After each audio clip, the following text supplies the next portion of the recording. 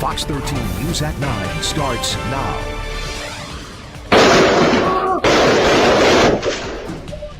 New tonight, violent video out of South Memphis shows a person shooting a man in a parking lot of a gas station and then running away. The man shot in this video actually survived.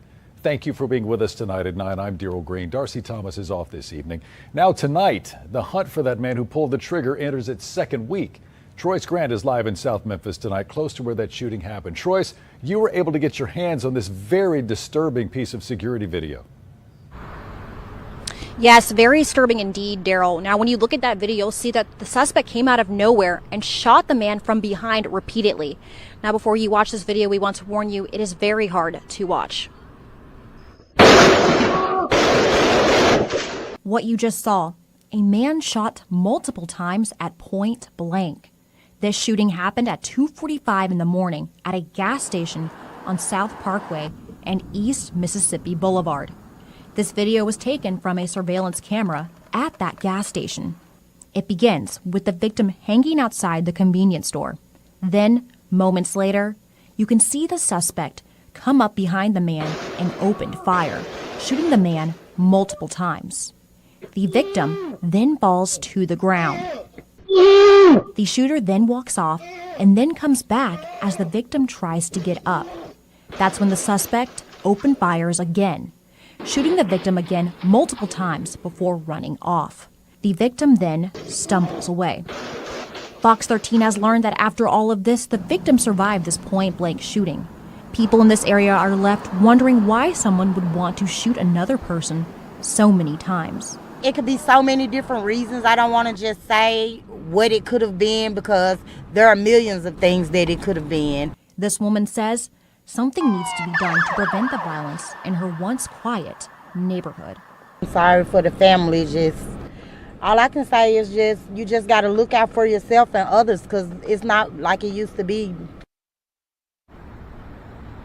Now, police have not named any suspects or a motive behind the shooting. And the last we heard, the victim was in critical condition at Regional 1 Hospital, but he is expected to survive. Daryl? Fox 13's Troyce Grant live tonight. Thank you, Troyce. Hello, ladies and gentlemen. This is Edward Joseph, and Let's Talk Live. Missing, a Edward Joseph special, part 2. All right, let's talk. Well, today, people, it has been such an interesting day. I am here, I am live, and I am going to talk about some things, peoples. People's missing. A Edward Joseph special, part 2. You guys come on in. You guys come on in. You guys come on in, for there's so much to talk about, peoples. You guys come on in. Peoples, I am here and I am back. And I am back to talk about missing. But peoples, it's going to be more than just people missing. It is going to be a collage of events that is going to occur on tonight. Now, I got a nice little lineup for you on tonight. I am doing an impromptu tonight, peoples, because I have been gone all day and I haven't had a chance to go ahead and finish up all of the editing of what I needed to do. But, you know, the show still must goes on, peoples. You know, we still have to do a live and we still have to stay out in the algorithm. And so, peoples, I want to bring awareness to a lot of these cases that my moderators had felt that is really of an interest for the people to see and hear. Now, we do know about human trafficking and organ harvesting, peoples. We know that many people have come up missing throughout the days. And it's still happening today, peoples. Peoples are coming up missing. But not only are people coming up missing, but people are literally gone bonkers, peoples. Now, like I said, this live is going to be a collage of different things because we're going to bring awareness to many different cases. And not only many different cases, peoples, but many different situations and whatnot. And it's just strange to me, peoples, how us melatonin people act. We can't get into a place to where we be sensible peoples. But, you know, people just all the time just got to act out upon things. And I don't understand why it is peoples, but it is okay. It is okay, peoples, because see, the thing is, all of the actions that you take has consequences, peoples. You know, and it doesn't matter whether you're young and it doesn't matter to where you're old. They have consequences, peoples. And so, peoples, I want to go ahead and I want to start off with this particular live right here, peoples. Now I'm trying to see if I can replay this back, but it doesn't give me no button to replay it back. So I'm just going to have to kind of let it play through first before I go ahead and restart it. And so it's amazing, people. It's really amazing that these people, they don't train their kids too well, people. They don't train their kids too well. And you know, I tell you, if my child ever came to a place to where they would start acting out in a manner to which we are going to see these kids, man, they might as well just go ahead and take him down to the morgue, because it ain't no way whatsoever am I ever going to allow my child to act out in such a way, peoples. And so here we are. I don't understand the circumstances behind it, peoples, but it seems like these kids is ready. You know, they're ready. And so, peoples, without further ado, let me go ahead and let me share my screen, peoples, because this is just a kicker of the live that we're doing tonight, missing. But like I said, peoples, it's a collage of different things that is happening that I wanted to bring awareness to. Is that all right, peoples? So let me go ahead and let me share my screen, peoples, because this right here is just literally atrocious, peoples. I mean, this is simply crazy. Absolutely crazy, peoples. But let's sit back and let's look at this, peoples. Let's go.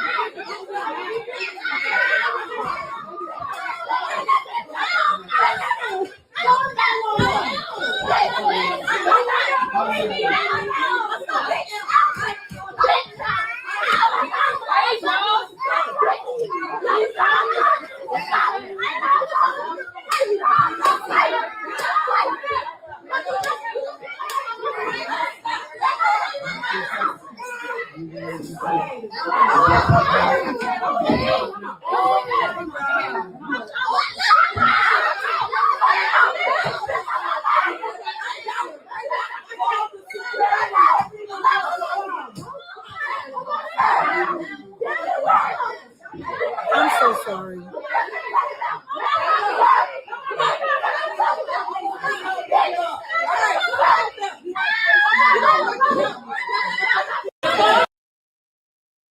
And so, people, you've already know where that girl is heading.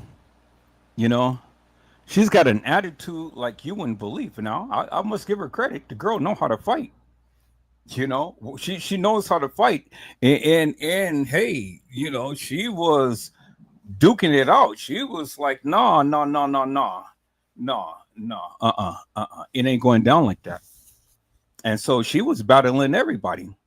And then you see the security officer was just like, shit, I'm not getting into this. I ain't losing my job. And the man, he sat down there on the phone doing whatever he was doing and stuff. And I mean, it seems like the only way that you can control these little BADASS kids was by their hair. You know, pull them by their nap twigs and get them straight. But man, this came across my post, and I said, well, this is another thing that I need to go ahead and talk about and bring an awareness to. People, I don't know what went down, and I don't know why in God's creation is all of these kids at the doctor's office. I really don't know. I don't know what went down. They're over there in the medical examining room and things, and you see all of them got the shoes off, and you see all of the medical nurses and stuff is around, and everybody and stuff. They couldn't control them, and whatever sparked this little young lady and set her off. I mean, my God, she was just on fire, and she was just fighting everybody, you know. So my thing is this, peoples.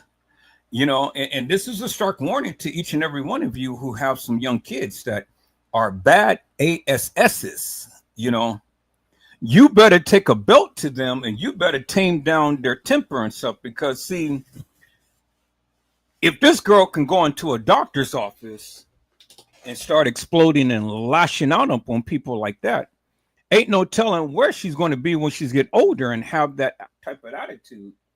And with that type of attitude, and she's going to be lashing out at people, well, you know already what's going to happen, because she's going to be in the system real quick. And once you get a number assigned to you, it's hard to get rid of that and things, because that attitude and that number is going to follow you for a lifetime. Now you better get and take a belt to these unruly kids and let these kids know, look, this stuff will not be tolerated.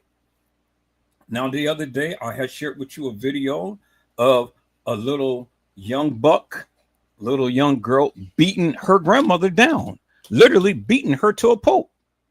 I mean, just beating the woman without a care in the world. She's just beating her. And I'm kind of like, well, what in the world is going on? What was going on with all of these little young bucks and stuff that they feel that they can just go ahead and just beat people just upon GP, just because they feel like it, peoples? No, see, that doesn't sit well with me, people. See, the one thing about Edward Joseph is simply this, peoples. I do not like a disrespectful child, period. I do not like a disrespectful child, period, peoples. Do you understand what I'm saying? And so, you know, that's what it is, peoples. I don't like a disrespectful child. And so there's another thing that I want to sit here and I want to share with you, peoples. And we're going to take a look at this real quick here, because see, I don't know if you can really blame someone, but I guess you can blame someone, because see, the thing is that you should never be leaving your child left behind, you know, and you doing whatever you're doing and things. Do you understand what I'm saying? And so let me go ahead and let me cue this up right quick, peoples, because it was a sister who jumped into a pool filled with fish. Now, why in God's name are they having fish in a swimming pool, peoples? Let's take a look at this. A sister jumps into the pool filled with fish to save a 3-year-old girl. Peoples, when I had saw this, oh my God, it broke my heart. I literally almost just died. Peoples. You know, why in God's name are they having a pool full of fish? people swimming in a pool full of fish. Peoples, this is graphic. This is really hard to watch. And, if you need to get your tissue and things and stuff, I do understand, because, man, I was like literally torn apart when I saw this. But I want to bring awareness to this as well. People, you have to maintain and watch your children, and watch them at all times and things, because the kids is coming up missing. But this is not a missing child. This is a child that was unattended and in a pool full of fish. Who does that, peoples? Who put live fish in a pool to where the people go and swim? Let's look at this, peoples. This is a little graphic now, but hold on.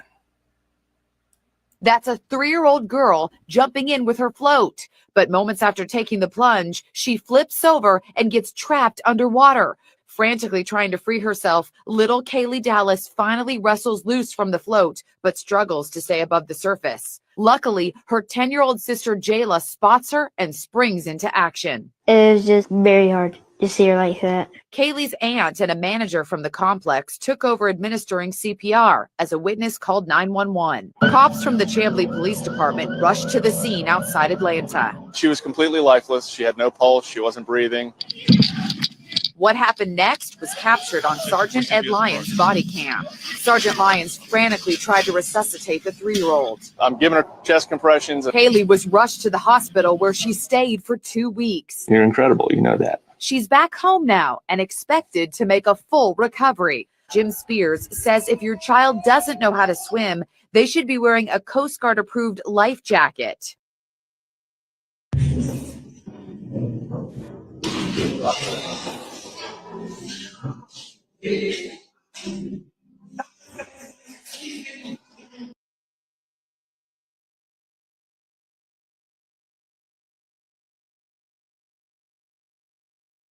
Why? Why, peoples? Why? Why is it that the people do not sit around and monitor their children? That little girl could have drowned. That little girl could have died, all because no one was monitoring. No one was monitoring peoples. That little girl could have died. She could have died, peoples.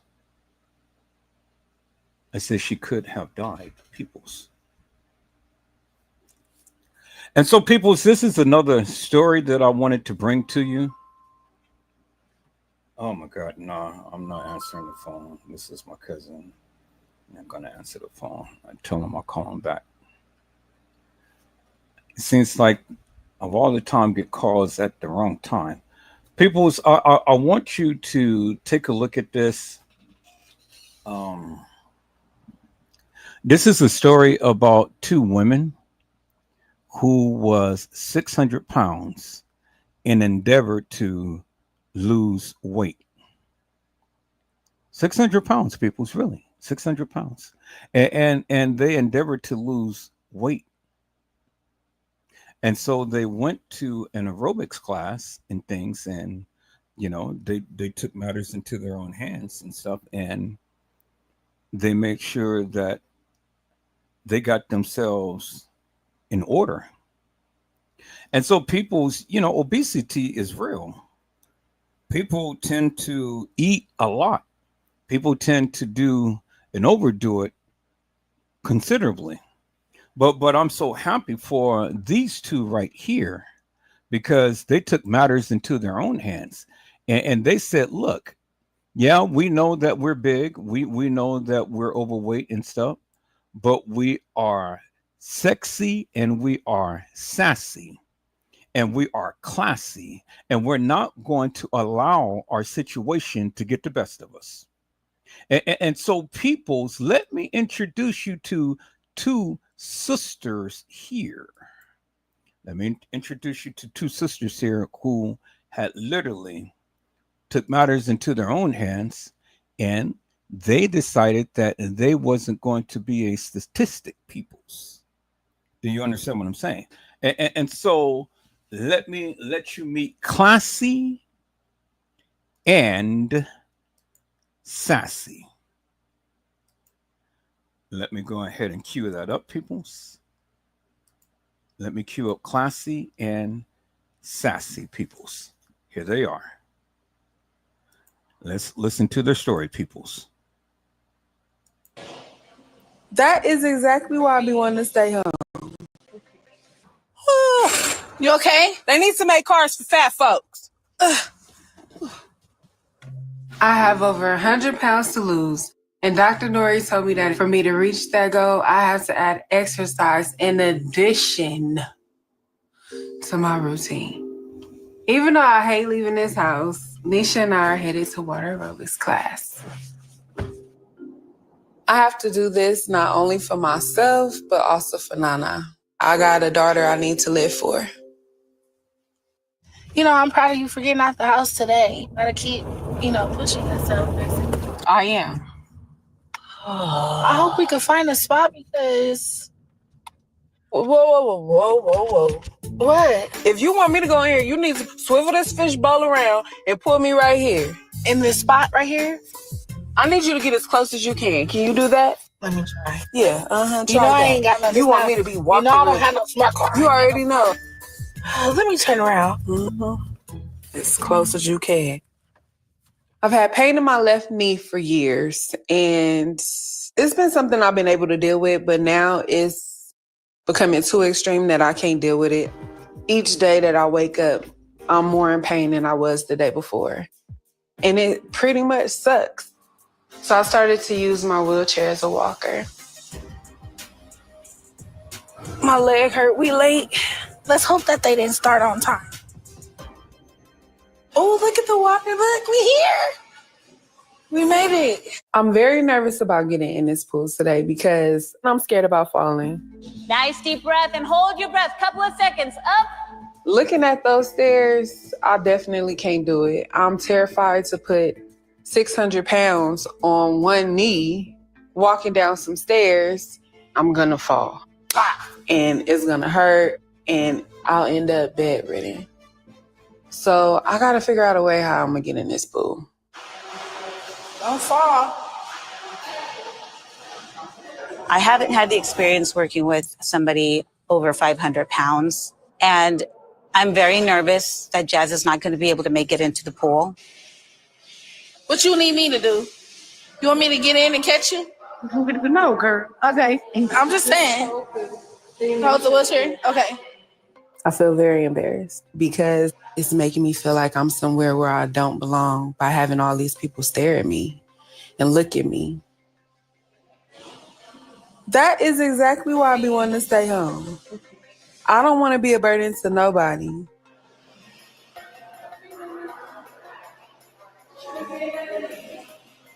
Okay. How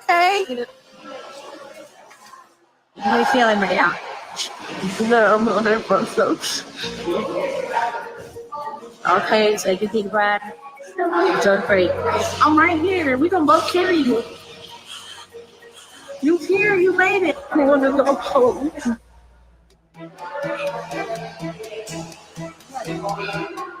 You got it. We're at water aerobics, and Jazz does not want to use the steps to get in the pool. She doesn't want to jump off the side to get in the pool, and I just don't know how she's going to get in. Even if you roll in, just roll in. Just roll in.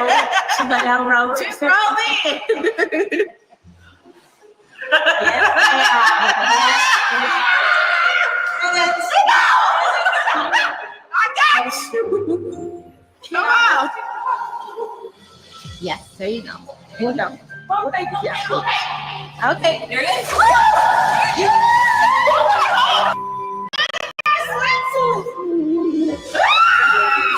I know.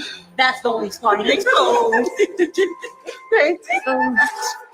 You guys too. You are one strong girl. I want you to know that. If I was Jazz, I would have never got in that pool the way she got in that pool. I felt like a big ass whale woman making way in the pool. But you chose that. There were so many other options. What other options You were had to go there? like this and then. I was not thinking to be Little Mermaid. Well, what was you thinking? That I'm gonna die. Remember, always keep your tummy nice and tight. So get on that bike, you guys. We're going to hold it and go. Vámonos. So just start pedaling. There you go. Just start pedaling. Nope. Don't touch the ground, mamacita. There you go. In between, take breaks. There you go. Stop. When we had to do the bicycle thing, I almost floated up. I don't know. I don't know if I was just pedaling too fast or what, but I almost lost my life real quick. Are we holding that tummy? Keep that tummy tight, guys. 3, 2. And guess what? We did it. Nice. That's good. That's nice. I'm so happy we came. Today is the first time we have ever did an exercise class together. High five. We did that. We made it. Did you pee in the pool? Did you? Girl, I'm grown. Did you pee in the pool? No, I did not. I am so happy to see you smiling. Oh my goodness. Wow. Wow.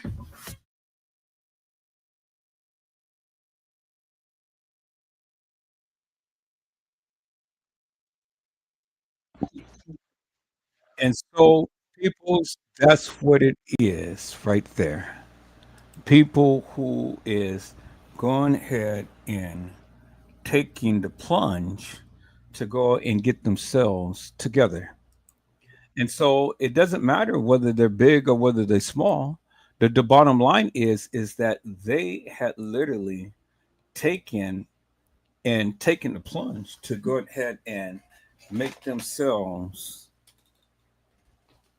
beautiful. You know, yeah, they were big. You can call them fat, you can call them obese, you can call them whatever and stuff, but see, I'll call them wonderful. It was because they decided that they wanted to go ahead and do something and make something of themselves. And see, the thing is, people's, you know, I get it. All too often, people all the time want to go and make mockery of the people. They want to talk about them. They want to laugh at them.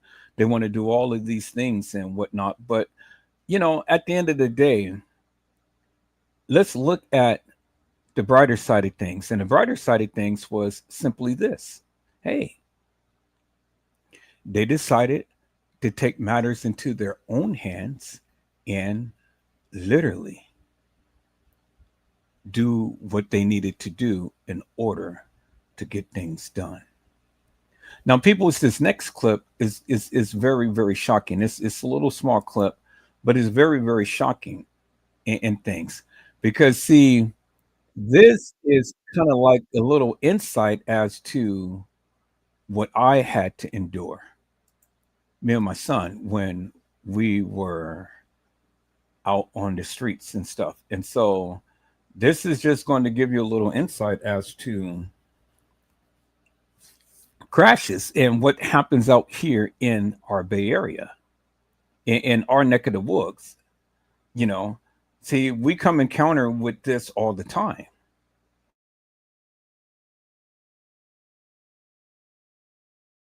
Now, just imagine getting hit from behind at 100 miles per hour. And so now I'm getting ready to show you a clip as to what the scene was like in me and my son's experience. Is that all right, peoples? Let's go ahead and let's take a look, peoples.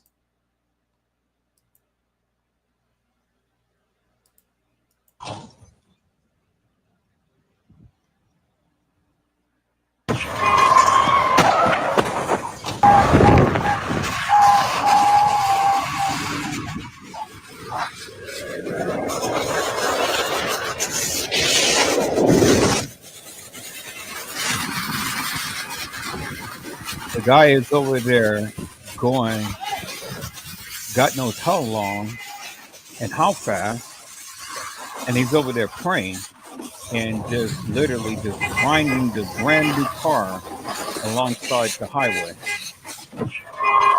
Comes over and bam, smacks the other car. And don't know if the people was ever killed or anything. But see, that's just how it was with me and my son, peoples. Me and my son, we was driving along. I just picked him up from school, and we had turned up on the street, and I was on the phone with Trish and Gina to you. And all of a sudden, just soon as we turned, bam!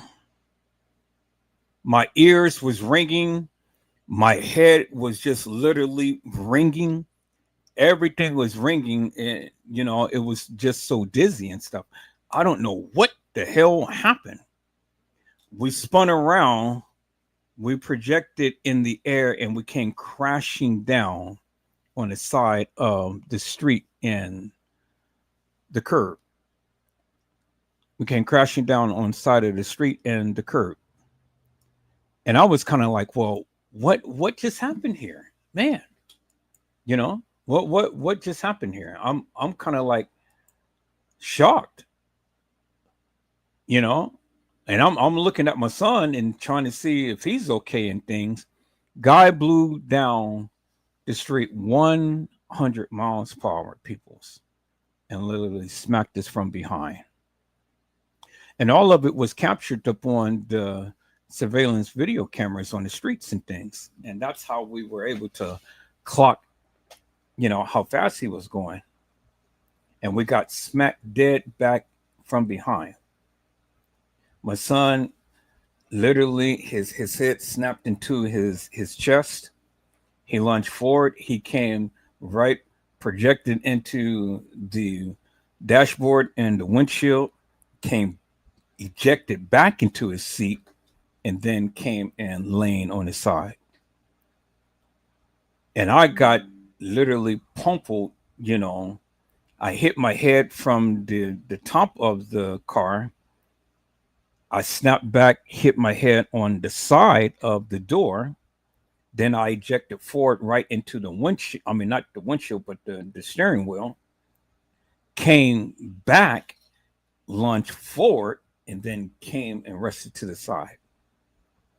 And all of the contents from behind, all of the contents from behind had literally came just inches away from projecting into both of our bodies, because all of the content from the trunk had protruded through the back seat and literally behind us. And it almost killed us. And here I am today. Here I am today, peoples. But it didn't go without consequences, peoples. I was in shock. And so when you're in shock, you do some things and you have incredible power. And boy, man, look at here. Dude didn't want to be around me because I got on his stuff big time. Literally. And it took the act of God to keep me from literally just going ballistics on the man.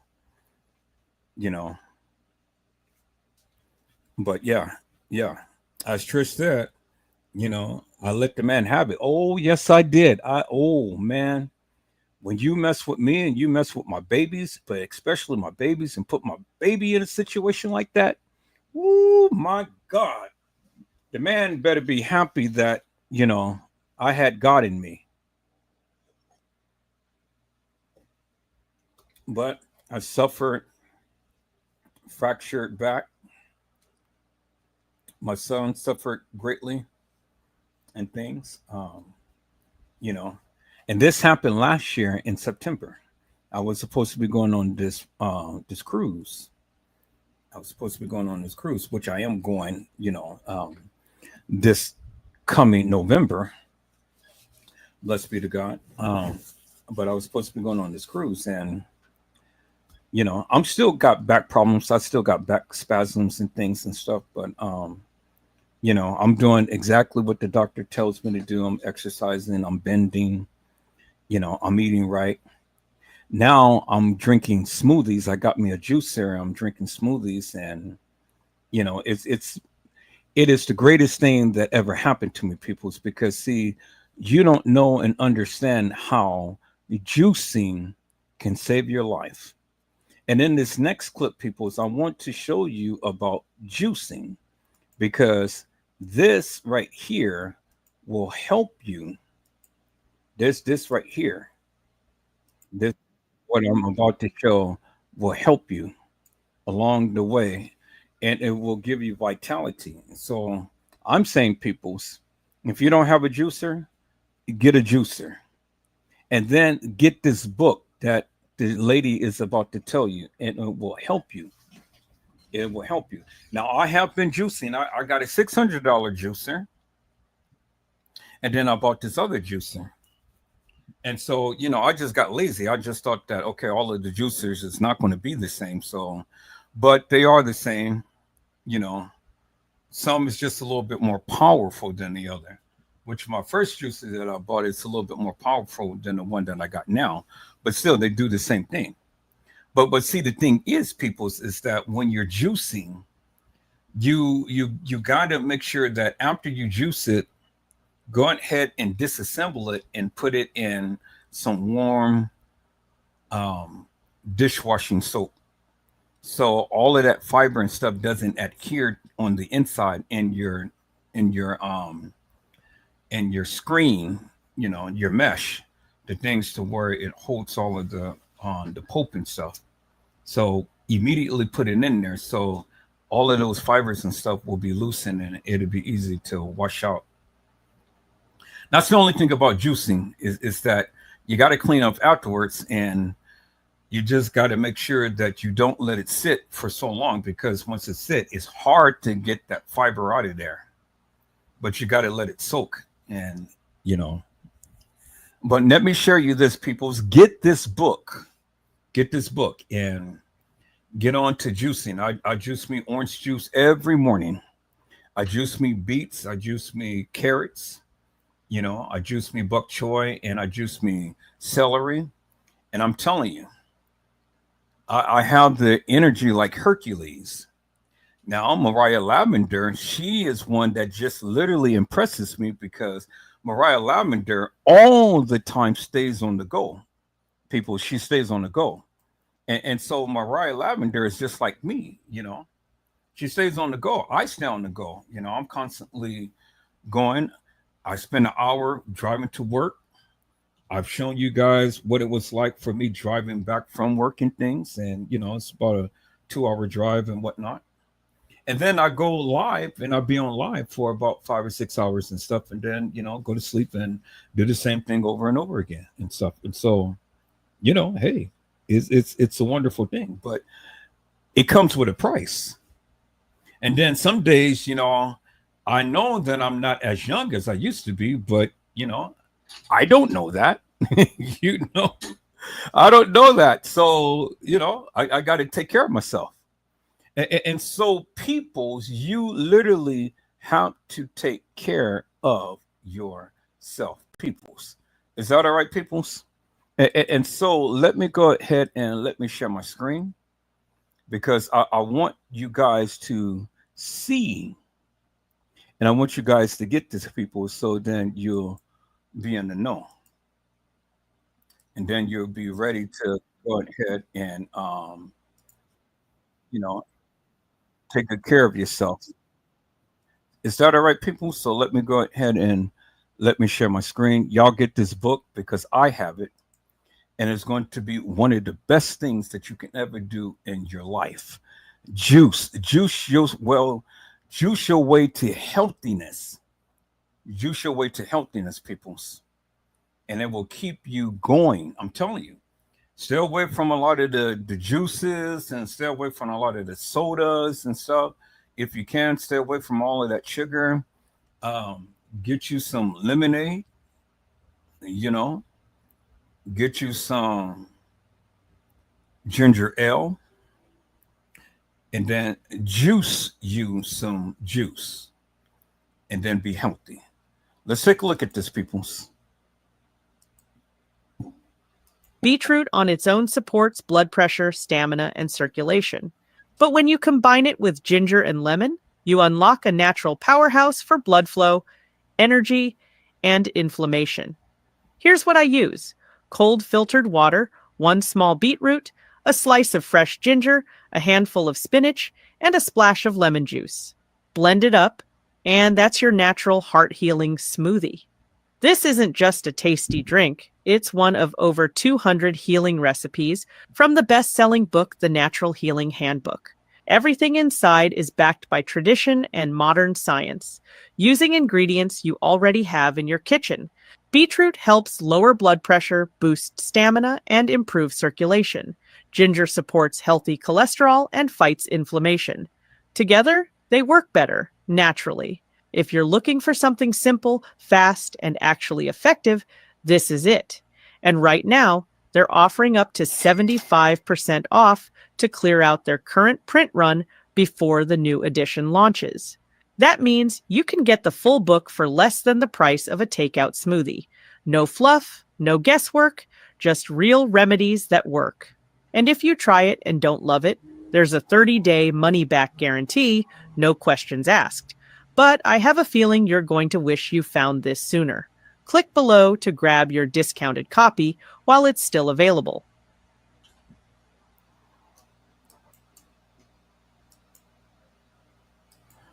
And so, peoples, get you the book.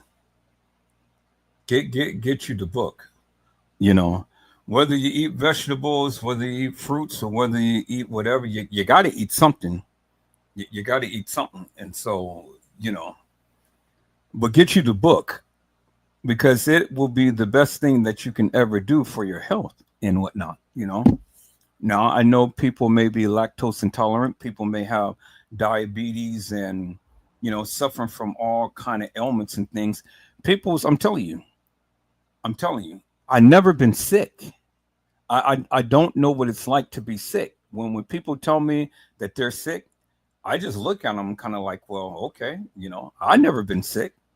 I never had to go through the various things that some people go through and whatnot. And maybe because, you know, I do eat my fruits and vegetables and stuff. You can't get around that, people. You got to do it. You got to eat something. You got to eat something plant-based and stuff. And it's good for you. It's good for you. It's better than all of this, even if you have high cholesterol, or even if you have high blood pressure, or, you know, suffering from nerve damage or whatever. Get the book and juice your way to vitality. I'm telling you, I'm a witness. I have done it myself.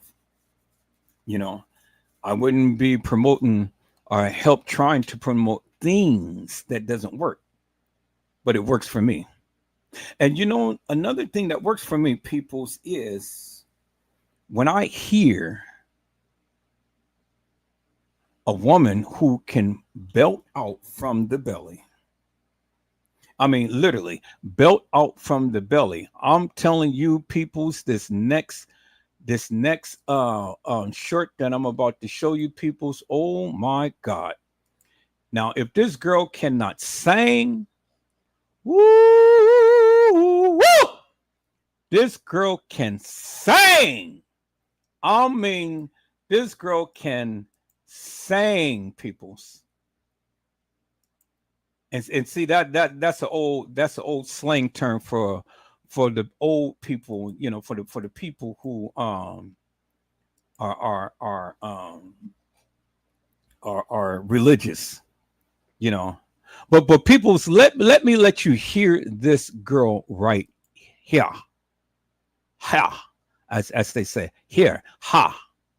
Let me let you hear her, peoples. Let me share my screen, peoples. For all of you gospel fanatics, there she is, right there. Let her sing so you can make it to heaven. Take it away, Mel.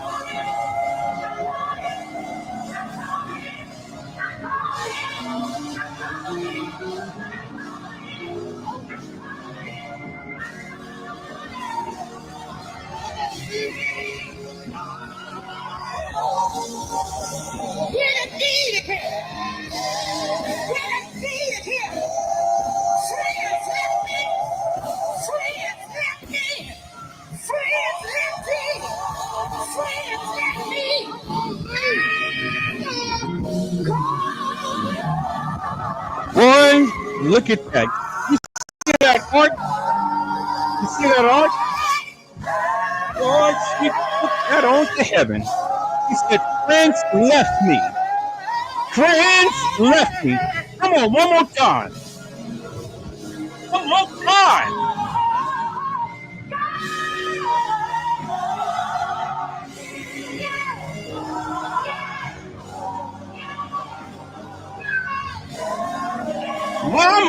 Mama. Hey!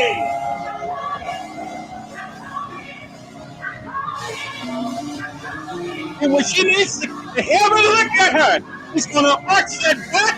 He said, friends left me. Hey!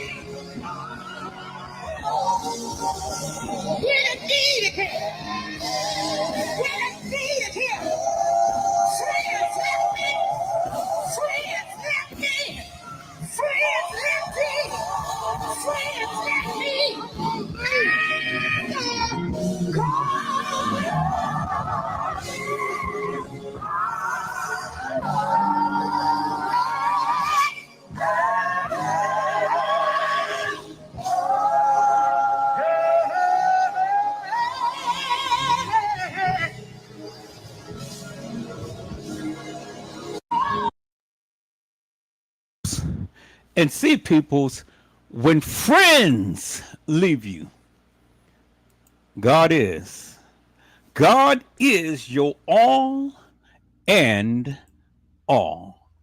And see, peoples, her friends left her. Did you hear what she said? She said, friends left me. Friends left me, peoples. But what she said was, God is my all and all.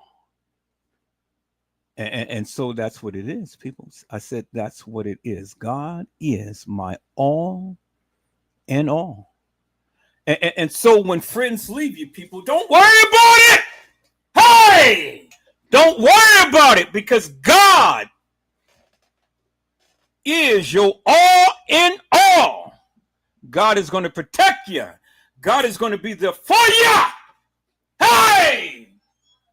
My. Woo! Woo, boy.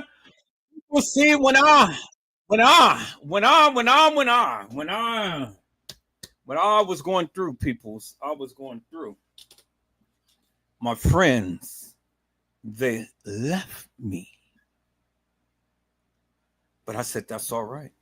I said, because my God is my all in all, peoples.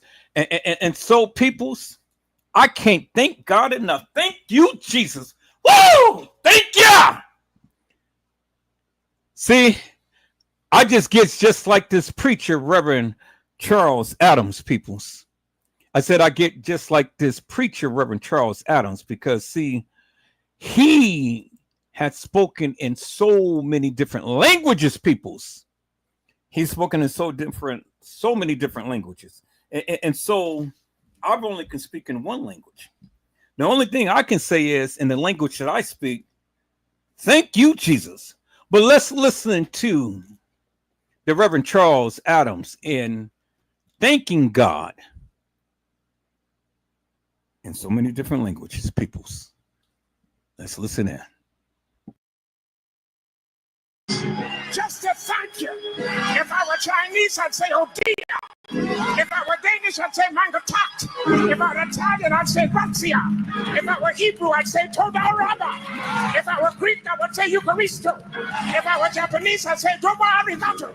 If I were Portuguese, I'd say obrigado.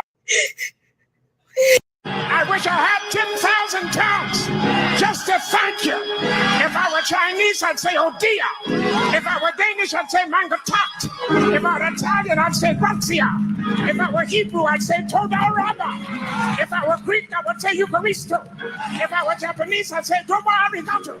If I were Portuguese, I'd say obrigado. If I were Spanish, I'd say muchas gracias. If I were German, I'd say danke schön. If I were French, I'd say merci beaucoup. If I were Russian, I'd say spasiba. If I were Kenyan, I'd say ashanta. If I were Nigerian, I'd say eje pupu. If I were Zulu, I'd say ingia bonga. If I were Sutu, I'd say kialiboha. If I were deaf, I'd say who I am. And I got what I got. And I feel what I feel. I'll just say thank you. Thank you. Praise your name. Amen.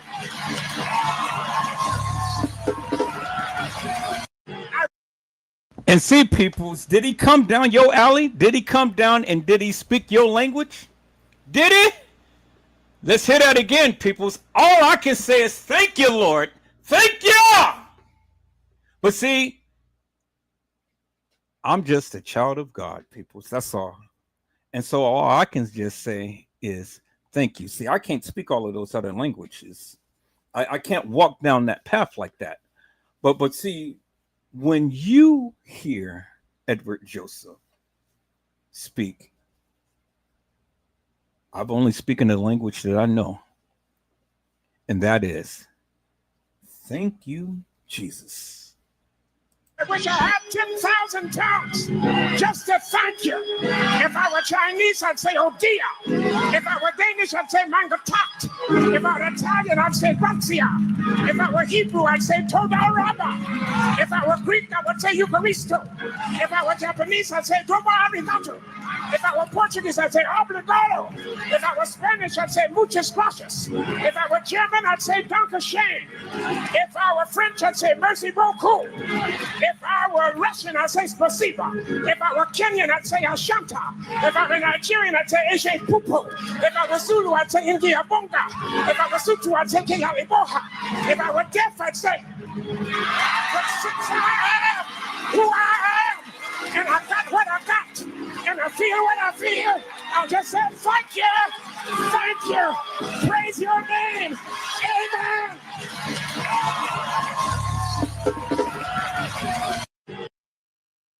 And see, peoples, that's all it takes. You may not have that vocabulary to go ahead and speak like he does, but all you have to do is just raise your hand and just say, thank you, Lord. Thank you, Lord. And I just want to say thank you. Thank you, Lord. Oh, I just want to thank you, Lord. Ooh, thank you, Jesus. One more time, peoples. He been so good. Good. Hey.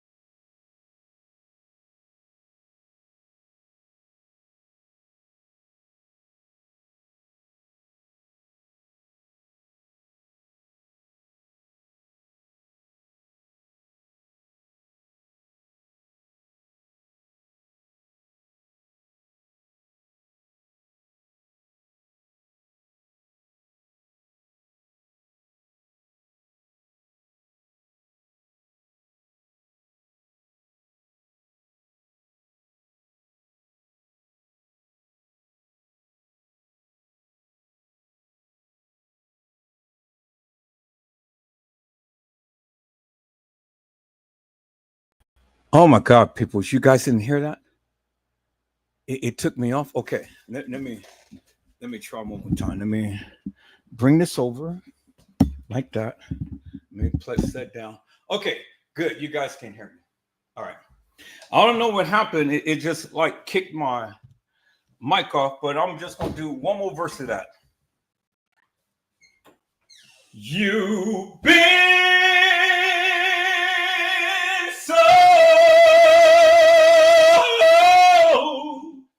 good, hey, you've been so good, yeah, you've been so good. Good, yeah. Thank you. Thank you. Oh, just want to thank you, Lord.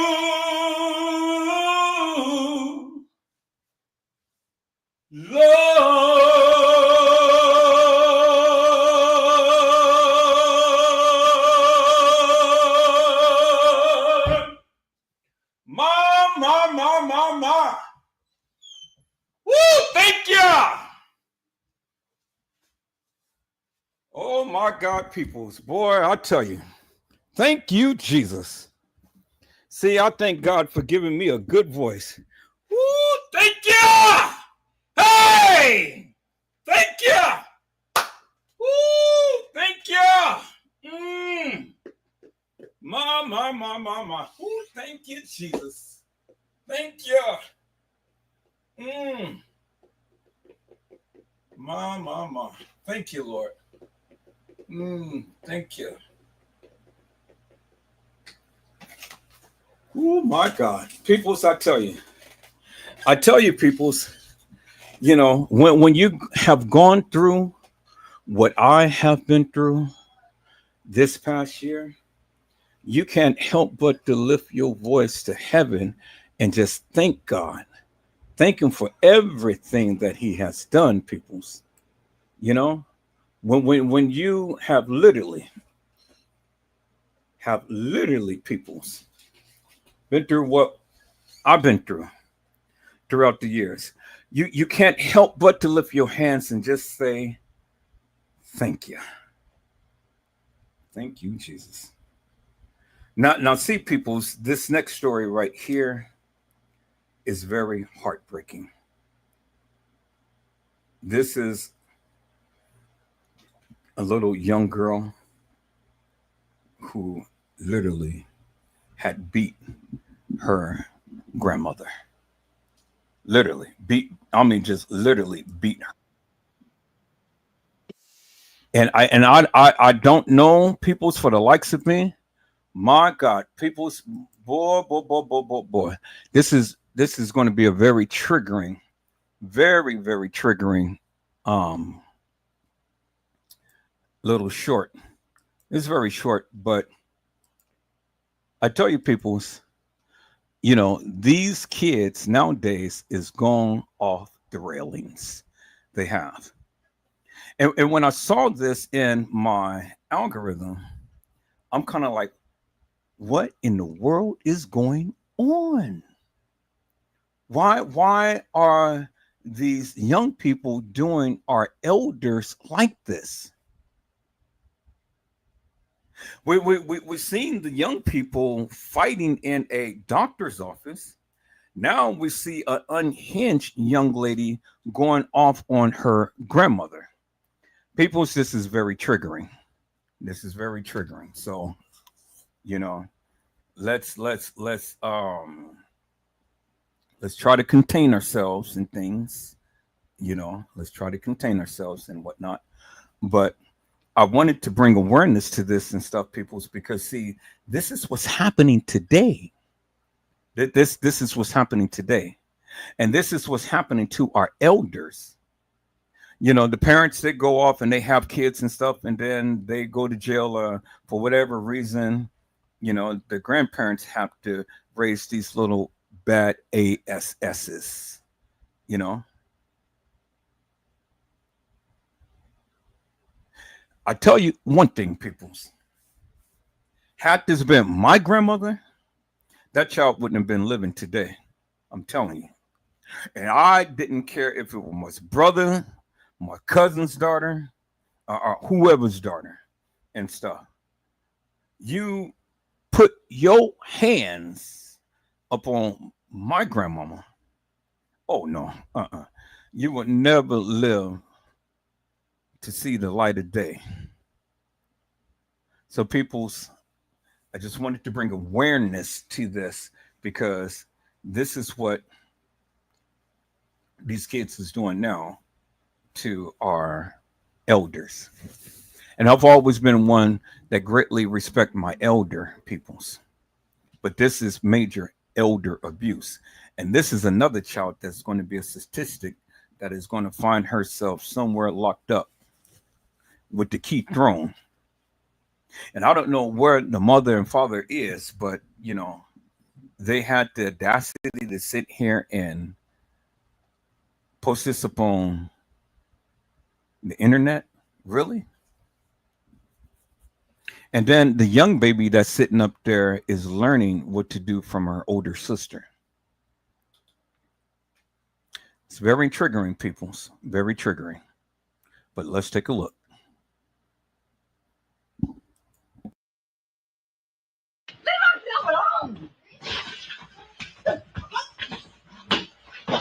You fuck off me. Get my stuff. Get my shit. Fuck off me. Fucking touching me. Get all my stuff. You ain't leave my stuff alone. You fuck off me. Get my stuff. Get my shit. Fuck off me. Fucking touching me, get all my stuff. You ain't leave my. So in the commentary, people, it says black child beats up her own grandmother and posted on social media. Bonnie Williams has said right, she wouldn't be able to see daylight or anything other light because both her eyes would be swollen, shut up with a big lip and fat nose.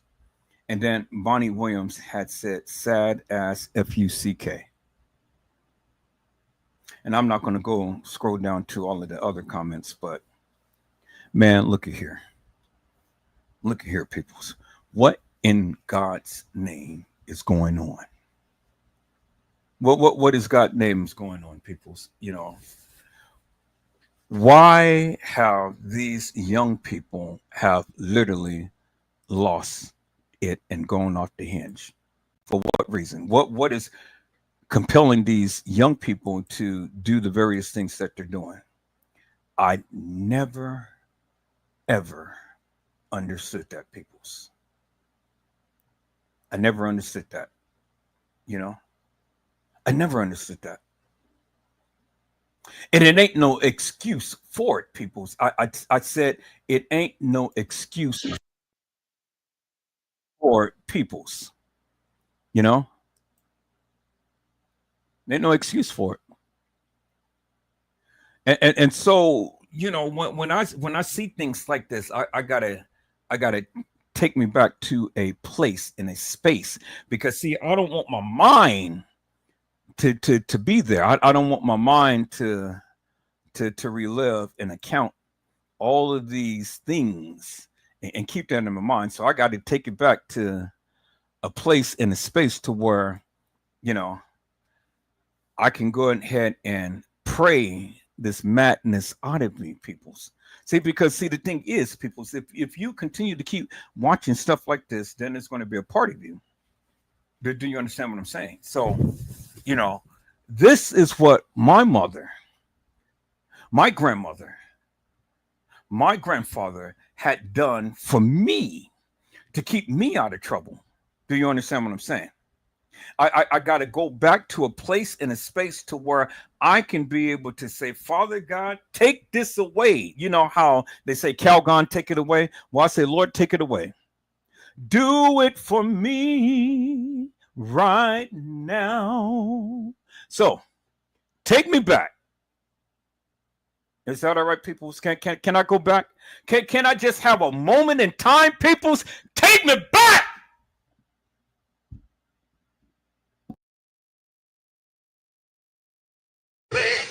Too good to me. God's been too good to me. Believe I shout. Believe I shout. Believe I shout. Believe I shout. He healed me. He healed me. He brought me. He told me. He kept me. Never left me. Believe I will. Believe I will. Believe I will. I shout, shout, shout, shout, shout, shout, shout, shout, shout, shout, shout,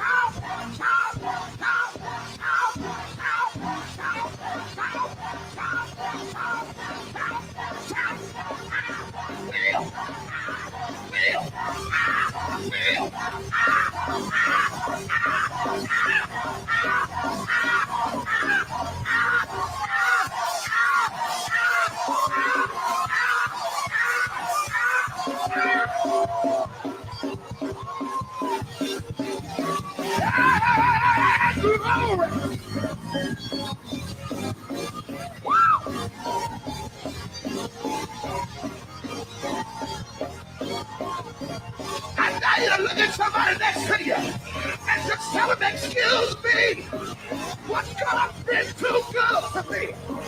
God's been too good to me. God's been good. God's been too good to me. God's been too good to me. Believe I shout. Believe I shout. Believe I shout. Believe I shout. He healed me. He healed me. He brought me. He told me. He kept me. Never left me. Believe I will. Believe I will. Believe I will. I shout, shout, shout, shout, shout, shout, shout, shout, shout, shout, shout, shout.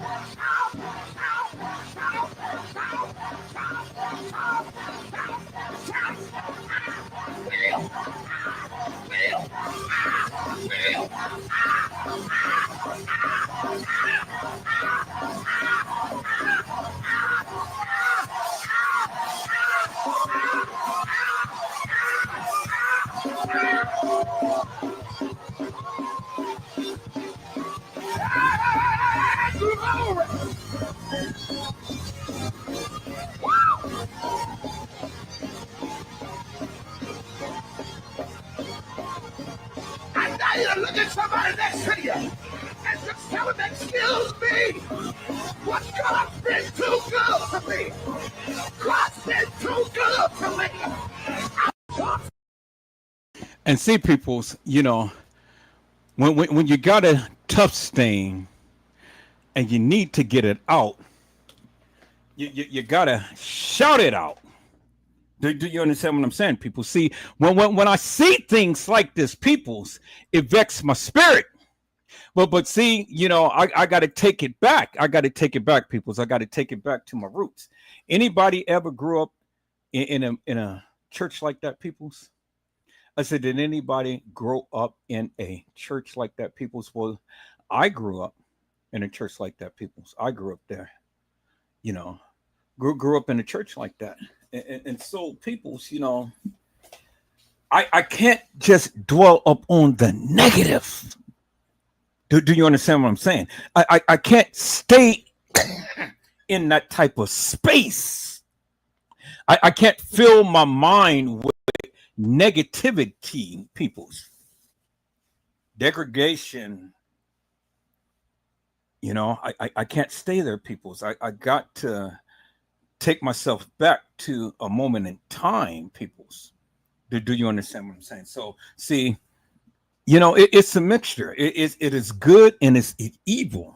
And evil all the time tried to surpass the good. And so even though I am reflecting upon a lot of the things that come across in my timeline, peoples, I still got to remember who I am and whose I am. See, peoples, I refuse to just dwell upon the negative. Do you understand what I'm saying? I got it mixed a little bit of the good in. Do you see what I'm saying?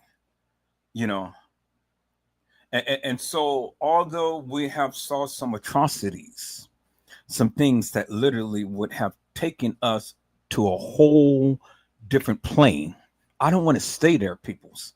I want to bring awareness to it, but I don't want to stay there mentally, emotionally, psychologically. Do you understand what I'm saying, peoples? So I have to come back to a space and place and time. See, peoples, let me tell you something. While I have been on YouTube and Facebook, I have encountered some devious, devilish, and demonic people. People who was just so sick in the head. People who wanted to ridicule me, talk about me, put me down, scorn me and my family, don't even know me from daylight, but yet tried to use me and abuse me. Verbally joust and do all of these different things. But see, people, I'm a child of God. And the Lord had already told me no weapon that is formed against me shall prosper. Did you hear what I said? No weapons, period. Nothing. Not your tongue, not your mind, not your mouth, not your manners. Nothing shall ever prosper over me, peoples. Is that all right, peoples? And so, which brings me to this post right here, peoples. And this is a post that this young man had did. And I'll tell you something, peoples, doesn't matter how you feel about him. Redemption is always in order, peoples. I am redeemed. I have been bought with a price. Jesus, he saved my whole life. And if anybody asks you just who I am, you tell them that I am redeemed. And so peoples, even though this young man has did the various things in his life, he can be redeemed. And even behind the prison walls, peoples, his voice still resonates out to the masses. And so let's listen to a tribute from Mr. R. Kelly about Malcolm Jamal Warner. This is his tribute song, peoples.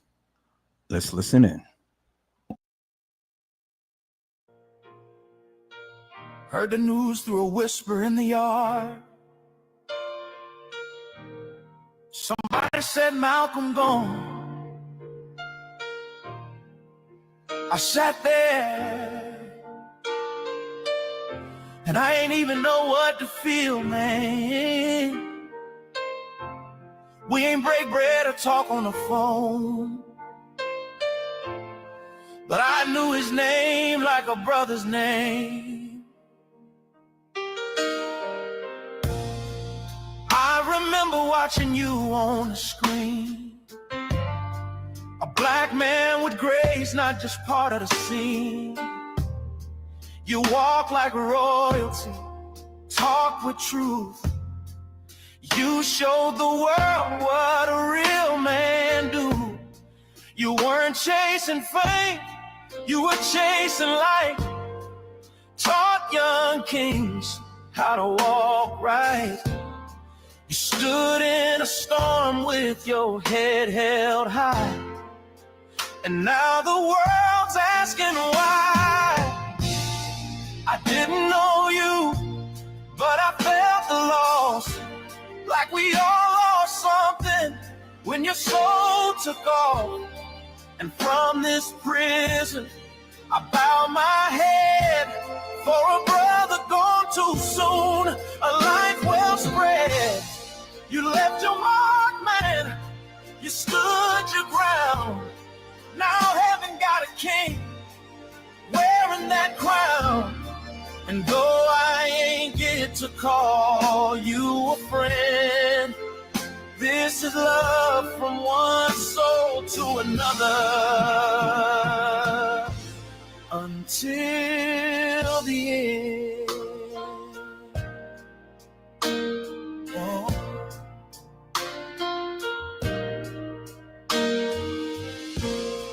I know the weight of trying to do good when the world don't always see you how it should. You carried that, but still stood tall. Taught boys like me we could have it all. Even behind bars, I still remember that look in your eyes, calm like December, like you knew your mission, stayed in your lane. Now I pray your name don't fade in vain. So here's my letter to the sky tonight, from a man with regrets and a heart that fights. You inspired from afar, never asked for fame, but you gave us power just by speaking your name. I didn't know you, but I felt the shift when the world lost you. It lost the gift. And from these walls, I send my song, a humble tribute for a soul that's gone. You taught us how to live with grace. Now I hope to meet you in that holy place. And though I ain't get to call you a friend,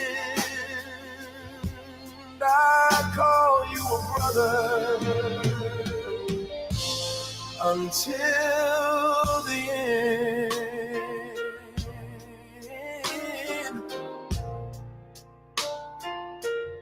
Rest easy, Malcolm.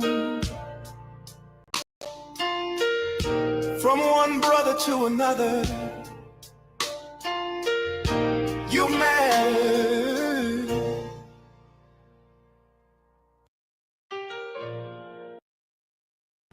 And so, people, I wish there was just an instrumental version to this, because this is a young brother. Heard the news through a whisper in the yard. Somebody said Malcolm gone. I sat there and I ain't even know what to feel, man. We ain't break bread or talk on the phone, but I knew his name like a brother's name. I remember watching you on the screen, a black man with grace, not just part of the scene. You walk like royalty, talk with truth. You showed the world what a real man do. You weren't chasing fame, you were chasing light. Taught young kings how to walk right. You stood in a storm with your head held high.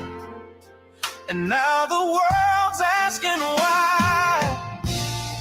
I didn't know you, but I felt the loss. Like we all lost something when your soul took off. And from this prison, I bow my head for a brother gone too soon, a life well spread. You left your mark, man. You stood your ground.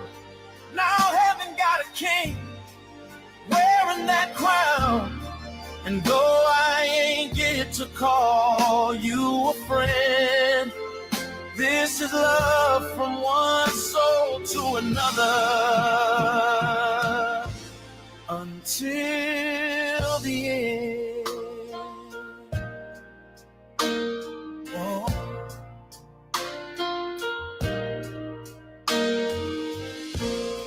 I know the weight of trying to do good when the world don't always see you how it should.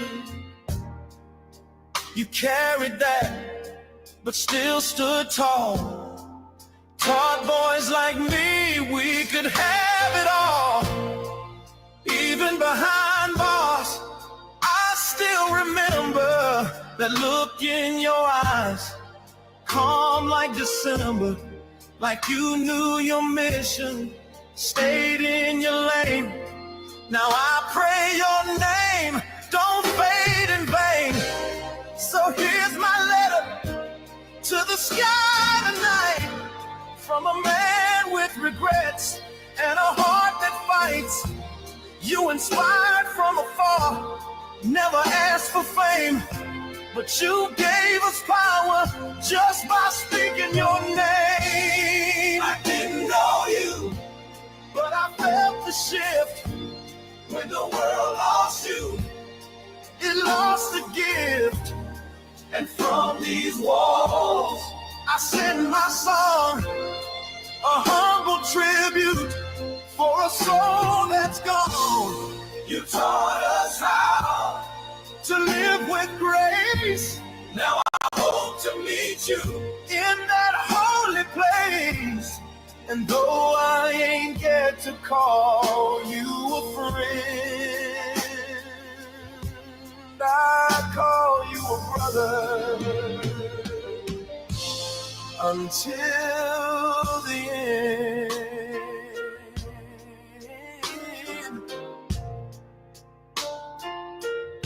Rest easy, Malcolm. From one brother to another, you matter.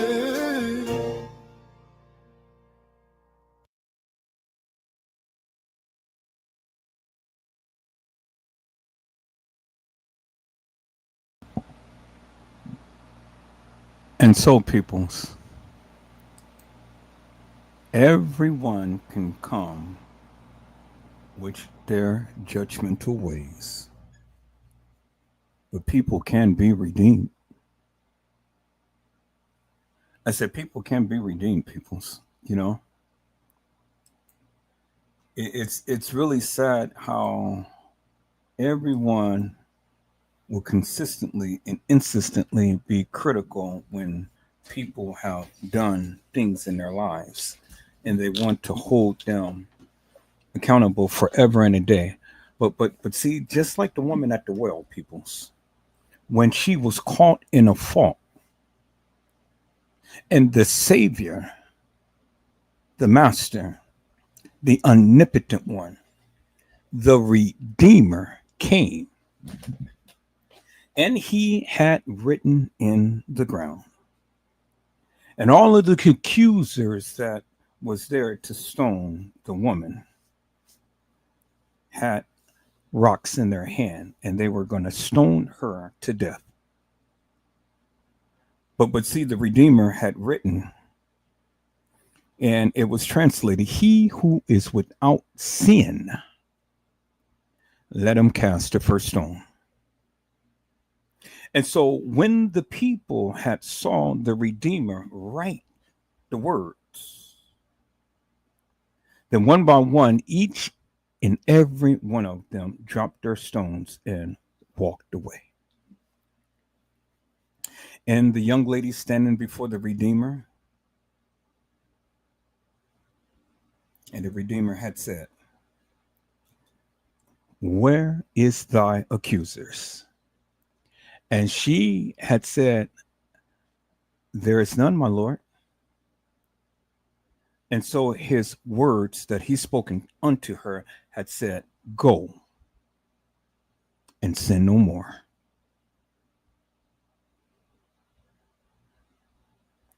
Go and sin no more. And those were profound words that the Redeemer had spoken to the lady who was caught in a fault. And so, peoples, have you been caught in a fault? And is the world coming crashing down upon you to remind you of these things that you have done? Do you want the Redeemer to forgive and to set you free? I want to play this song, peoples, because this is in my spirit. And so it says, I am redeemed.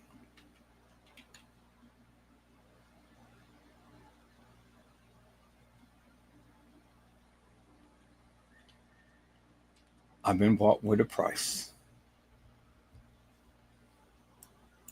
I just want this person to just sing a little this for us, if you will. I am redeemed. I've been bought with a price. So can you sing that for us, my brother? Y'all hold on for a moment. Okay. And so I just, people's, this is a live that I've been wanting to do, and this is an impromptu live. So it's not something that I just am following a certain script. I'm only following what's in my spirit to do in things, even though I am bringing awareness to different cases and things. You know, there are some things that I need to speak to the people about, and the Lord is speaking to me, and he wants me to tell you and you that he is the Redeemer, and you have been bought with a price, peoples. And so he wants me to remind you, it doesn't matter what you may be going through in this life right now, peoples. God can and God will. And even for those families who were suffering behind their loved ones who were taken, I just want to remind them, God knows all, he sees all, and he does all. But for you who is struggling with addiction, with friction, with whatever it may be, I want you to know that you are the redeemed, and you've been bought with a price. Let's listen in, peoples. I am the redeemed.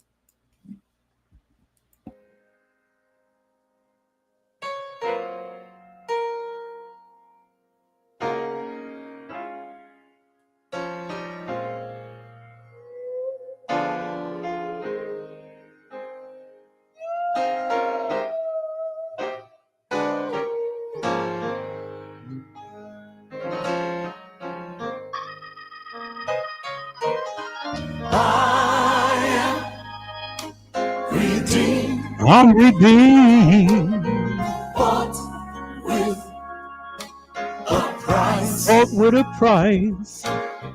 Jesus has changed my whole life. Hey, hey.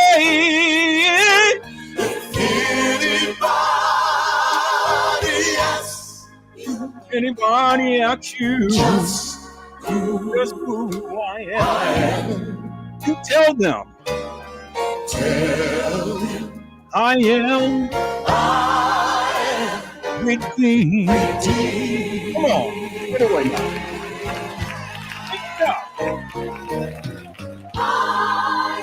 I'm redeemed, bought with a price. Jesus has changed my whole life.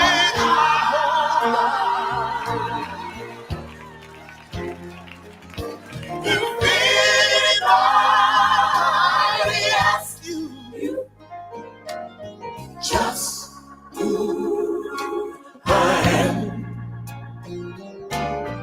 Tell them I am redeemed.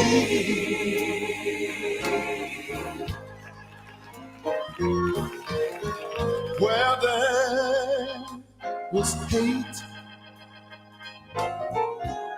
love now abides. Where there was confusion, peace now reigns. I'm walking with Jesus. I'm a child of the King.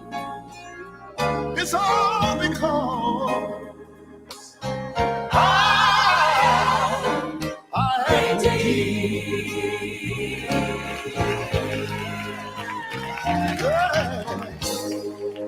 I'll tell of His favor.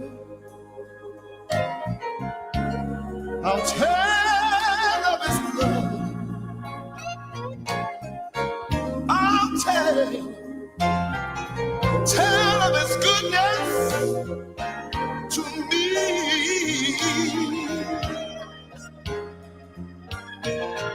He purchased my redemption with His own precious blood. And from sin, I've been set free. Oh, I am redeemed. With a price. Jesus has changed my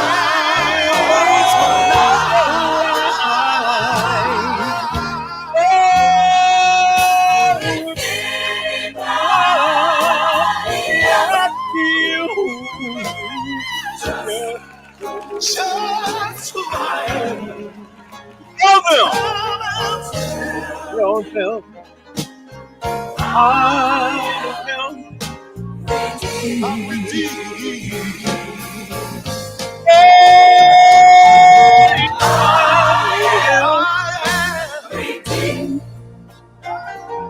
I'm in Lord with the price. Yeah, Jesus has changed my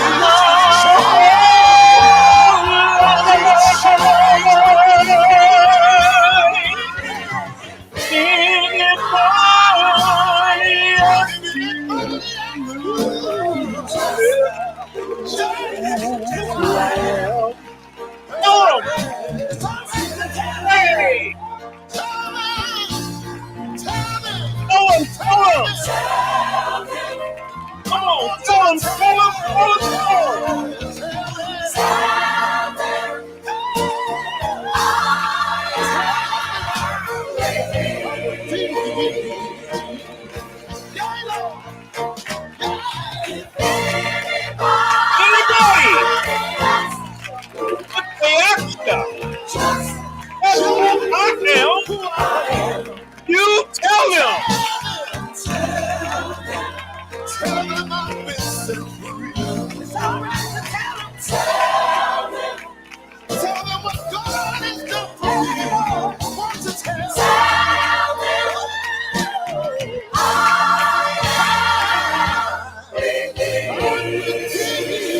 I am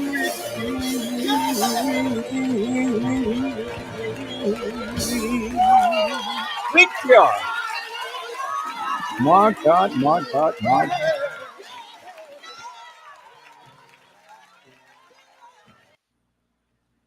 And you see, peoples, I am redeemed.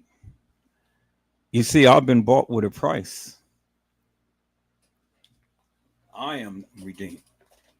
And so people's, you know, I don't have a problem in admitting some of my mistakes. You know, I got a problem with cursing.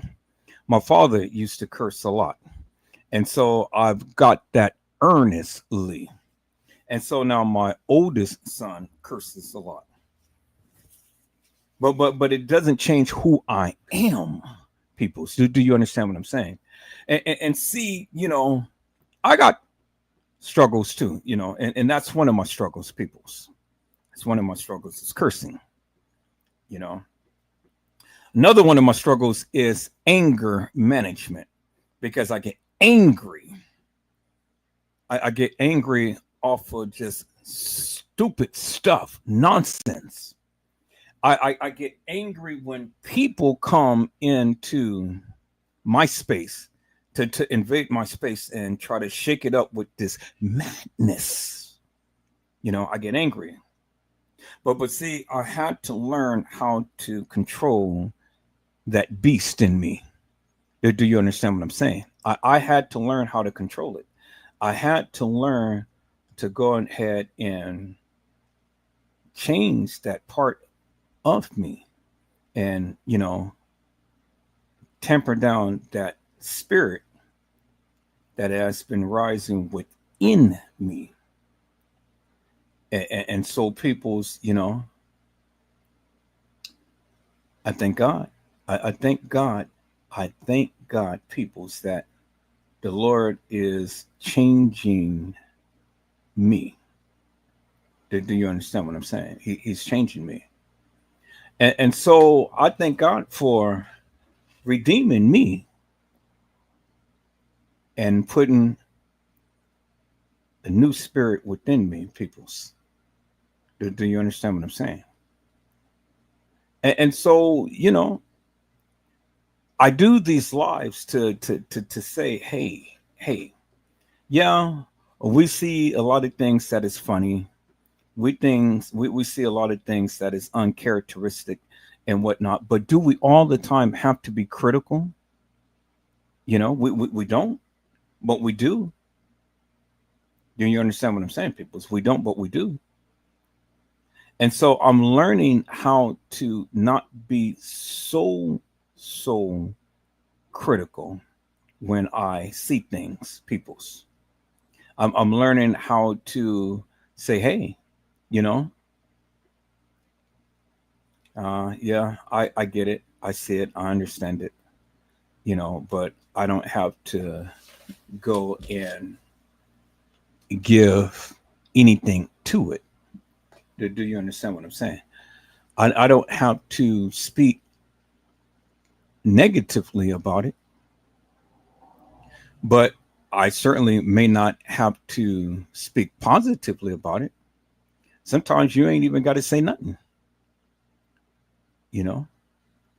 Sometimes you ain't even got to say nothing, people. Sometimes it's just best just to, and let it be like that. Do you understand what I'm saying, peoples? And so I want you guys to take a look at a few other things that I have already lined up. I'm going through some things that I have had in my algorithm and whatnot. And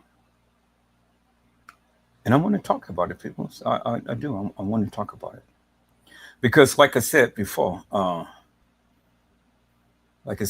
people, this is a live that is going to have good and bad in it. We're going to have our ups and we're going to have our downs, and we're going to have a moment of laughter and we're going to have a moment of silence. We're going to have a moment of cheer. And I've been wanting to do this, and finally here I am. Here I am. I mean, this is the right time. This is the right moment. And see, people's, you can fight things, but you have to learn how to be obedient to what the Spirit tells you to do. Is that all right, peoples? And so I want to share this particular live with you peoples. I want to share this particular one right here. Now, when I saw this, I was kind of like, okay, You know, some of these people, boy, you know, they're just funny. They're just funny. And sometimes, you know, we got to have a little bit of humor in the things that we see. And so let me kind of like change the tone a little bit and whatnot, peoples, and let me add a little bit of humor to this, because like I said, it's not all degradation. Is that all right, peoples?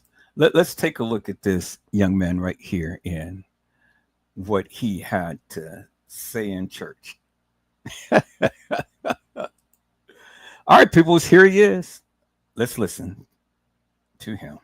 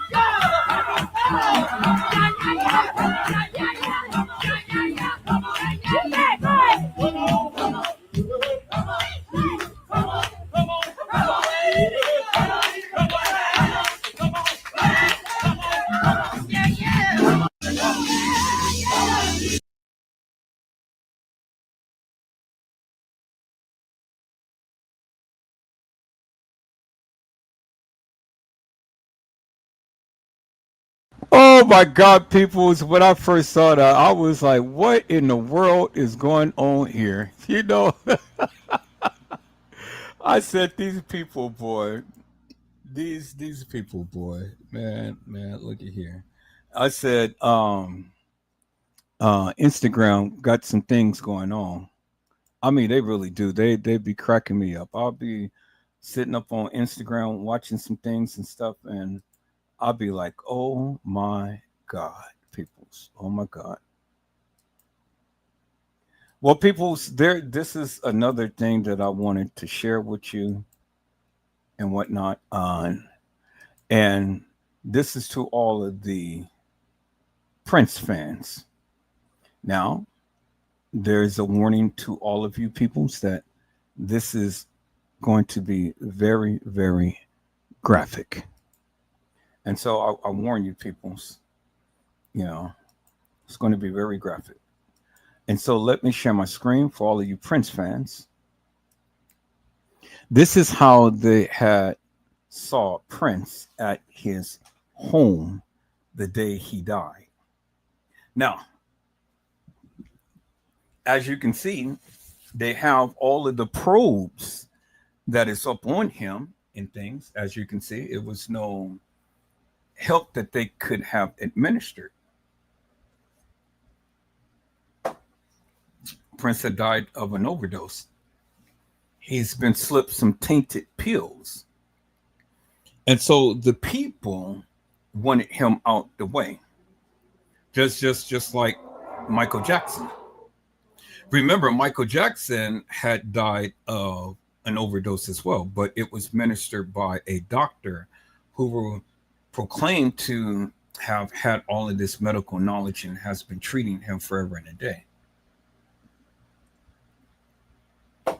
But the time has come, peoples, to where they wanted Michael out the way. And so the time has come that wanted Prince out the way. And this was some of the photos that we had seen in his house, peoples. Prince had died. Getting off of his elevator, peoples. And this is how he had looked at the time to when he died, peoples. Prince.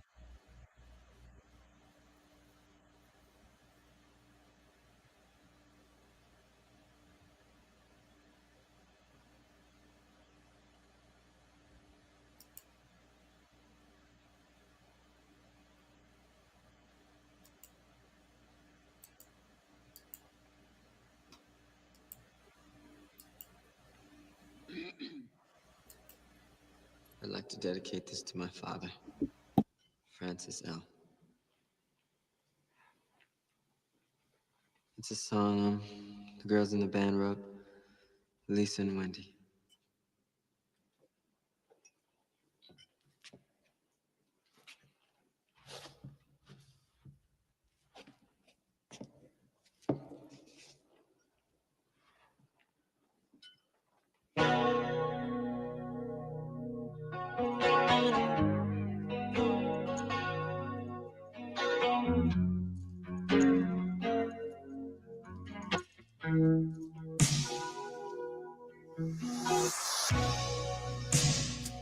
I never meant to call you when you sorrow.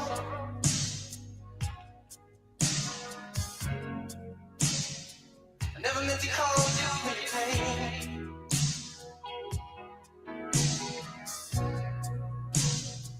I'm the one who wants to have you laughing. I only want to see you laughing in the purple rain. Purple rain, purple rain.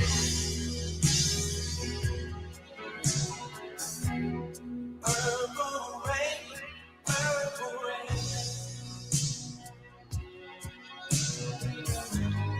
Purple rain, purple rain.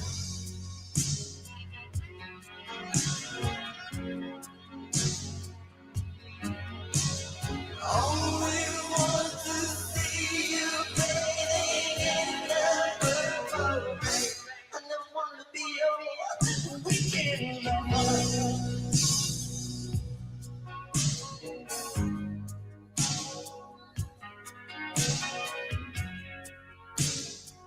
I want to be some kind of friend. Yeah. Baby, I can never steal you from another.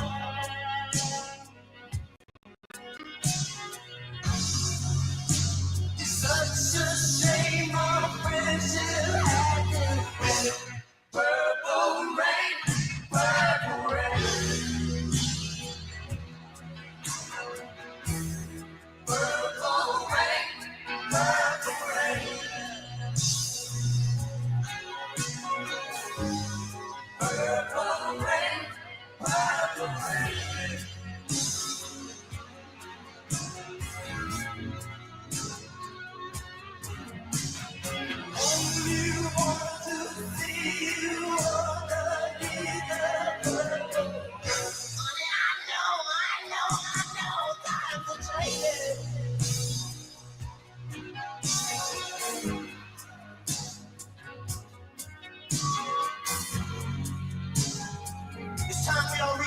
something new.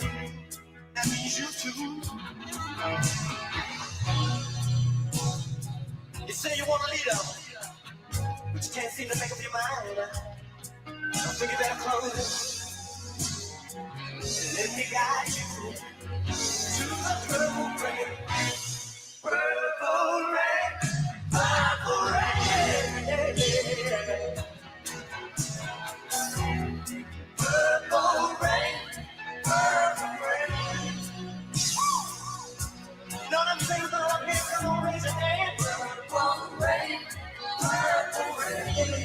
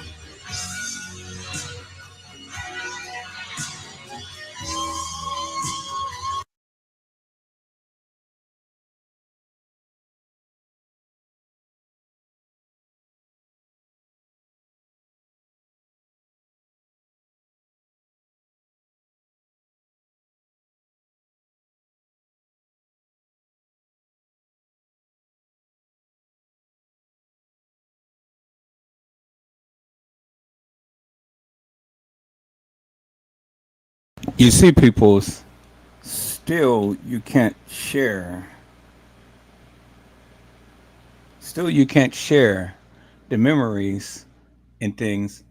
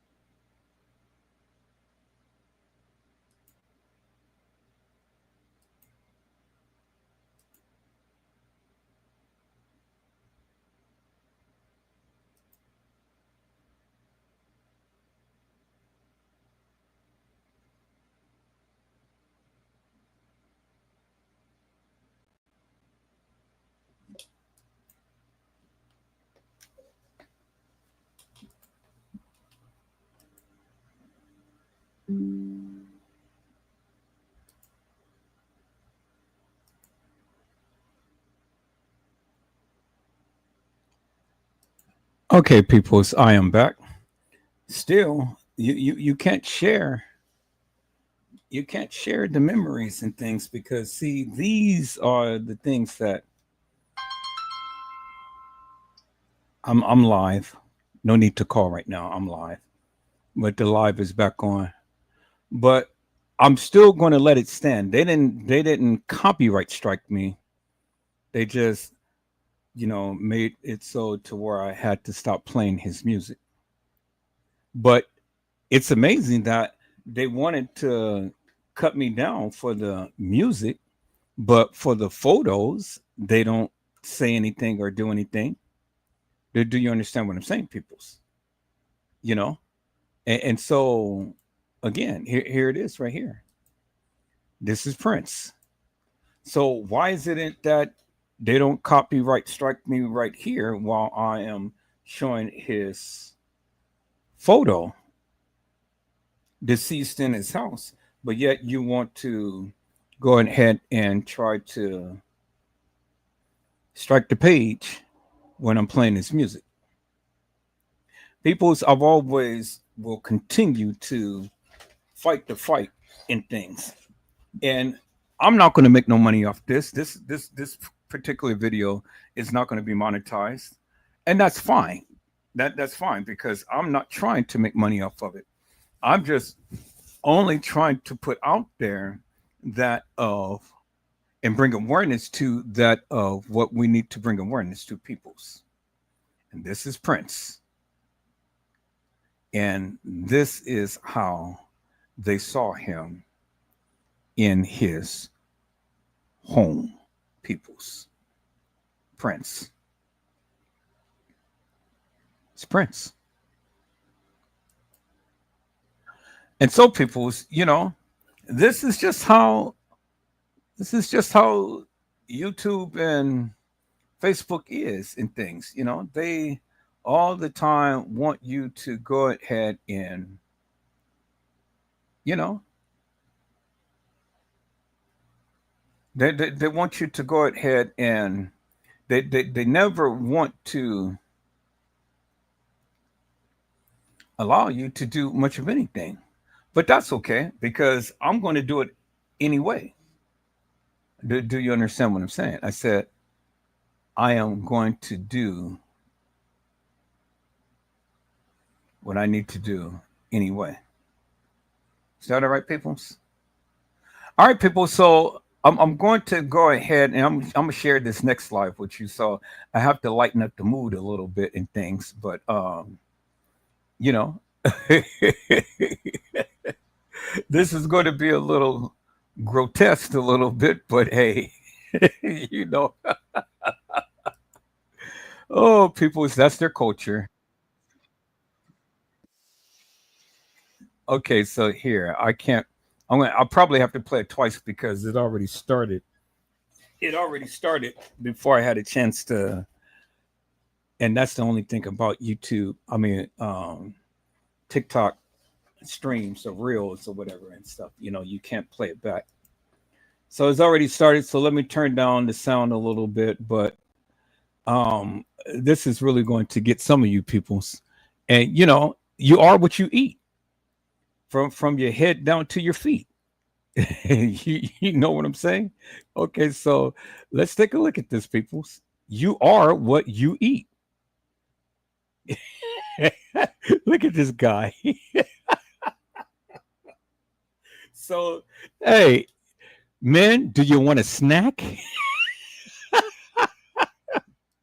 With bacteria, and eating too much can be risky for your health, but in Vietnam, people absolutely love it. First, it's thoroughly washed and massaged to remove the strong odor. Then, the breathing holes are carefully cleaned by hand, and the black outer skin is peeled off, revealing a clean white surface underneath. Tiny hairs are also removed to make it comfortable to eat. After that, it's marinated with lemon to freshen up the flavor. Then it goes into a pot with local red fruit and coconut milk, and simmers slowly. Chili and garlic are added for an extra kick. As it cooks, it turns a vibrant red, and the texture becomes rich and chewy. Finally, it's thinly sliced and served with fresh Vietnamese vegetables and dipping sauce. At first, people might hesitate, but once they try it, they're often surprised by how delicious it is. One of the most unique foods in the world, cow vagina. It's packed with bacteria, and eating too much can be risky for your health, but in Vietnam, people absolutely love it. First, it's thoroughly washed and massaged to remove the strong odor. Then, the breathing holes are carefully cleaned by hand, and the black outer skin is peeled off, revealing a clean white surface underneath. Tiny hairs are also removed to make it comfortable to eat. After that, it's marinated with lemon to freshen up the flavor. Then it goes into a pot with local red fruit and coconut milk, and simmers slowly. Chili and garlic are added for an extra kick. As it cooks, it turns a vibrant red, and the texture becomes rich and chewy. Finally, it's thinly sliced and served with fresh Vietnamese vegetables and dipping sauce. At first, people might hesitate, but once they try it, they're often surprised by how delicious it is. Cow vagina. Really? Cow vagina. It says it's delicious and it's nutritious, but it's packed with a lot of bacteria. And if you eat too much, well, then, you know, you may get sick. But the people in Vietnam, they love it.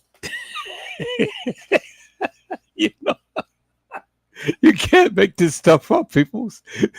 You know?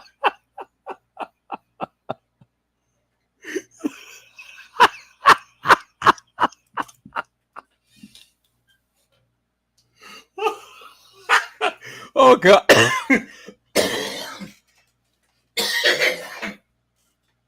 Oh, boy, people, you know.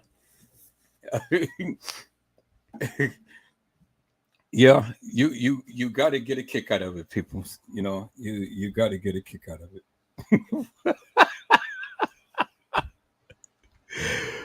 Moo moo.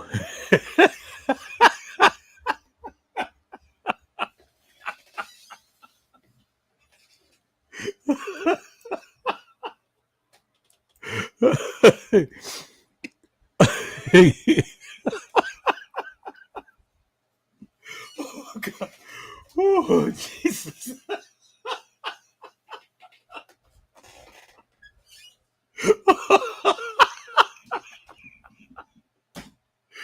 Oh, oh God, Lord Jesus, help me get through this.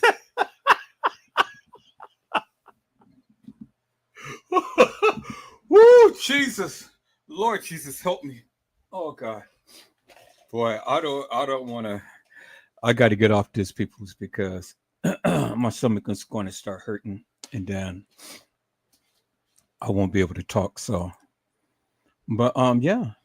That's what it is, peoples. That is what it is, peoples. That is what it is, peoples. And so, peoples, let me go ahead and let me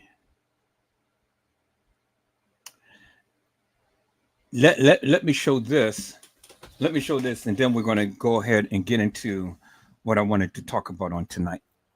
Is that all right, peoples? Okay, so I'm gonna share this real quick. So now it's just amazing to me, peoples, that people do the darndest things. Now she's doing all of this in church, and they're singing. Let's take a look at this, peoples. Let's take a look at this. Holy family. This church?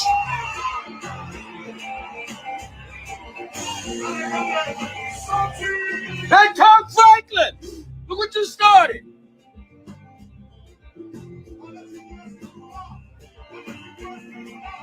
What she got on? Kirkland Jamal Franklin!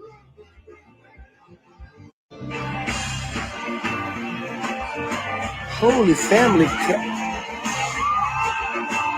This church?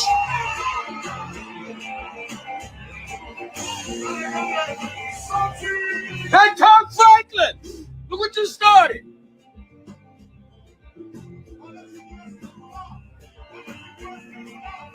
What she got on? Kirkland Jamal Franklin!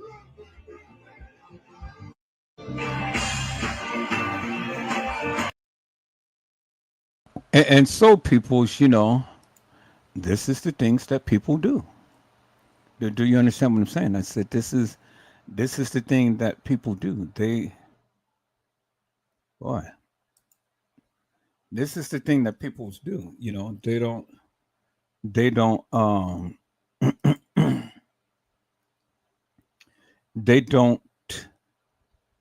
tend to respect the church, peoples. I said they don't tend to respect the church. So, you know, and it's really sad, peoples. It is really, really sad that people don't respect the church like they should. Do you understand what I'm saying? So this is the type of stuff that the people do. It's really sad, peoples. You know, it really is. It really is sad. But it is real, peoples. It's really sad, but it is real. All right, people. So missing.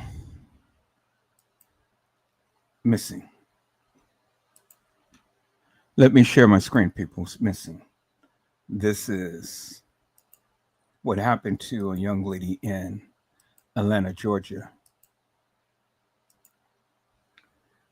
And it says, let me go ahead and it said a woman's body found stashed in Southwest Atlanta storage unit. And she has gone missing. So people, let's listen in to WSB TV. Developing now at 6 o'clock, Atlanta police are working to find a killer who shot a woman and then hid her body inside a storage unit. Channel 2's Michael Seiden live for us now in Southwest Atlanta. And Michael, police believe this victim was dead for at least 24 hours before someone called for help. Yeah, George, and right now detectives want to know when she was shot and killed. I can tell you that for most of the day, investigators were focusing their attention on inside that storage unit. That's where they found this woman's body. Atlanta homicide detectives at the scene of a murder on the city's southwest side after investigators say someone shot and killed a woman, then moved her body inside a storage unit connected to several businesses at the shopping center on Campbellton Road and Delow Drive. Around 11 a.m. this morning, officers with the Zone 4 precinct responded to a person down in the 2800 block, the 2000 block of Campbellton Road. Upon their arrival, they located a deceased white female in the storage space behind me. It appears that female was shot. Another male located her inside, and that's when he flagged down a worker back here who called 911. Right now, investigators believe that the killer fired at least 2 shots, including one inside the storage unit. Right now, homicide investigators are speaking with members of the community as well as pulling video to determine what happened here. Investigators from the medical examiner's office responded to the scene on Wednesday afternoon and determined that the victim had been dead for at least 24 hours. We don't have a lot to go on at this point, but we're hoping that the video canvassing will help us. Yeah, and speaking of that video, we have seen surveillance cameras all over this shopping center. We know police are going to be reviewing that footage, hoping that they can identify a suspect in this murder. We are live in Southwest Atlanta. I'm Michael Seiden, Channel 2 Action News. And we've covered other crimes in Southwest Atlanta over the past couple of weeks, so we wanted to see how things are trending. Here's some numbers. APD calls that area Zone 4. Person-to-person crimes, they're down 14% year over year. Homicides, down 27%. Rapes, they're up 100%. Aggravated assault is down 15%, and burglaries are up 3%. Rapes is up 100%. Rapes. So why is these people killing the people? You know, you got a lot of people coming up missing. And why is these people going off hinge and killing people? You know, and I thought that Atlanta was a wonderful place to go because I went down there. I stayed down there for about a week. The people were so wonderful and so nice and things. But, you know, I'm beginning to see that Atlanta is beginning to be just like Chicago. You know, I mean, when I went down to Atlanta, oh my God, Atlanta was beautiful. They had beautiful women, had good food and everything and stuff, and people were so nice and friendly. Now, every time I'm looking around, every time I'm looking around, Atlanta is making headlines. It's crazy. Will I visit Atlanta again now? Never again in my life. Nope. That's it. It is too crazy out there. Atlanta has did a flip to the flop. And people are dropping like flies. I mean, every time you're looking around, you know, someone's missing, someone is getting raped, someone is getting sodomized, someone is getting murdered. You know? And I never looked at Atlanta like that in things, you know, but now the city of Atlanta is just going bonkers. It's really sad, people. It really hurts my heart to see that because, you know, I held Atlanta in a high regard and stuff. And got a few friends that live out there. And not to say that they're crazy, but I mean, it's just a lot of the things that is going on out there is making the city look really, really bad. Now, I'm sure that, in a lot of places, Atlanta is really good, just like California, President T talked about Oakland. Now, Oakland is not all bad. There's some good parts in Oakland, and all of the people in Oakland ain't bad either. It's just those hoodlums out there that makes the city and gives it a bad name. But not all of Oakland is bad, as well as all of Atlanta is not bad. But I mean,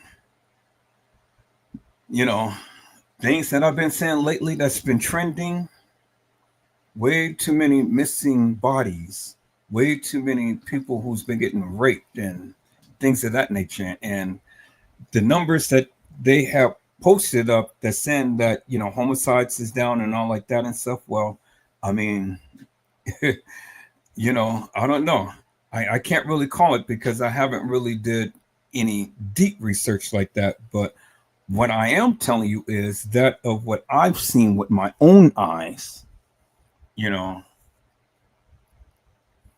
man, I don't know. I don't know if it's up, if it's down, if it's the same. I don't know. All I'm saying is that Atlanta is beginning to outpace Chicago as far as trending news, peoples, and as far as missing cases. And this is the live that we're talking about tonight. Missing. And so, people, here we are. It says, sick to my stomach. Ohio mother demands answers after police release missing 12-year-old's name? But it didn't say anything. I don't know what they released, but we're going to find out what they released. And this just happened 2 weeks ago. And this happened in Ohio. Man, I will be livid. I will be livid if well, let me reserve my commentary because we got to watch to see what the police had revealed about the missing 12-year-old peoples. New at 5, a Columbus mother. She wants answers after police released her 12-year-old daughter during a traffic stop. The mother reported her missing days earlier. Bryn Caswell with our news partners in Columbus asked investigators what happened. Disgusted. I was sick to my stomach. That's how Megan Dunn describes the past 2 weeks. Her daughter, just 12 years old, reported missing to Columbus police back on July 16th. But it's this cell phone video taken by a bystander at Livingston and Fairwood that now raises serious questions about how officers handled the case. They let her go. I have video footage of her and these officers, and they let that little 12-year-old girl that's been reported missing go. It's not okay. None of this is okay. That video captured by bystander Deja Rutland. I just looked at the video one time and knew that was that little girl. Rutland recorded as police pulled 2 women and a man from a black Chevy Malibu, though it wasn't until the next day that she realized who the young girl might be. I got on Facebook and the first thing I saw was that little girl's face, and my heart stopped. Dunn confirmed the girl in the footage was her daughter, Chloe. The fact that she was this close to a fentanyl overdose and the police had her, no regard for any of it. The negligence. Columbus police asked questions. How old are you? But officers failed to recognize the girl they had in front of them. She provided a wrong name and provided a false age of 15. The officers called her out on that, and she eventually provided her correct name. At the conclusion of that traffic stop, the officers arrested the adult male who had a felony warrant for a parole violation. They released the adult female, and they released from the scene of that traffic stop and allowed them to drive away. I gave it a crack pipe and a crack. Girl, get out of the car. Get out of the car. How did those officers not look at this little girl and register that maybe she shouldn't be with this adult person. She's already provided a fake name, that maybe we need to bring her in for further questioning. That's all part of the internal affairs investigation. I wish I could answer that. I don't have that answer. I can't place myself in those officers' shoes. Why did they do that? Well, that's what we don't know. I will say that it wasn't until you sent us the cell phone video on Tuesday, the following day, that we even knew about the traffic stop.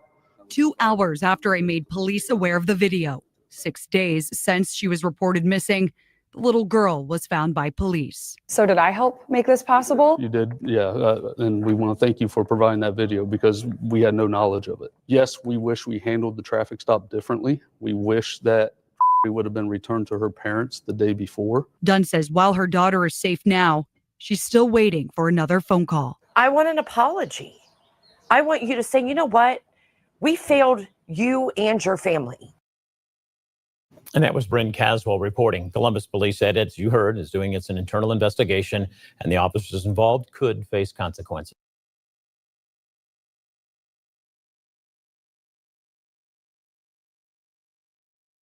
The officers involved could face consequences, could or should. The girl was missing, reported missing, peoples. I said the girl was reported missing, and they're saying that the officer could face consequences, peoples. What do you mean could? They should. What is this adult black male and black female doing with a young buck? And they let him go. How did she get into their possession in the first place? And you already know the girl was whatever, and stuff. She was with him. So what is it that you can ascertain from this, peoples?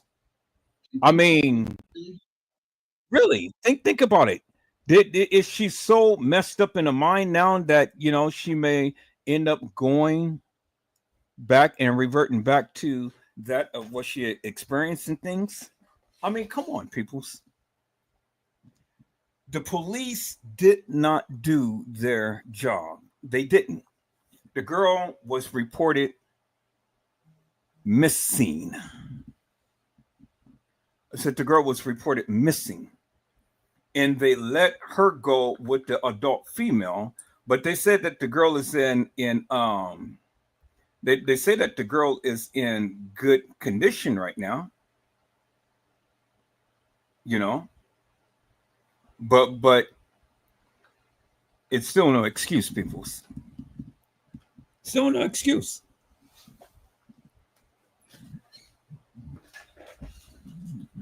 You got to watch your babies. I said you have to watch your babies, peoples. And these young people are so impressionable. So you already know, I mean, it doesn't take a rocket scientist to figure out what could have happened to that young girl. And,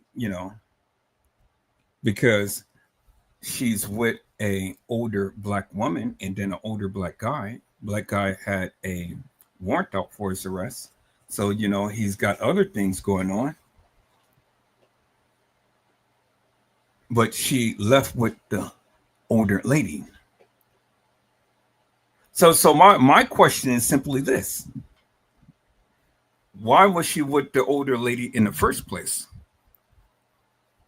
She's not with her race, because she's white, the girl, and I assume that the guy is black. I just assume. I don't know. They never showed him. I just assume.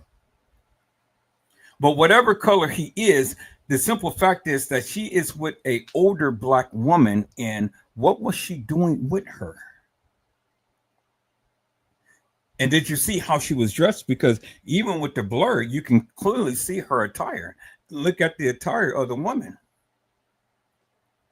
And they let them drive off? Really?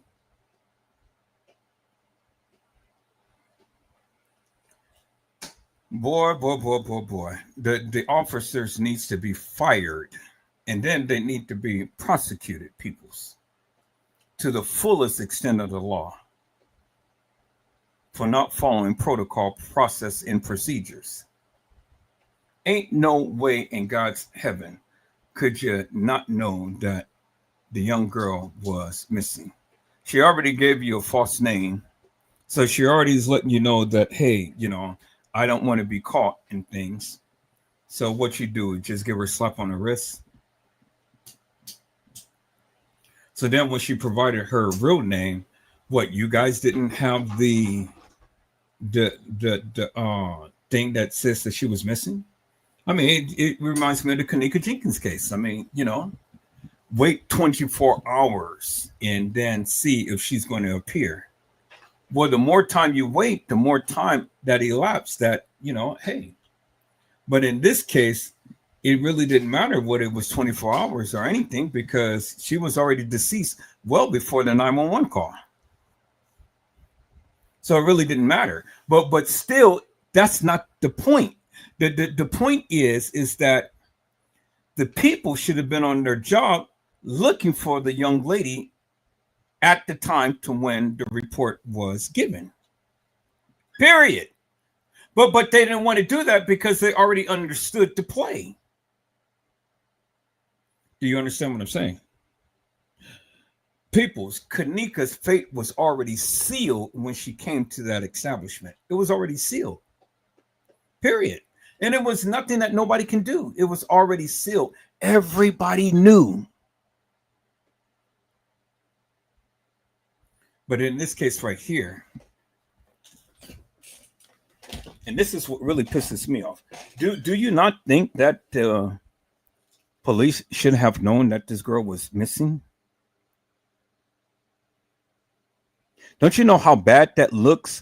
And even the captain or the sergeant or whoever he is even had to admit that they did not even know until the reporter said something. That's sad, people. That is really, really sad. And I pray to God that the young lady gets some mental help.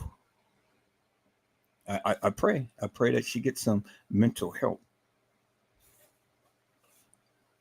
But I see my people's coming into the house. Hello, Carla Henry. How are you, ma'am? It is a blessing to see you on today.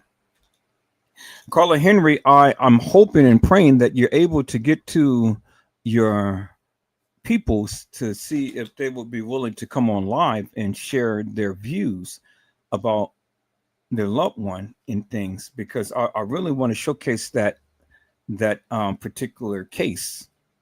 So bring real, true awareness to it. And put it out there in the atmosphere and put it out there in the airwaves and things and stuff. And hopefully that will be something that can help along this case and things. We're not going to sit back and we're not going to think that, the person has been unalive. We're going to keep hope alive.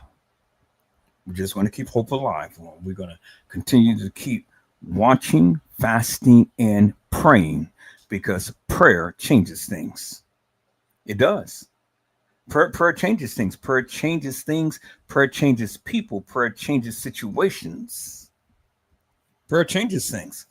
And I'm just, to the degree within my hearts of hearts, know unequivocally and undeniably that if you really pray and earnestly pray, people's, and when you pray believing that your prayers will be heard, God will answer your prayers. I'm here to tell you, peoples. I said God will answer your prayers. And so I'm looking forward to that conversation with the young lady to bring awareness to their situation. Is that all right? All right, peoples. I have another one that is in the queue that my moderators had posted up, and let me share my screen. We're going to take a look at that, peoples.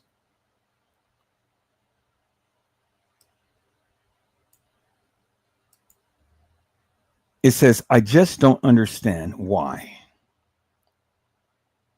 ND mother describes finding daughter murdered.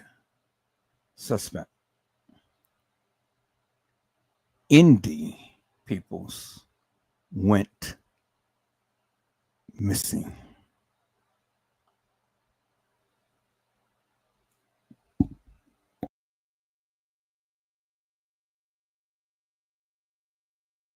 New tonight, a grieving mother says she's one step closer to justice after finding her daughter murdered.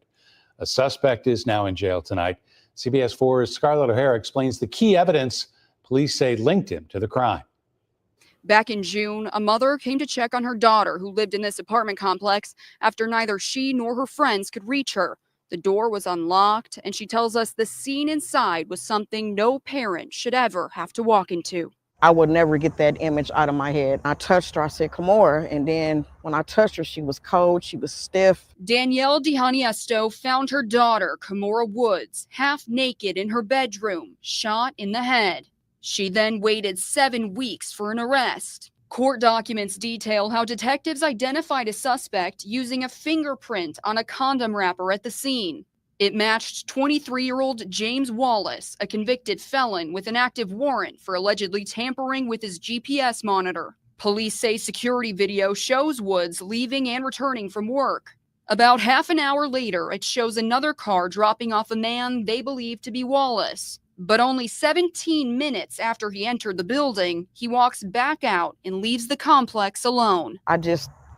I don't understand why. What was so bad to where you had to kill my child? What was so bad? Investigators say Wallace admitted to pawning off Woods' cell phone because he didn't want her to call for help. Detectives say Wallace lied about whether he'd ever been to the apartment and what he did with the gun. He claimed he was drugged by Woods, passed out, and woke up handcuffed to the bed. He claims he was forced to put a condom on at gunpoint, but fought the victim off, grabbed a gun from his bag, and shot her. Woods' autopsy found no trauma to her body except the gunshot. If it was really self-defense, why did you run? Why did you hide? Why did you take her phone and pawn it? DiHaniesto says her daughter was a transgender woman, vocal and proud about who she was. Her being transgender, I was always just worried about people being so hateful, and yeah, those was very concerning to me. She describes Woods as very loved, with a big heart and a life cut far too short. Just love your child. Accept your child for who they are regardless, because life is too short. You don't know what can happen. On the Northwest Side, Scarlett O'Hara, CBS 4 News. Her daughter is transgender.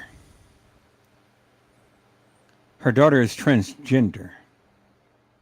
And he said that she handcuffed him to the bed and at gunpoint forced him to put a condom on. So let's break this down, people. So let's break this down for one moment, if we will. Y'all hold on. Let me go get a glass of water because I'm going to have to talk about this.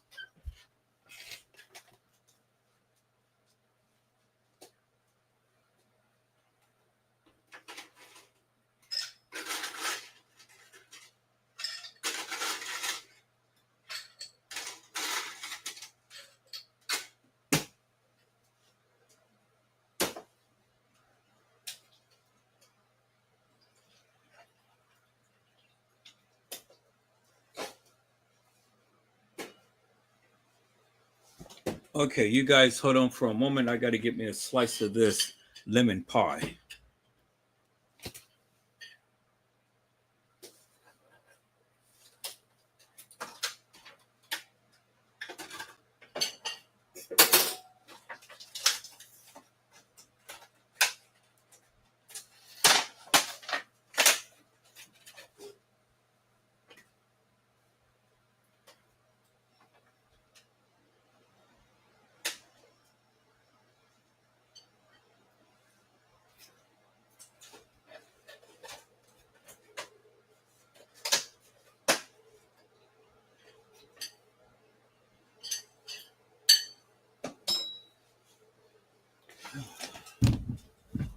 Okay, peoples, I'm back. So let's take a look at this for one moment.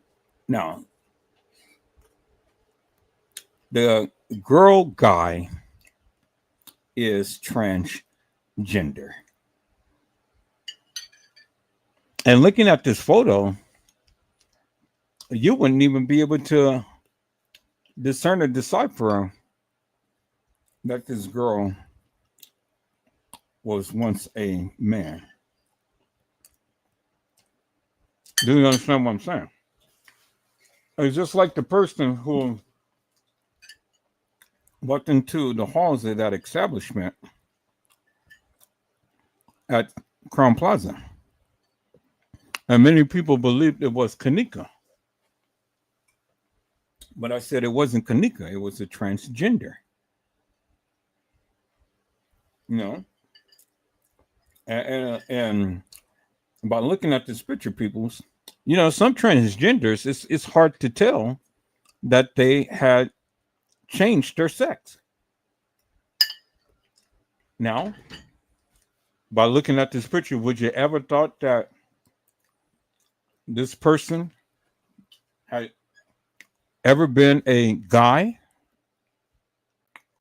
Would you ever would have thought that, people?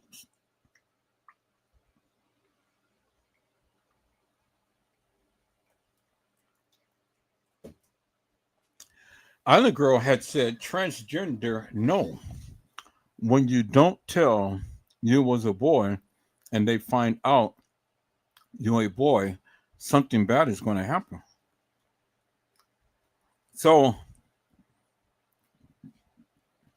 transgender means, peoples, that you haven't fully converted. Do you understand what I'm saying? That's what they call transgender.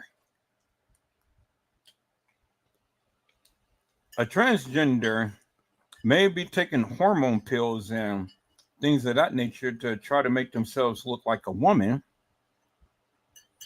but they still have a Twinkie. Do you understand what I'm saying? They still have balls and they still have a sausage. They haven't fully completed, you know, the process. That's why they call them transgenders. You know? Now, when you fully complete the process, then they no longer call you trans no more. I forget the terminology that they use for a completely, you know, transformed person, but they don't call you transgender no more. You know, they just in the case of Bruce Jenner was a woman. I mean, what was a man at one point, but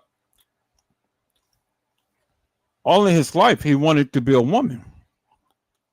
You know, he ran in the Olympics and got all of these medals and, you know, did all of this, was on a box of Wheaties and things that, you know, but he wanted to be a woman. And so what he did was he went on and he undergone the knife and he ended up slicing his dinky. They took off his balls and they give him walls. And so now he's no longer known as Bruce Jenner, but he's known as, I forget the name, but, you know, he's known as a woman, not a man now.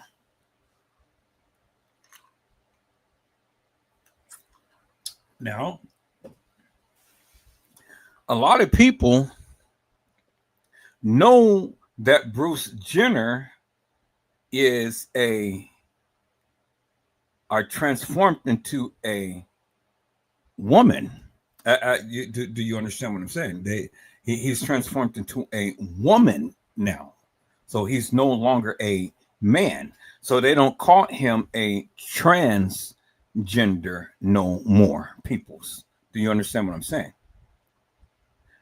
Carla Henry said that's why they should be honest and tell the other person.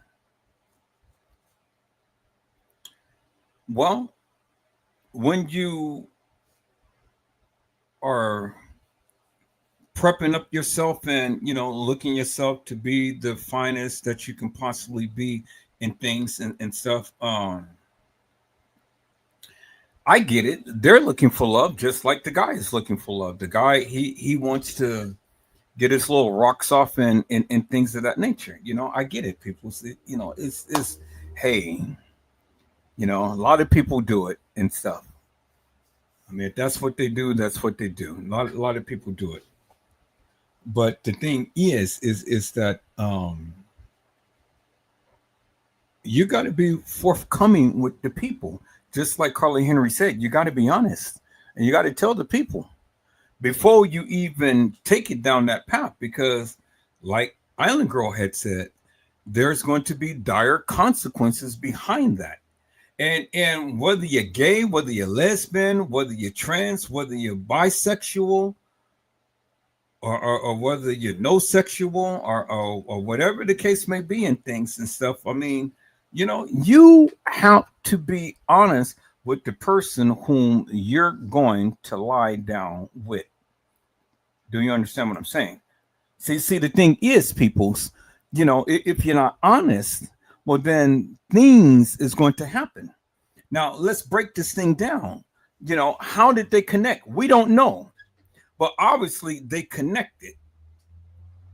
And obviously, this person already knew that they wouldn't have been able to get a person or find a person knowing that they are going through the processes of changing their sex.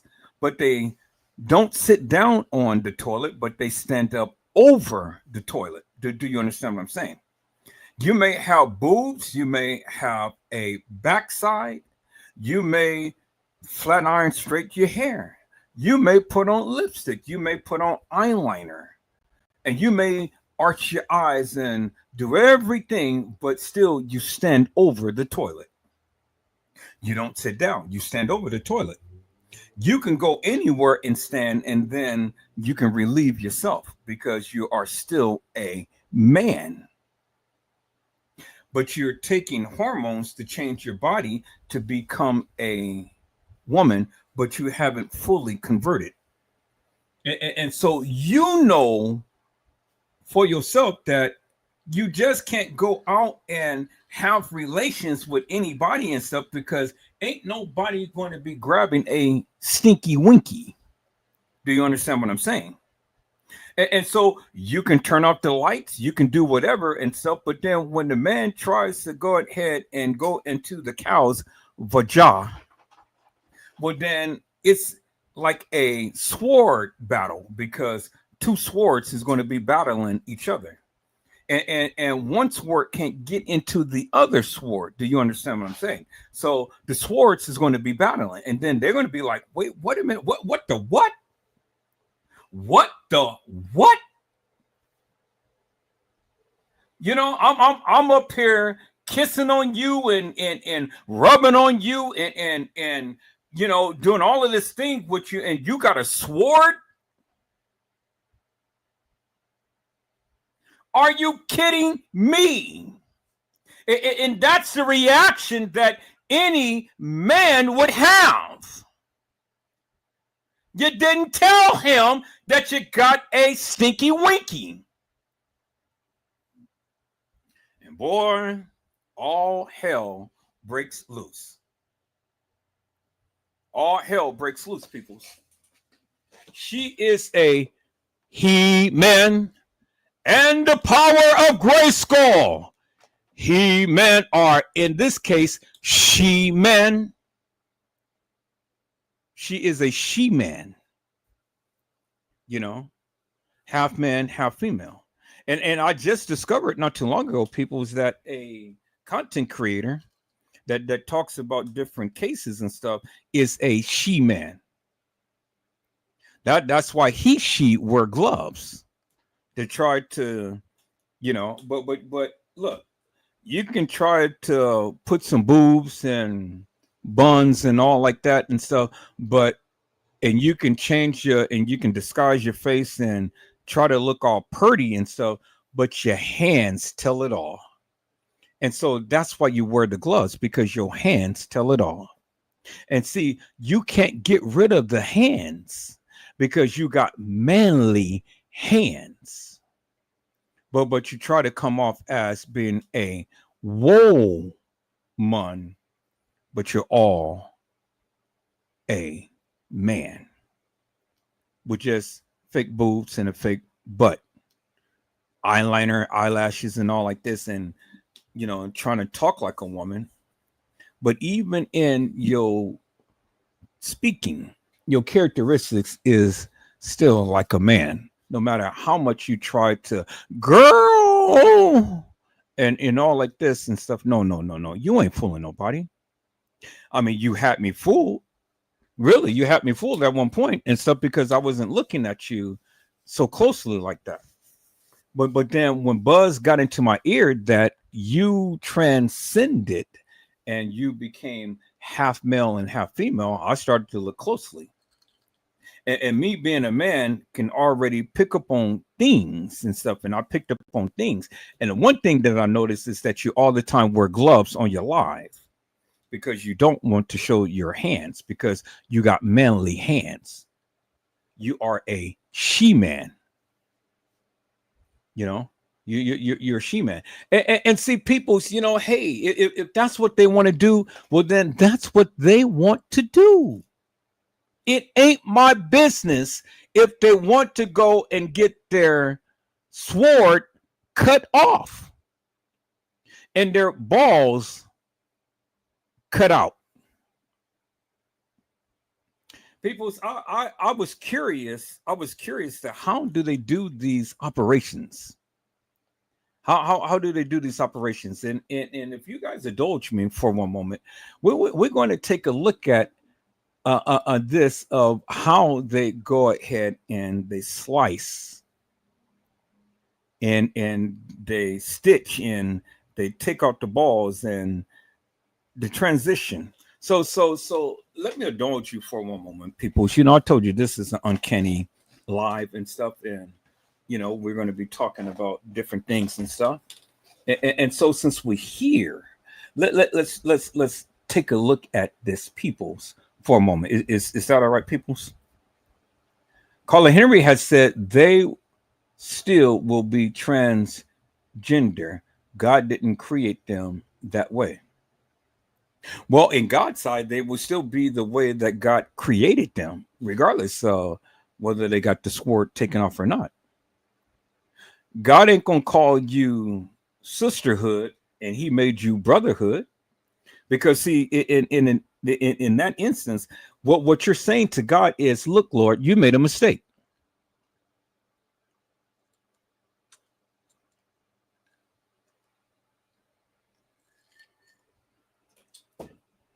See, that's what you're saying.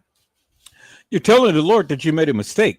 And that's the worstest thing that you can ever do, peoples, is tell the Lord He made a mistake. God don't lie, and God doesn't change His mind. And what God says, that's what it says. When God speaks, it's final. And so when the Lord says that you're a man, you're a man. It doesn't matter if you get your sword sliced. You are a man. And I don't care what society calls you. In God's eye, you are a man. Do you understand what I'm saying, people? And see, the thing is, by doing the various things that you did, now you run the risk of going to hell.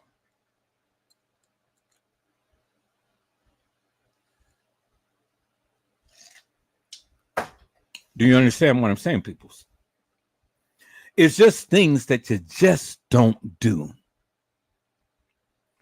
Do you understand what I'm saying, people? See, you know, you can be gay, you can be lesbian, you can be trans, you can be all like that and stuff. And I don't want the people just to think that just because they're that way, that God is frowning on them. No, God loves you, whether you're that way or not. He still loves you. He doesn't like the act. And so the thing is, God is still going to love you. God is still going to protect you. God is still going to do for you. He's going to provide for you, because that's just the love that he has for us. Nothing can separate us from the love of God. And then he outlined all of these things that can never separate you from his love. But understand one thing, people, there's a caveat to that. What you're doing is sin. And see, sin won't allow you to get in. Do you understand what I'm saying? And so no matter how you look at it, you can't sin. See, God loves you, and God wants the best for you, and God will provide for you. He'll do all these things for you, but he wants you to turn away from sin. Do you understand what I'm saying, people? It's because sin won't let you in. That's why the woman at the well had to turn away from her sinful nature. She was caught in adultery, people, and the people was ready to stone her. Do you understand what I'm saying? But see, the good Lord had mercy upon her. Do you understand what I'm saying? Good Lord had mercy upon her. You see? And so what did the good Lord say when he had written in the ground? Good Lord says that go and sin no more, meaning that you got to stop the things that you was doing that made me take a look at you in a different light, because you need to change. And see, the thing is, peoples, if you don't change, well, then you won't be able to get in.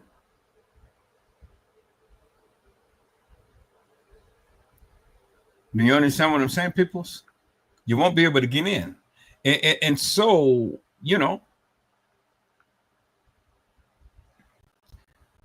that's what it is. And it ain't no sugarcoating it, peoples. I mean, you can be whatever you deem to want to be and live the lifestyle that you want and stuff. But see, even with that, there's consequences behind that, peoples. And God doesn't make no mistakes. I said he doesn't make no mistakes, peoples. So you keep doing what you're doing. And the Lord has already warned you about those type of behaviors. Well, then guess what, people? You are literally asking for it. Do you understand what I'm saying? You're literally asking for it, peoples. And so, I want you guys to take a look at something, and then we're going to be right back up on this, because this is a little funny. So I just need to break the ice for a little bit. But people's in our group chat, please don't text in the chat right now. I'm getting ready to share some, so please do not type in the chat, because I don't want that to come up on the live. Is that all right, peoples? All right. So peoples, let's take a look at this right here.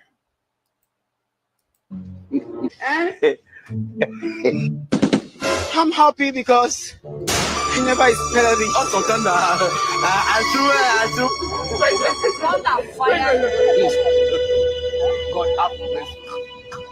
I don't want peace.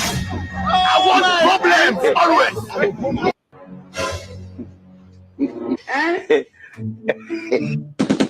I'm happy because he never expected me. Also, I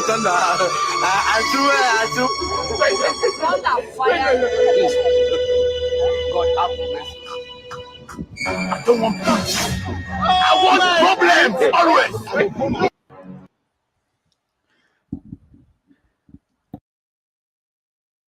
Wow.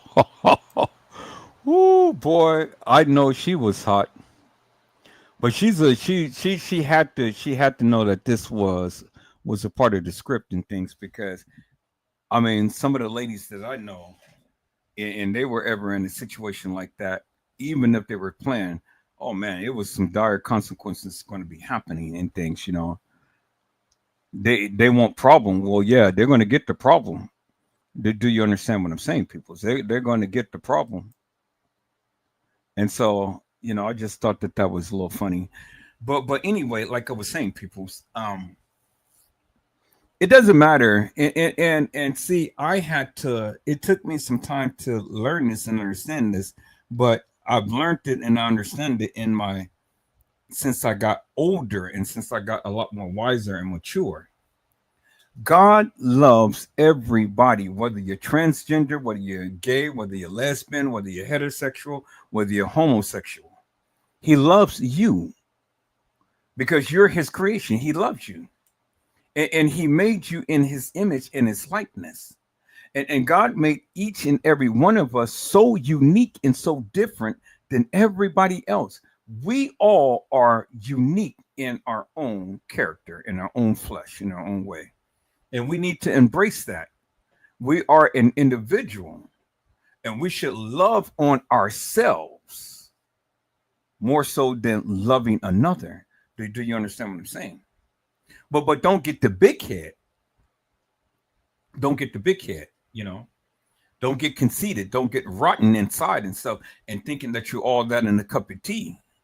You know, some people tend to think that way, and they tend to think that they're God's gift to America. But see, peoples, I tell you, when you get older, all of that beauty fades. Do you understand what I'm saying? Beauty fades, peoples. It fades. And so, you know, you start talking all of this, whatever and stuff. You know, God can allow things to happen, and then, you know, you become an ugly duckling instead of becoming a beautiful swan, because it's all within yourself. It's all within the attitude and things. And some people don't have an attitude of gratitude, and they tend to go ahead and speak out and start, oh, well, I'm so beautiful, and, you know, I can't mess with this person, that person. And, you know, they get conceited. They get nonchalant. They get besides themselves and stuff. And, you know, and so time happens, and then they start to become ugly because they get all of those wrinkles in their lines. They get the little sag and bags and everything else and stuff. And all of the plastic surgery in the world ain't going to help in things, because that is all false, fake, hilarious and nefarious madness that you're injecting into your body. And then after time, people's that firmness tends to turn to jelly. Then what are you going to do? You got a body full of silicone. Then that stuff starts to leak, and then you get sick, and then, you know, what? You die of a broken heart, because now you thought that you was just the greatest, you know, fine beauty queen that there is. Now you ain't nothing but an old, warted, shriveled up raisin. Do you understand what I'm saying, peoples? And so, you know, now I don't know why the people do it. I really don't know, but they do it.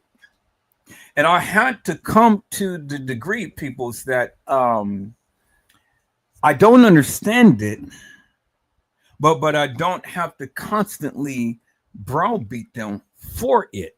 Do you understand what I'm saying? I mean, I have to let them live their life. You know, and if that's the way that they want to live their lives, well, then, you know, who am I to consistently judge them for the choices that they made?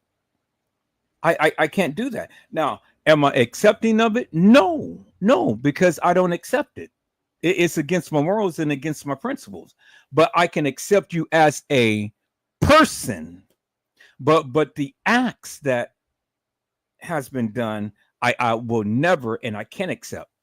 Do you understand what I'm saying? So you know, it's a big difference, peoples, because see, the thing is, we are in this world, but we're not of this world. So we don't do worldly things like everybody else. Do you understand what I'm saying, peoples? So if the people want to live the way that they want to live, well, then let them have it. Let them live the way that they want to live. It is not incumbent upon you to tell a person how they need to live.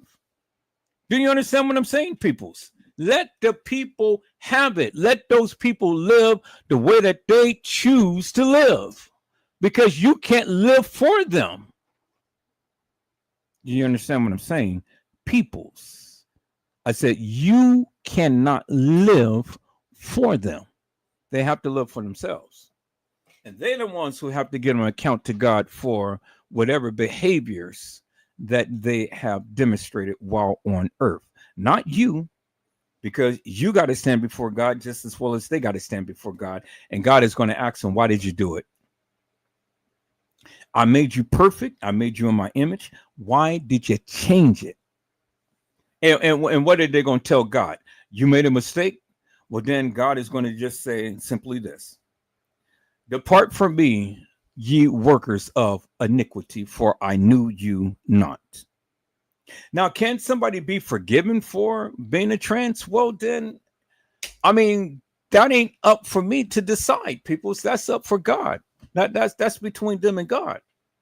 You know, I know that God will forgive you for your sins, but once he forgives you for your sins, that means you need to turn away from it.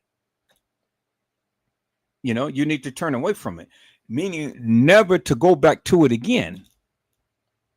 I don't know if you can change your dinky to taco back to a dinky again.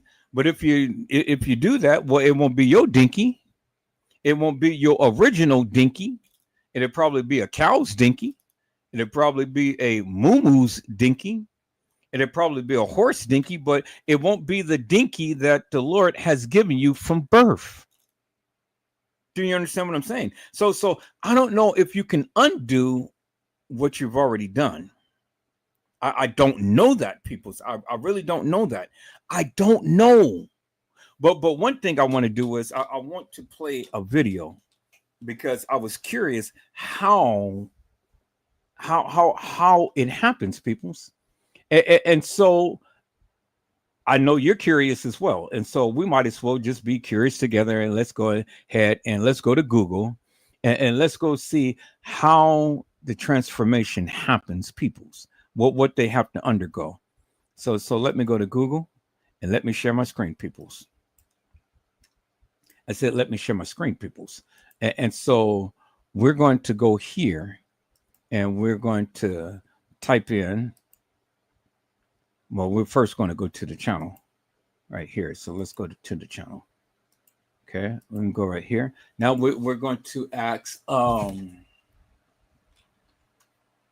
how does a person become a female? No.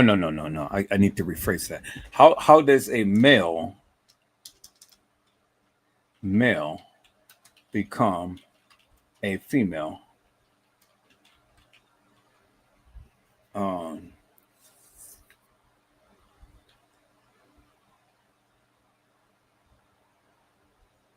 How does a transgender male become a female? I mean, all right, so let's take a look at that. And let's see. Are there any videos? There was some videos, people.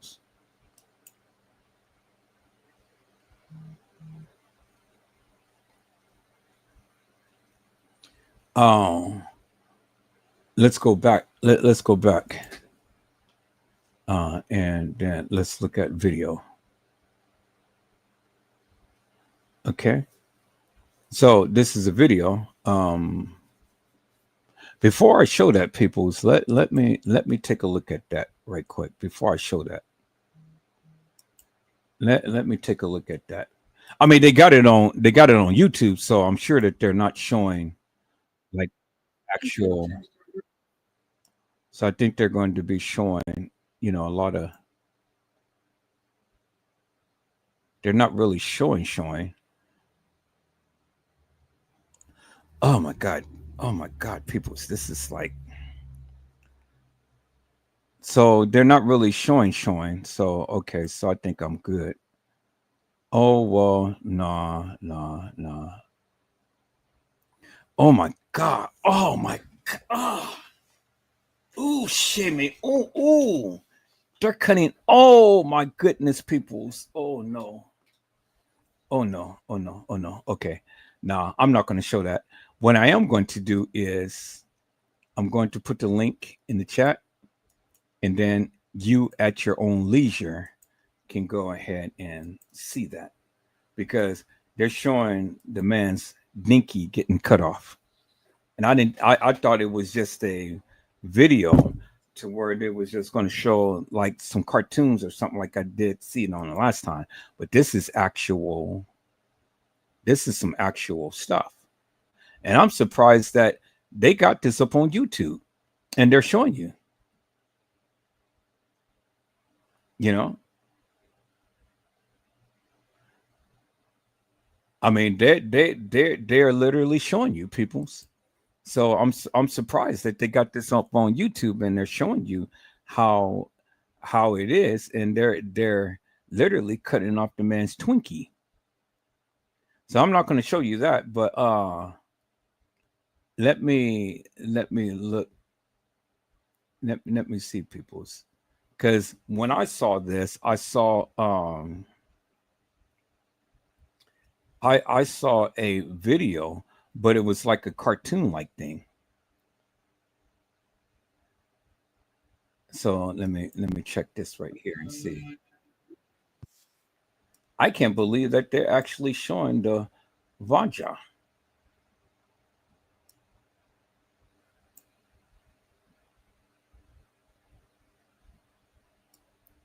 I mean, these doctors, I can't believe, people, that, oh my God, they're literally cutting off his dinky.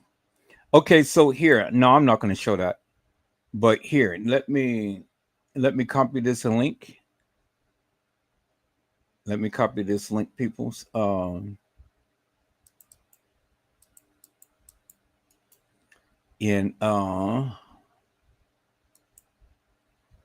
if you want to go see it on your own, then you can. So this is link to the channel. I know that's a long link.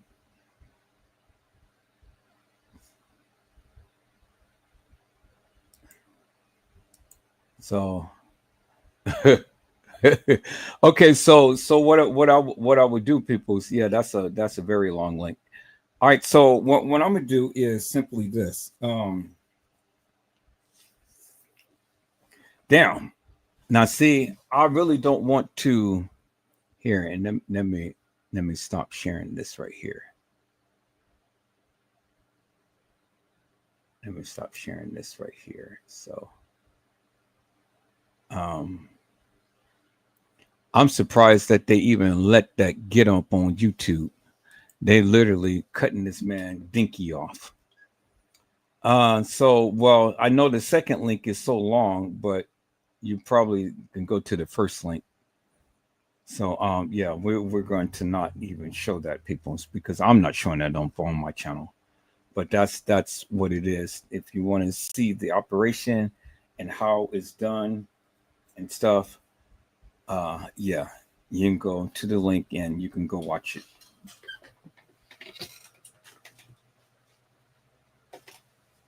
But that's to the degree of where I'm going to go, because I work too hard for my channel, and that's the last thing that I want to put on my channel for me to get a strike. Y'all hold on for a moment.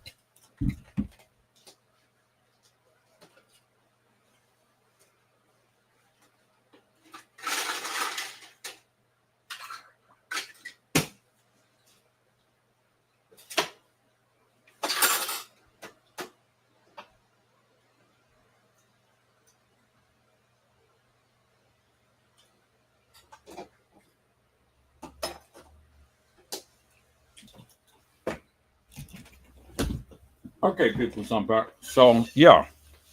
So, that's what a man undergoes to be a woman.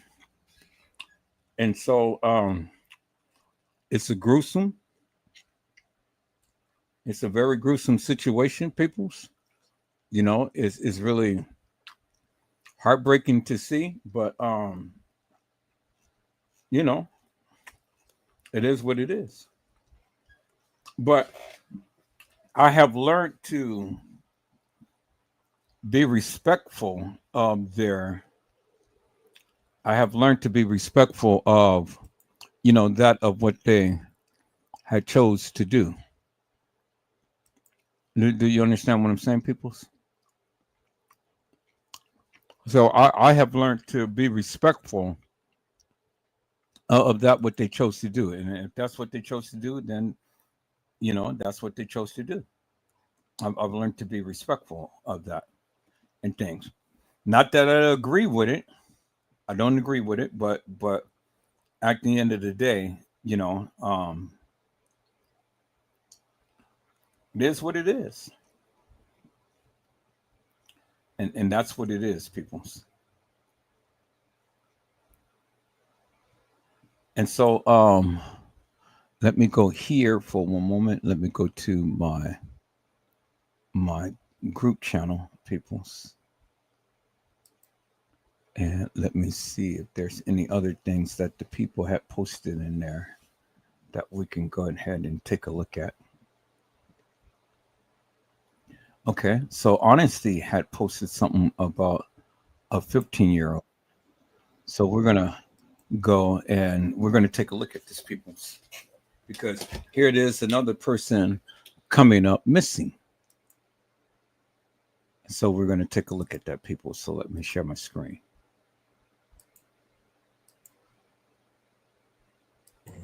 Nisha, this is Lawrence. He go by Low. He said he was going to the store with some friends. A friend came in, picked my nephew up, said they were going to the store. We have not seen him since. This is nothing like him. We are a really close family. Every single person's house that he would even go to, we've checked. We're all out here. We were told by a friend, or supposed to be a friend, the person who was driving the car, that they dropped him and another boy off in this area, and that they took off walking.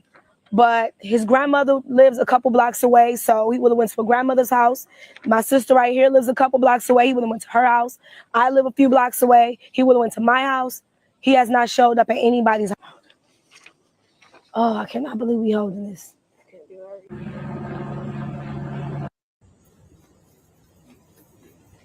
Nisha, this is Lawrence. He go by Low. He said he was going to the store with some friends. A friend came in, picked my nephew up, said they were going to the store. We have not seen him since. This is nothing like him. We are a really close family. Every single person's house that he would even go to, we've checked. We're all out here. We were told by a friend, or supposed to be a friend, the person who was driving the car, that they dropped him and another boy off in this area, and that they took off walking. But his grandmother lives a couple blocks away, so he would have went to a grandmother's house. My sister right here lives a couple blocks away. He would have went to her house. I live a few blocks away. He would have went to my house. He has not showed up at anybody's house. And so he came up missing, peoples. And so if anybody has seen him, they haven't given any information as to how they can go and reach out to them to let them know. So I guess, you know, it's a community thing and stuff. But this next one right here, peoples, this next one right here is going to tug on your heart in a major way.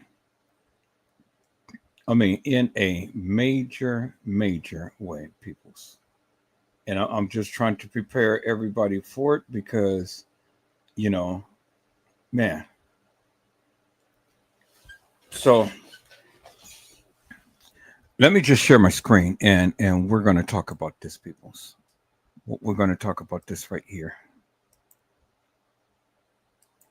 It says, mother accused of using rope string to strangle 1-year-old found dead in hearse.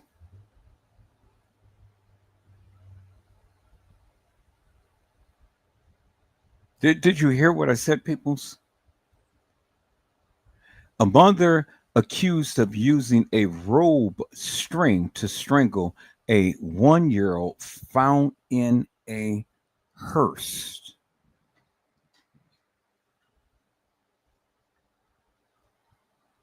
And there she is right there, peoples. Little Miss Mama. Right there. A 1-year-old. Found dead, strangled by her mother in a hearse, peoples. She's not missing, but they found her dead and strangled by her own mother. Peoples, how gruesome and how grotesque the people can be to go ahead and strangle your own child in the manner to which we see it here. How gruesome and grotesque it is, people. This is absolutely crazy.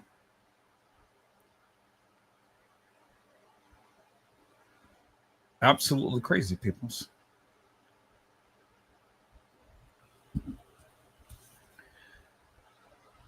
The stories that you see, peoples, you can't make it up. And the stories that I'm showing you, you know, you would say to yourself, how and why? And for what reason? And see, the thing is, not too many people is talking about these stories, people. But see, I wanted to bring awareness to them because of the simple fact that nobody is talking about them. This 1-year-old child, this baby girl, this little buttercup, little mama, will never grow up to see the light of day. She will never know what life was like. She'll never know what it been to be in kindergarten, grade school, junior high school, college, to be able to get married, to be able to have a young one like her. She'll never know that, peoples. Life snuffed out by her own mother, peoples. Oh my God.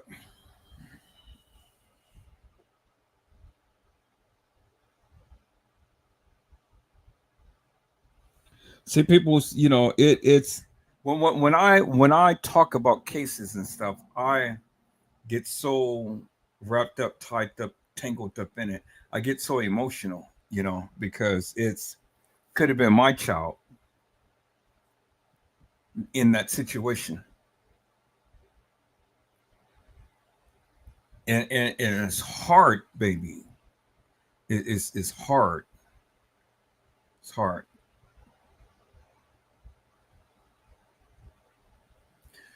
Oh man. Okay. Give me strength, Lord, because I want to talk about this. So let's see how far is this going to go. Okay, so it's not really a long. It's not really a long. Damn. Look at all of these cases, people. Oh my God, this is just sad. It's really sad. You got some horrific people in this world. Some sad people. All right, so the article is not that long, so let me go ahead and let me read this, people. So first, we're going to play this video, and then I'm going to read this article. Let's take a look at this. If you're a YouTuber and you want to save hours managing your library, yeah, you well, need to there's some more, come check out how whatever. you can edit your end screens, cards, And that breaking news right now, police are investigating after a baby girl's body was found inside of a hearse in Gadsden. The owner of West Gadsden Funeral Home getting that shocking phone call this morning. Here's a look at the scene. Your reporter, Brady Talbert, joins us right now with what we know about this heartbreaking case and the toll it's taking on the community. Brady.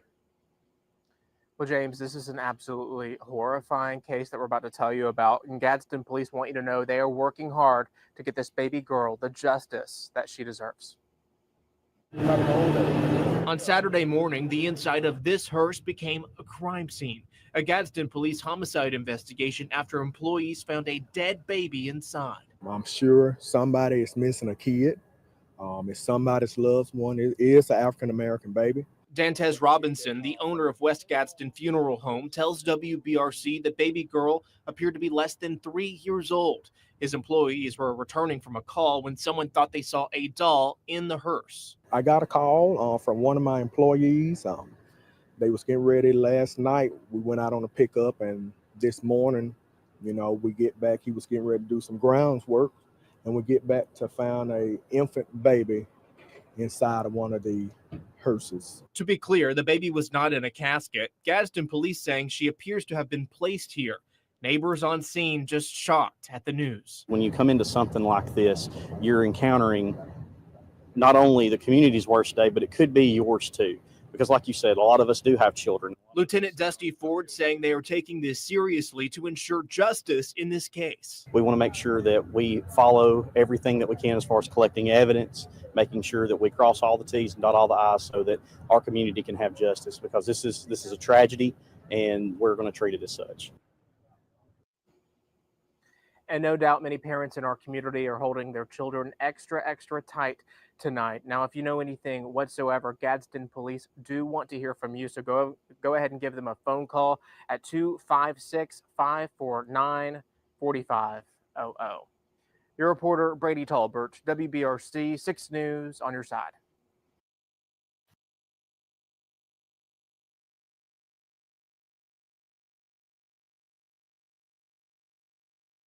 Oh my God, peoples. Man.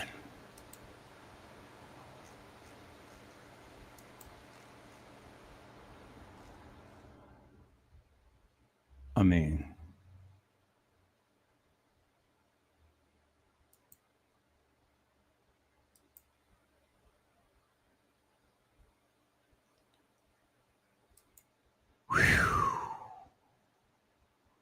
ooh, that took the life out of me.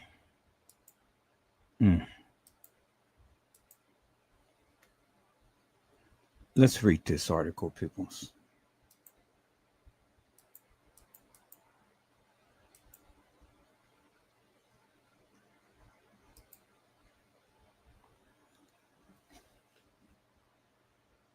Okay, it said a mother has been arrested after a 1-year-old girl was found dead inside a hearse at a funeral home in Gadsden, Alabama, authorities said. The baby had been strangled with a thick rope string, according to court records. Dantez Robinson, the owner of West Gadsden Funeral Home, said employees was returning from a separate call Saturday when someone thought they saw a doll in the hearse. But when they opened the door, they realized it was a human baby.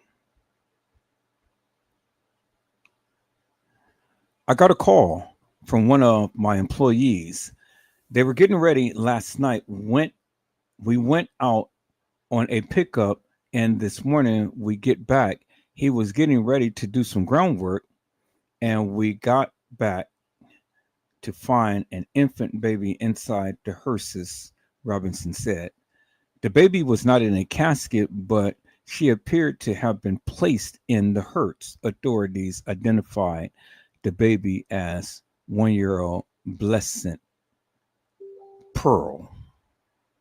And there she is right there, peoples.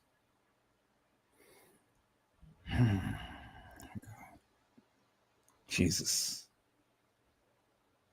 Gadsden police arrested Tarika Pearl, the baby's mother, on Sunday. In under 12 hours, the investigation moved from uncertainty to arrest, wrote Lieutenant Dusty Ford with the Gadsden Police Department. And there is the heifer that literally took the life of the child. Right there, peoples. She doesn't deserve leniency. Can anyone ever forgive her? I'm sure that there would be some that can probably muster that up. But as far as I'm concerned, put this heifer away for all eternity. Never to ever have any kids or walk the face of this earth. For what reason does she have to go ahead and unalive her own child? No reason whatsoever, people. It is just disgusting. Very disgusting, peoples. And I mean, whew, my God, Jesus.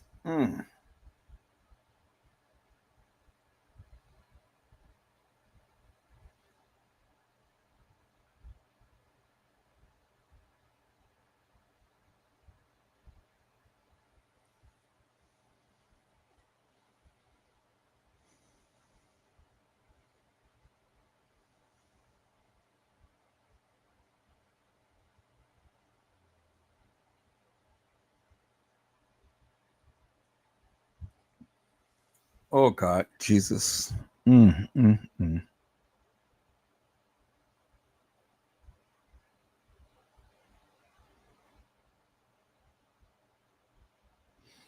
And see, peoples, these are the monsters that we're dealing with daily. And these are the cases that needs to be talked about in things, because these people should never ever be able to walk out in the community at all, period. They should be thrown into the prison and have the key thrown away from them. And they should give the harshest sentence possible that is required by law. You know, now,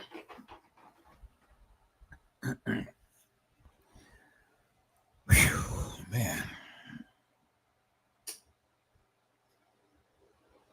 Major Craig Ford said this was a tough case for everybody involved. And just look at this woman. Look at this woman. I'm not trying to judge her, peoples. I don't know what her life was like. I said I don't know what her life was like, peoples. It says Tarika Pearl is charged with capital murder of a person under 14 years old. She is being held at the Etowah County Jail without bond. Etowah County Jail. Yeah. Well, capital murder means she's going to get the death penalty. So it means that out of so many years of her being in prison and stuff, you know, eating bologna sandwiches and whatever they sell in there and things, you know, that's all you're going to have for the rest of your life. So she's going to lose a lot of weight, you know, unless she has some people on the outside that, you know, is going to pack her up with a lot of stuff on her commissary, but she's going to lose a lot of weight. And she's going to eat bland food for the rest of her life, processed food, processed madness, beans and rice and milk and cookies and orange juice or whatever they give in there to the people, you know.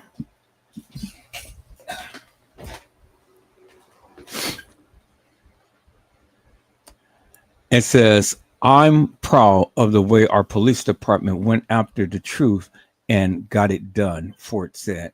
An arrest doesn't take away the hurt. It doesn't.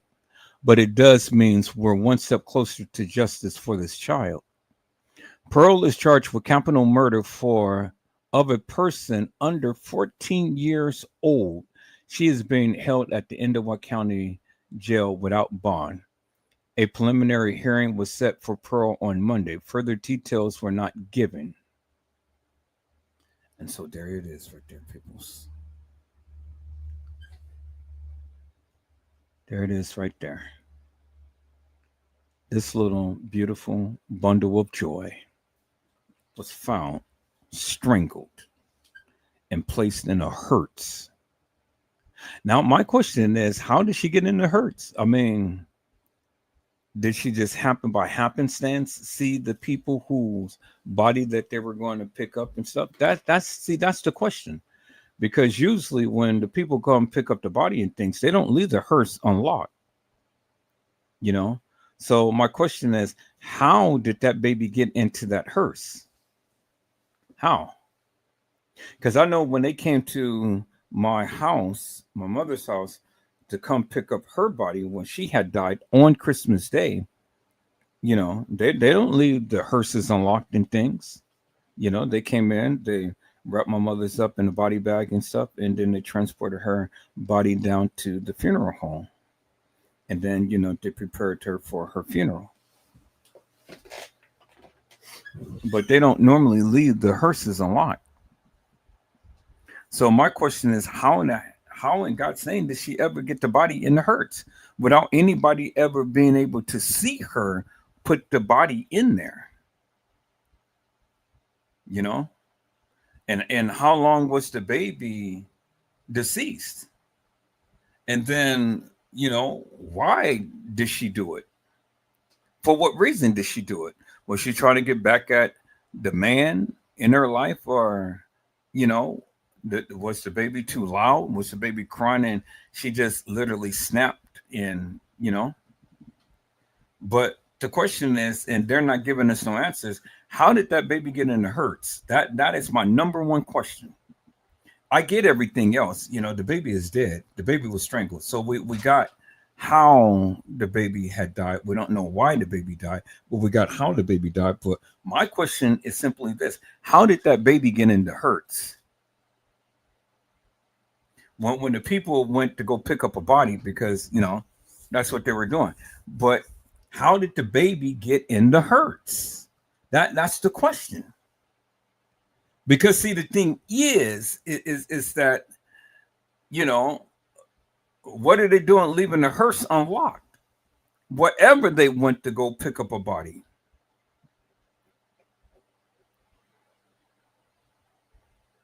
Do you understand what I'm saying? And so, you know, and then two, you know, what the other question that I have is, what was the baby placed for them to be able to see the baby in the hearse and someone say, oh, well, it looks like somebody left a doll in the hearse? Well, the only things that normally be in the hearse is just the pastor of the church and the driver that works for the funeral home and the casket with the deceased body in it. That's normally what's in a hearse, nothing else. So I got questions about this. How was the baby placed? Because if a person was driving, well, then the person would have been able to see, because it's only two seats in the hearse, peoples. There's only 2 seats in the hearse. So if the driver got into the car, the driver would have to see the baby in the car. Because if you look at the hearse is enclosed. So how, in what way was the baby positioned that a driver would not have seen a baby? And they would have had to know that they didn't carry no person or child and stuff in the hearse that was carrying a doll. They would have known if anybody was in a car with a baby in there. So the question is, people, see, and see, these are the things that I ask. These are the things that I want to really try to get a greater understanding. And hopefully it will come out in the court filings and things. And when this person goes to court and, you know, goes through all of that and stuff, is how did that baby get in the hearse? How? Let's go back up on this, peoples, because see, it doesn't make no sense to me. It says that Dantes Robinson, the owner of the West Gadsden Funeral Home, said employees was returning from a separate call Saturday when someone thought they saw a doll in the hearse. But when they opened the door, they realized it was a human baby. Help me to make that sentence make sense, peoples. Help me to make that make sense. How did the baby get in a hearse without anybody seeing it? And when did the employees seen it? They said Dentes Robinson, the owner of West Gadsden Funeral Home, said employees was returning from a separate call Saturday, meaning that they were going out to pick up someone's deceased body and take it back to their funeral home, when someone thought that they saw a doll in the hearse. Where was the doll in the hearse for you to just all of a sudden just happen to see a baby in the hearse? Because you couldn't have seen it in the front seat, because the driver gets in. I mean, you naturally look aside from you, and you would have noticed a baby there. So the only other place that the baby could have been in the hearse is in the open part to where you lie the casket in. And question is, they had to open up the door to find a baby laying down where the casket would have been rolled into the hearse. So that is the only conceivable place that they are this woman could have sat the baby down. Now the question is, how did she get to the hearse? And how was she able to open up the hearse and lie the baby down in the hearse? Those are the questions that I have, peoples. Those are the questions that I want to try to seek some answers for, because this doesn't make no sense to me. How in God's name did this baby get in the hearse? How?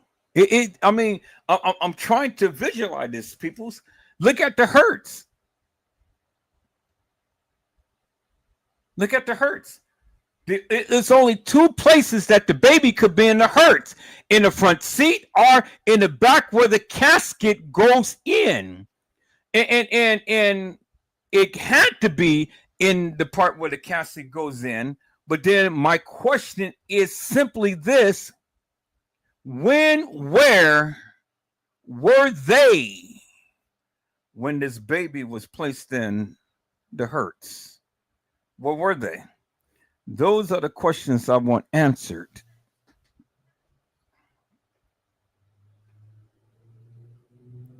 You know, because it's not every day that people go out and pick up bodies and things like that and stuff. And then, you know, they go and pick up bodies and things. And then, you know, the people have access to their vehicles. That just doesn't happen. This is an uncanny situation. This is an uncanny type of case. And I'm going to follow this case, people. I'm going to follow this case. My curiosity is piqued as to how in God's name did this woman get a baby in the hearse? And my question is, where did the employees find the baby? And how long was that baby in that hearse before they finally figured out? Because, see, if the baby was in the hearse, the baby wasn't tied down to anything.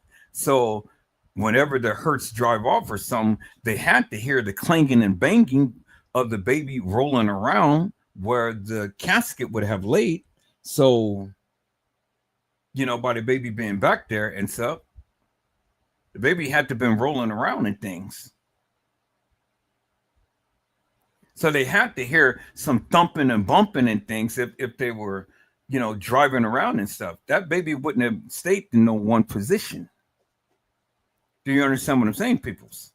So when they make the turn, the baby will have rolled, because all it is just a smooth surface in the back. That's it. A smooth surface for the casket to roll in on. They have retracting wheels that the casket rolls on those wheels, and then it rolls right into place. So if a baby was back there, it's nothing to tie down the baby to keep it secure. The baby would have been rolling all around in that Hertz as it drove, because the surface is so smooth that baby would have been bumping here and there and all everywhere and stuff. And man, just the thought of that, just wow, this is, oh my God, man. Jesus. And see, I know, because I filmed thousands of funerals.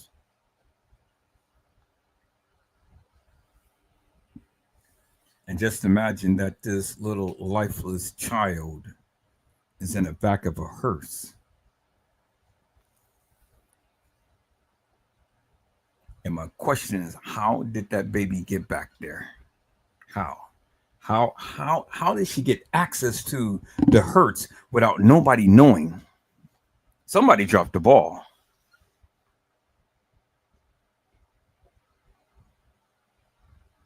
Somebody dropped the ball, because that's not protocol, people. It's not. Because see, the thing is that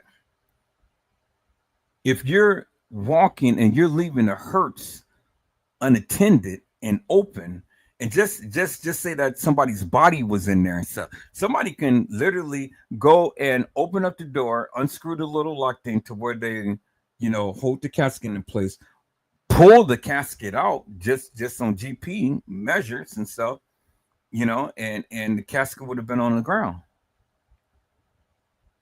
You're not locking the people's property, and the body is people's property. Casket is people's property. You don't never leave the hearse unattended. Do you understand what I'm saying, people? You don't leave the hearse unattended. And even if you got a body in there, or if you don't have a body in there, you still don't leave it unattended. You still don't leave it unlocked. Somebody didn't follow protocol. So somebody needs to be fired.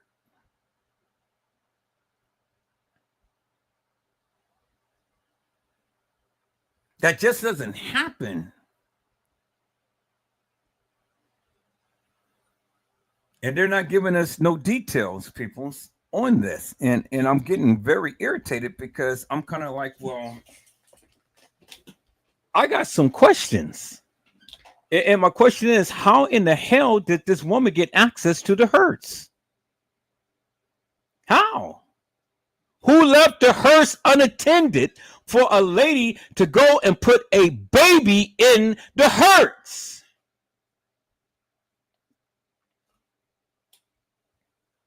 I got to follow this, people. I'm going to follow this. I'm going to give you an update up on this, because this is crazy.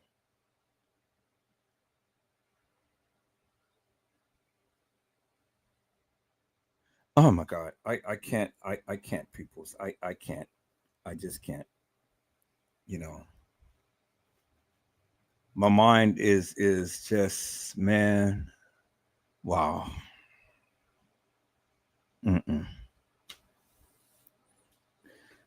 I can't even begin to fathom this right now, people's mind. I'm way too emotional, because all of the funerals that I have ever videotaped and things, and the memories that I had made for the people, and then to just come across this, this is one of the things that my moderators had put into our chat, and Wow. I can't phantom this. I can't even think right now. I'm closing on this live, people. I'm way too emotional right now. You know, this is.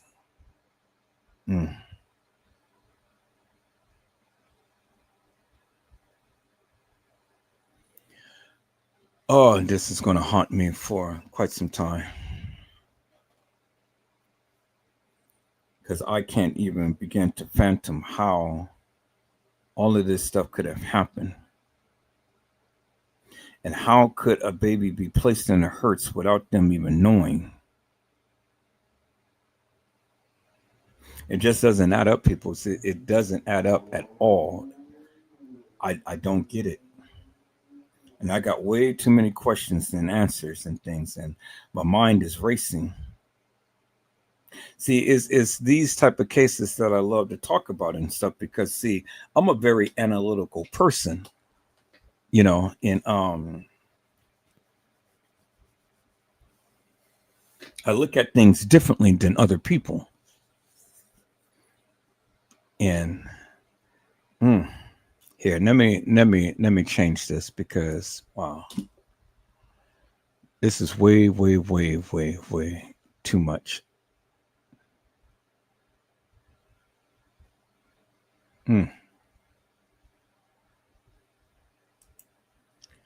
I'm sure going to follow this, people. So I'm going to follow that case.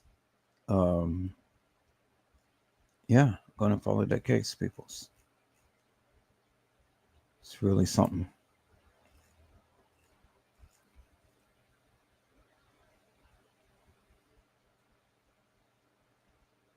Wow.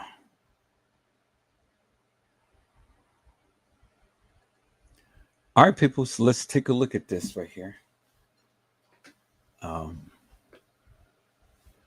Elisa Lam case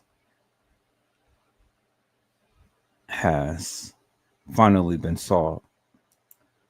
They found her, the young lady who was missing.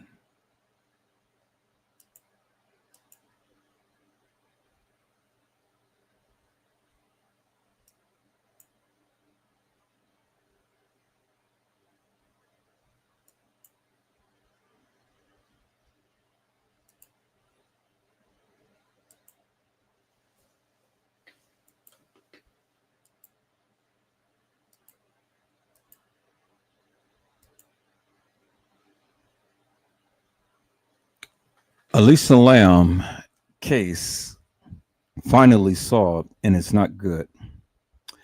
Shout out to Quanta for the live.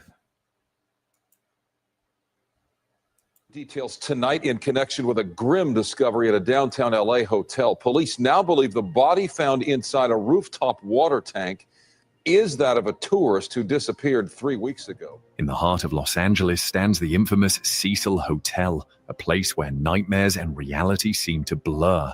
In 2013, the discovery of 21-year-old Canadian student Elisa Lam's body floating in one of the hotel's rooftop water tanks shocked the world. The disturbing elevator surveillance footage of her final moments, displaying erratic behavior as she appeared to hide from someone unseen, became one of the internet's most analyzed mysteries.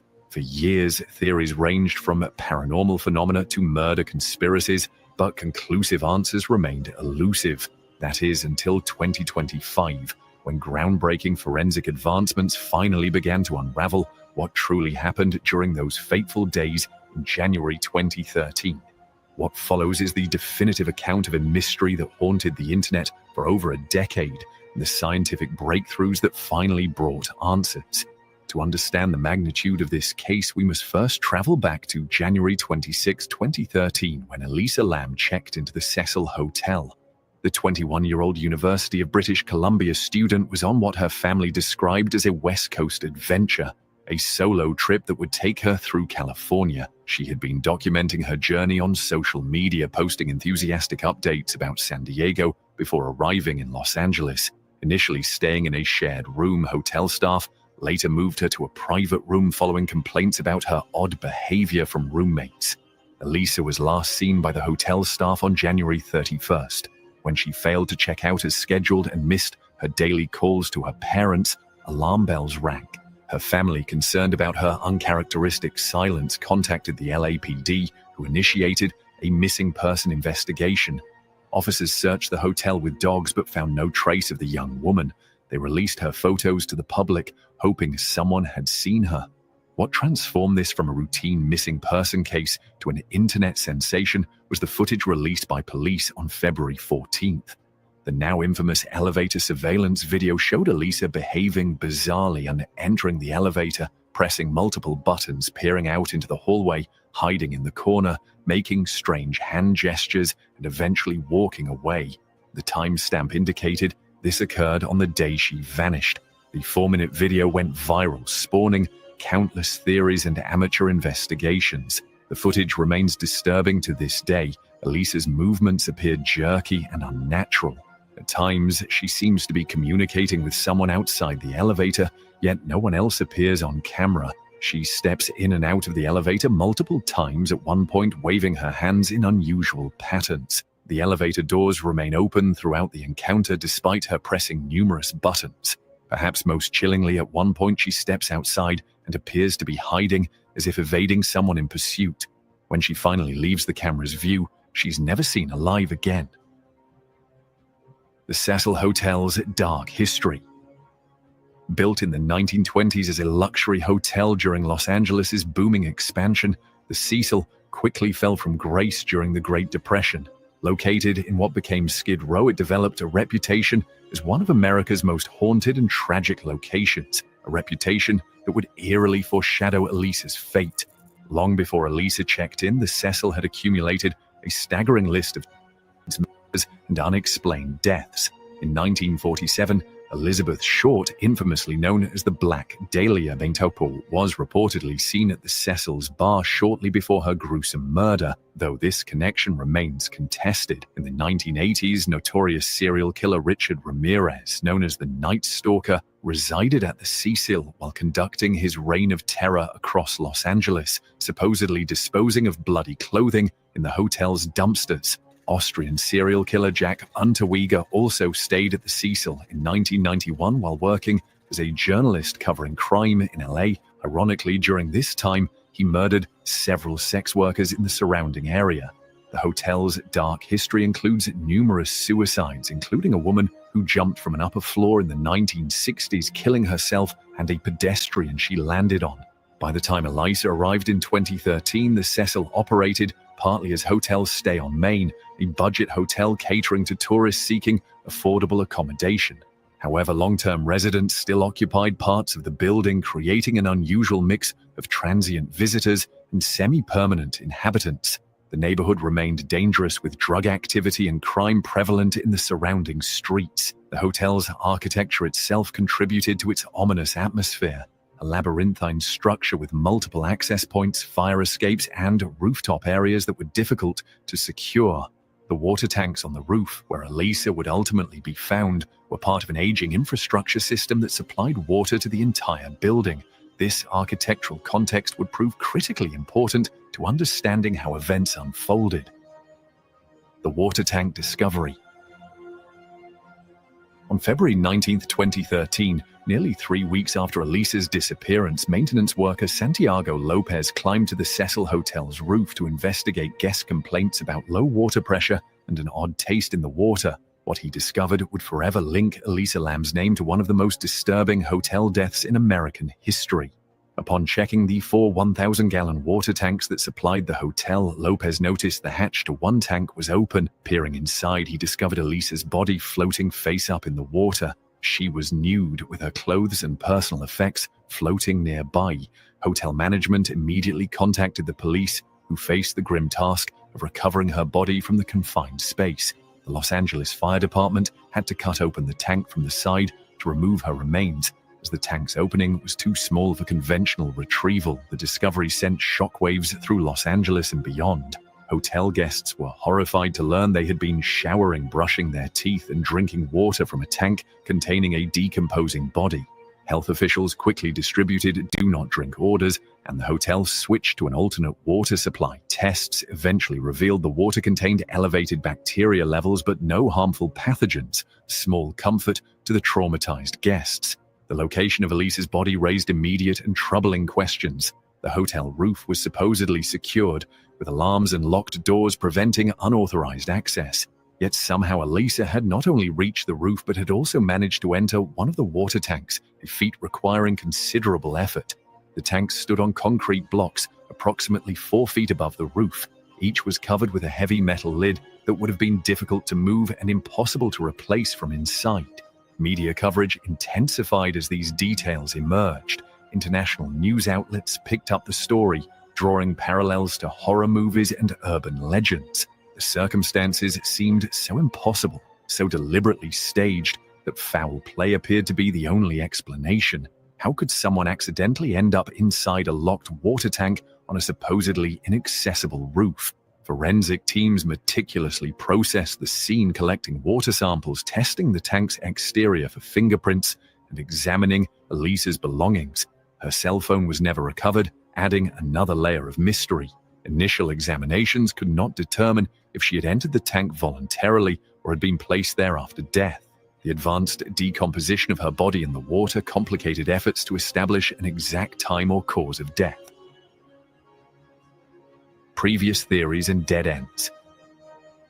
As investigators worked to make sense of Elisa's death, theories proliferated faster than facts. The Los Angeles County Coroner's Office initially labeled her death as undetermined, fueling speculation. When they eventually ruled it an accidental drowning, many remained unconvinced. The peculiar circumstances and unanswered questions led to a maze of theories, some plausible, others venturing into the realm of the supernatural or conspiratorial. The paranormal theories gained particular traction online. Some believed Elisa had encountered a malevolent spirit in the hotel, pointing to her strange behavior in the elevator as evidence of possession or fear of something supernatural. Others connected her case to Korean elevator games that supposedly summoned spirits. These theories, while lacking evidence, spoke to the unsettling nature of both the Cecil Hotel and the elevator footage. More grounded theories focused on potential foul play. Some suspected hotel staff who had access to the roof and knowledge of the hotel's layout. Others proposed that Elisa had witnessed illegal activity during her stay and was silenced. Conspiracy theorists even suggested government involvement, noting similarities between her death and a tuberculosis outbreak in Skid Row at the time, the test for which was called the Lam-Elisa test, a coincidence too striking for some to dismiss. Law enforcement pursued multiple leads that ultimately went nowhere. They interviewed hotel employees and guests extensively. Security footage from nearby businesses was reviewed for any sign of Elisa leaving the hotel or being accompanied by suspicious individuals. Her social media accounts and electronic communications were scrutinized for clues about her mental state or potential meetings with strangers. Despite these efforts, no evidence of another person's involvement emerged. Toxicology reports from 2013 found traces of her prescribed medications, Wellbutrin, Lamictal, Seroquel, and Effexor, but at levels consistent with therapeutic use rather than overdose. No illegal drugs were detected. Without evidence of drugs, alcohol, or physical trauma that would explain her behavior, investigators hit a roadblock. The physical evidence presented its own contradictions. How did Elisa access the roof, which reportedly required bypassing locked doors and alarms? How did she climb into the tank without a ladder?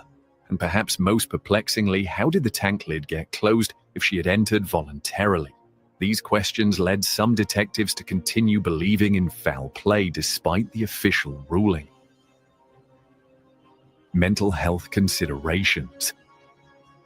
Particularly her mental health journey provides crucial context. Elisa had been diagnosed with bipolar I disorder and was managing her condition with a combination of medications.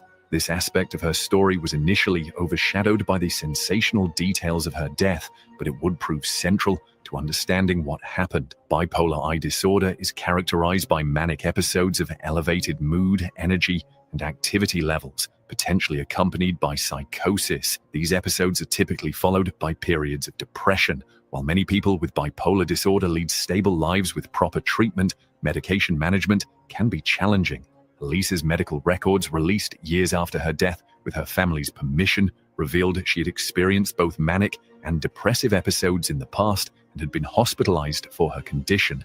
Her prescribed medications included mood stabilizers, Lamictal, antidepressants, Effexor, and Wellbutrin, and an antipsychotic, Seroquel, a combination commonly used to treat bipolar disorder with psychotic features. However, maintaining this complex medication regimen while traveling could have presented difficulties. Travel disrupts daily routines, potentially affecting medication adherence. Stress, time zone changes, and sleep disruption, all common during travel, can trigger or exacerbate symptoms in people with bipolar disorder. Elisa's Tumblr blog, discovered after her death, provided additional insights into her mental state. In the months before her trip, she wrote about her struggles with depression and mood swings. Her post alternated between optimism about her future and expressions of deep anxiety. In one particularly revealing entry from November 2012, she wrote about forgetting to take her medication for several days and experiencing racing thoughts that wouldn't stop. Friends and classmates later described Elisa as bright and creative, but sometimes withdrawn.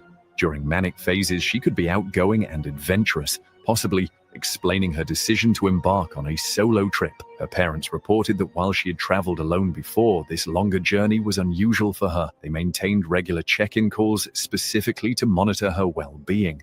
Mental health experts who reviewed the elevator footage noted that her behavior showed potential signs of a psychotic episode. The hand gestures, hiding behavior, and apparent conversations with an unseen presence align with symptoms of hallucinations or delusions.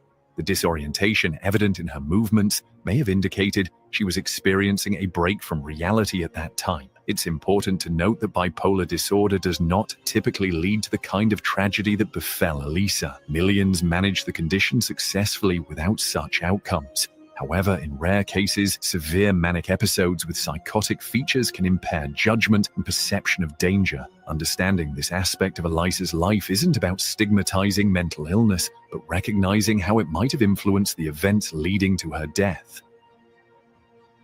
The breakthrough evidence of 2025. 12 years after Elisa Lam's death, a series of technological breakthroughs prompted the LAPD to reopen her case. Advanced forensic tools unavailable in 2013 offered the potential to analyze evidence with unprecedented precision and to examine digital data that had previously been inaccessible. What followed was a cascade of revelations that would finally bring clarity to a case that had perplexed investigators and the public for over a decade. The first breakthrough came from enhanced video analysis. Using AI-powered image enhancement developed for national security applications, technicians were able to restore degraded security footage from cameras overlooking the Cecil Hotel's roof access points. These cameras, which had been deemed non-functional in 2013, actually contained recoverable data. The enhanced footage clearly showed Elisa accessing the roof alone through a fire escape that had been incorrectly reported as alarmed and locked. This simple fact immediately challenged the assumption that she couldn't have reached the roof without assistance. Simultaneously, advances in digital forensics allowed investigators to recover data from Elisa's cloud storage that had been previously inaccessible due to encryption limitations. This included location data from her phone, which had continued uploading to cloud storage even after the device itself was lost. The data revealed that Elisa had explored the hotel extensively during her stay, including multiple trips to the roof before the night of her disappearance. Notes in her phone's journal app documented her fascination with the hotel's architecture and history, suggesting her rooftop visits were exploratory rather than random. Perhaps most significantly, reconstructed email fragments revealed Elisa had been corresponding with her psychiatrist back in Vancouver. In these messages sent days before her disappearance, she reported symptoms consistent with the onset of a manic episode: decreased sleep, racing thoughts, and heightened sensory experiences. She also mentioned having difficulty maintaining her medication schedule while traveling.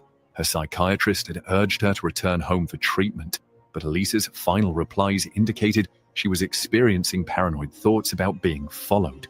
Advanced material analysis of Elisa's recovered clothing revealed additional insights. Using spectral imaging techniques developed for archaeological applications, scientists detected minute traces of rust and paint matching the exterior of the water tanks, concentrated around her fingertips and knees. This suggested she had climbed the tank independently without help or coercion. The distribution pattern of these traces aligned with someone who had scaled the concrete blocks and tank exterior with difficulty, not someone who had been placed there after death. Additionally, a comprehensive re-examination of the hotel's water system engineering revealed that the tank lid, previously believed to have been closed after Elisa entered, was likely displaced rather than fully removed during her entry. Physics modeling demonstrated that the lid could have partially settled back into position due to its weight and design, creating the appearance of closure while still being ajar. This explained one of the case's most perplexing aspects without requiring the involvement of another person. The digital reconstruction of the hotel's roof created using architectural plans and laser scanning allowed investigators to simulate exactly how someone in Elisa's physical condition could have accessed the tank. This model, combined with biomechanical analysis, demonstrated that reaching and entering the tank, while difficult, was entirely possible for someone of her size and strength, especially during a state of heightened physical capability often experienced during manic episodes. Advanced toxicology findings. The limitations of 2013's toxicology testing had left crucial questions unanswered about Elisa's biochemical state during her final days. By 2025, revolutionary advancements in metabolomics, the comprehensive study of small molecules created during cellular processes, offered unprecedented insights that would prove pivotal in understanding her case. Using preserved blood and tissue samples, scientists employed ultra-high-resolution mass spectrometry to detect compounds missed by earlier analyses. This technology, capable of identifying molecules at concentrations thousands of times lower than previous methods, revealed critical information about Elisa's medication compliance and physiological state. The most significant finding was evidence of medication discontinuation.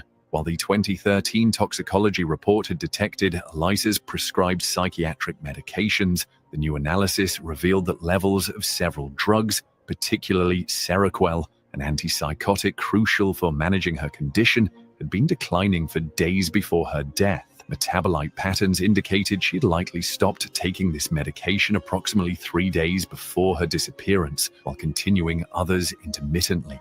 For someone with bipolar I disorder, this specific medication pattern was particularly problematic. Antipsychotics like Seroquel help control manic episodes and prevent psychosis. When discontinued abruptly, especially while continuing stimulating antidepressants like Wellbutrin, the risk of triggering severe mania with psychotic features increases dramatically. This phenomenon, called antidepressant-induced mania, is well documented, but would have been difficult to identify with 2013's testing capabilities. Advanced neurochemical analysis also revealed elevated stress hormones and molecular markers consistent with sleep deprivation. Her brain chemistry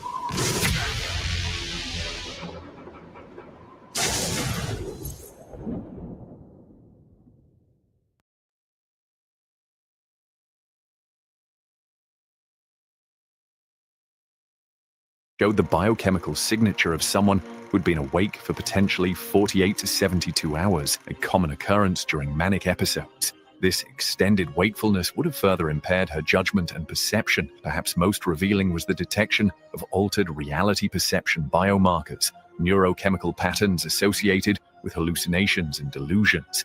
These biomarkers, combined with the evidence of medication discontinuation, painted a clear picture of someone experiencing a severe manic episode with psychotic features at the time of death.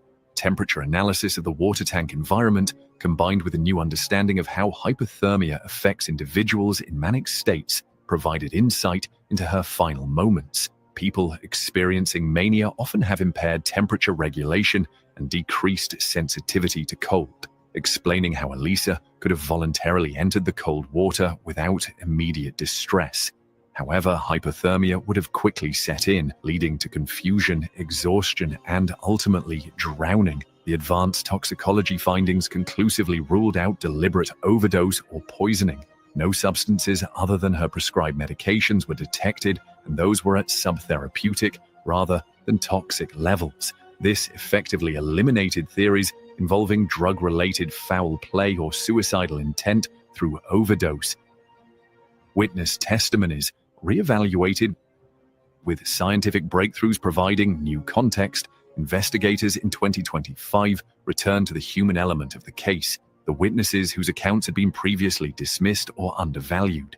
Using cognitive interview techniques developed for enhancing recall in cold cases, detectives re-interviewed key witnesses from the Cecil Hotel, yielding crucial insights that aligned with the new forensic evidence. A former maintenance worker, initially dismissed because of inconsistencies in his statement, provided vital information when re-interviewed. He recalled encountering Elisa on the hotel's upper floors multiple times during his shifts, describing her as exploring every corner of the building. Most significantly, he remembered seeing her attempting to access the roof 2 days before her disappearance, appearing disoriented but determined. At the time, he had directed her back to the guest areas without reporting the incident, a detail he had omitted in his original statement out of fear of professional consequences. Similarly, a long-term hotel resident whose room was near the roof access stairwell reported hearing someone climbing the stairs late at night on multiple occasions that week. She'd mentioned this during initial interviews, but investigators had prioritized looking for signs of forced entry or struggle rather than patterns of exploration. Her timeline of hearing these movements aligned perfectly with the recovered location data from Elisa's phone. Bookstore employees from a shop Elisa visited the day before her disappearance provided additional context when re-interviewed. They recalled her purchasing books about the hotel's history and architecture, displaying intense interest in its structural details and appearing energetic but disorganized, consistent with early manic symptoms. One employee specifically remembered Elisa asking about access to the hotel's highest points because she wanted to photograph the city. Hotel guests who had briefly interacted with Elisa also provided important insights. A couple who had shared an elevator with her 2 days before the infamous footage described her as talking rapidly about the hotel's secret passages and appearing excited about exploring restricted areas. They had assumed she was simply an enthusiastic tourist and thought nothing of it until seeing news of her disappearance. The re-examination of these testimonies, combined with the recovered digital evidence, allowed investigators to reconstruct Elisa's movements throughout the hotel with unprecedented accuracy. It became clear she had been systematically exploring the building, including staff areas and maintenance corridors, drawn by curiosity intensified by her escalating manic state. Perhaps most poignantly, the 2025 investigation located a hostel roommate from San Diego who had traveled with Elisa briefly before she reached Los Angeles. This witness described noticing changes in Elisa's behavior as their trip progressed, decreasing sleep, increasing talkativeness, and growing paranoia about fellow travelers. Most significantly, she recalled Elisa mentioning she sometimes stopped taking certain medications because they dulled her experiences when traveling, a critical piece of context explaining the toxicology findings. The role of modern technology in cold cases. The resolution of Elisa Lam's case represents a watershed moment in forensic investigation, demonstrating how technological advancements can fundamentally transform our understanding of cold cases. The methods employed in 2025 didn't just add new details, they completely reframed what was possible in revisiting unresolved deaths, particularly those involving mental health components. Digital forensics evolved dramatically in the decade following Elisa's death. While investigators in 2013 could access basic phone records and social media posts, the 2025 investigation benefited from quantum computing approaches to data recovery that could reconstruct deleted cloud data, fragmented files, and even recover location information from corrupted backups. This allowed investigators to trace Elisa's digital footprint with unprecedented precision, revealing not just where she went, but patterns in her online searches and notes that reflected her deteriorating mental state. Artificial intelligence played a crucial role in analyzing the vast amounts of data generated by the reinvestigation. Machine learning algorithms identified subtle patterns across seemingly unrelated evidence, correlating her movement patterns with medication timing, sleep disruption, and changes in her digital communication style. The AI analysis identified the progressive disorganization in her writing and social media posts in the days before her disappearance, recognizing linguistic markers of mania that human reviewers had missed. Virtual reconstruction technology allowed investigators to move beyond theory into evidence-based simulation. The hotel environment, water tank, and even the physics of water displacement were accurately modeled using architectural plans and engineering specifications. These simulations conclusively demonstrated that the scenario, which once seemed impossible, Elisa accessing and entering the water tank alone, was not only possible, but the most probable explanation given the physical evidence. Advances in behavioral analysis software also contributed significantly. By training AI on thousands of documented cases involving bipolar disorder, investigators could compare Elisa's behavior patterns against established trajectories of manic episodes. The elevator video, once seen primarily as evidence of something supernatural or sinister, was now recognizable as documenting classic symptoms of a severe manic episode with psychotic features. Perhaps most importantly, these technological approaches worked in concert with traditional investigative methods rather than replacing them. The human elements, witness interviews, medical history review, and behavioral analysis gained new significance when enhanced by technology. This integration of approaches demonstrates the future of cold case investigation, using technology to enhance rather than substitute for human insight. The Elisa Lamry investigation established a new protocol for reviewing deaths involving mental health factors. Cases previously dismissed as accidents or without full explanation could now be examined with greater nuance and understanding.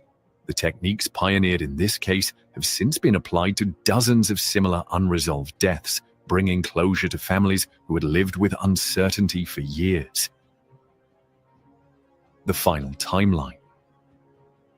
With comprehensive evidence from both scientific analysis and witness accounts, investigators were finally able to construct a definitive timeline of Elisa Lam's final days, one that explains the mystery that captivated the internet for over a decade.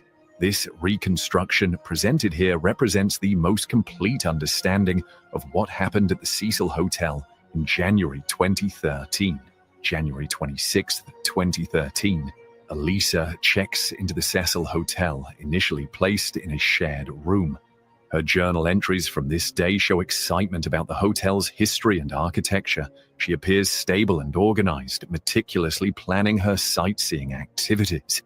January 27, 28, hotel staff move Elisa to a private room following complaints about odd behavior from roommates. Digital evidence shows she's still taking most of her medications, but has begun skipping doses of Seroquel, her antipsychotic. Her social media activity increases dramatically, with posts becoming more fragmented and focused on the hotel's dark history. January 29th, Elisa visits local bookstores purchasing materials about the Cecil and LA architecture. Witnesses describe her as energetic but disorganized. Her phone's location data shows her first exploration of the hotel's upper floors and staff areas. That evening, she emails her psychiatrist reporting trouble sleeping and feeling different. Hotel security footage captures her attempting to access the roof but being redirected by a maintenance worker. January 30th, Elisa's sleep patterns are severely disrupted. Her phone notes contain increasingly paranoid thoughts about other hotel guests watching her. She makes 4 separate trips to the roof during daylight hours, exploring different access points. Recovered photos from her phone show she's documenting the water tanks and other rooftop structures. By evening, her text messages become increasingly incoherent, and she stops responding to family contacts. January 31st, the critical day begins with Elisa having been awake for approximately 48 hours based on her device usage and witness sightings. She has now missed multiple doses of her antipsychotic medication while continuing her antidepressants, a dangerous combination for someone with bipolar I disorder. Around 6:00 p.m., she's seen in the hotel lobby appearing disoriented. At approximately 11:00 p.m., the notorious elevator footage captures her in the midst of a psychotic episode, displaying behavior consistent with hallucinations and paranoia. Shortly after the elevator incident, Elisa returns to her room briefly, then proceeds to the roof via the fire escape, a route she had previously explored and photographed. Security footage recovered in 2025 shows her alone, moving with purpose despite her disoriented state. On the roof, she approaches the water tanks, likely drawn by their prominence in the hotel's macabre history she had been researching. In her psychotic state, possibly experiencing command hallucinations or paranoid delusions about needing to hide, she climbs onto the concrete blocks supporting the tanks. With considerable effort, she displaces the tank lid enough to create an opening. Trace evidence on her clothing confirms she scaled the tank exterior using its maintenance ladder rungs, entering the water sometime around midnight. The water, approximately 52 degrees off, 11 degrees, would normally trigger an immediate cold shock response. However, individuals in manic states often have altered temperature perception and heightened physical capabilities. Once inside, the combination of cold water, exhaustion from prolonged sleeplessness, and her compromised mental state quickly led to disorientation. The tank's confined space and slippery interior would have made escape impossible once weakness set in. Based on water temperature analysis and post-mortem findings, Elisa likely survived for only 20 to 30 minutes before succumbing to drowning, accelerated by hypothermia.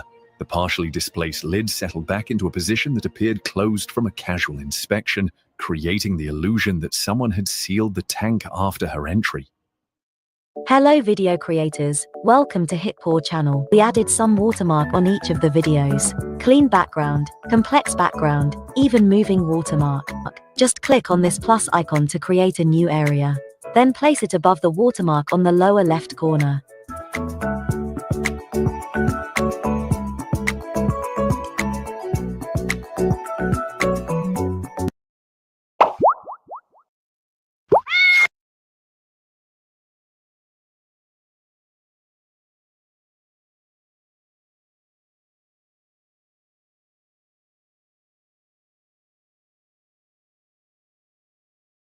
Wow, that was a live right there, boy, man.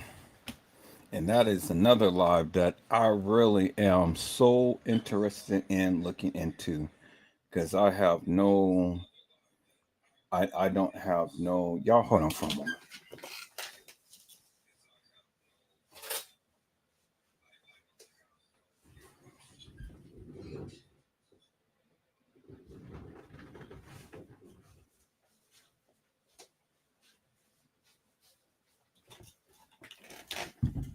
See, these are the type of lives that I love to get into and stuff, because all of the twists and turns and everything, and there's no clear-cut answers and stuff.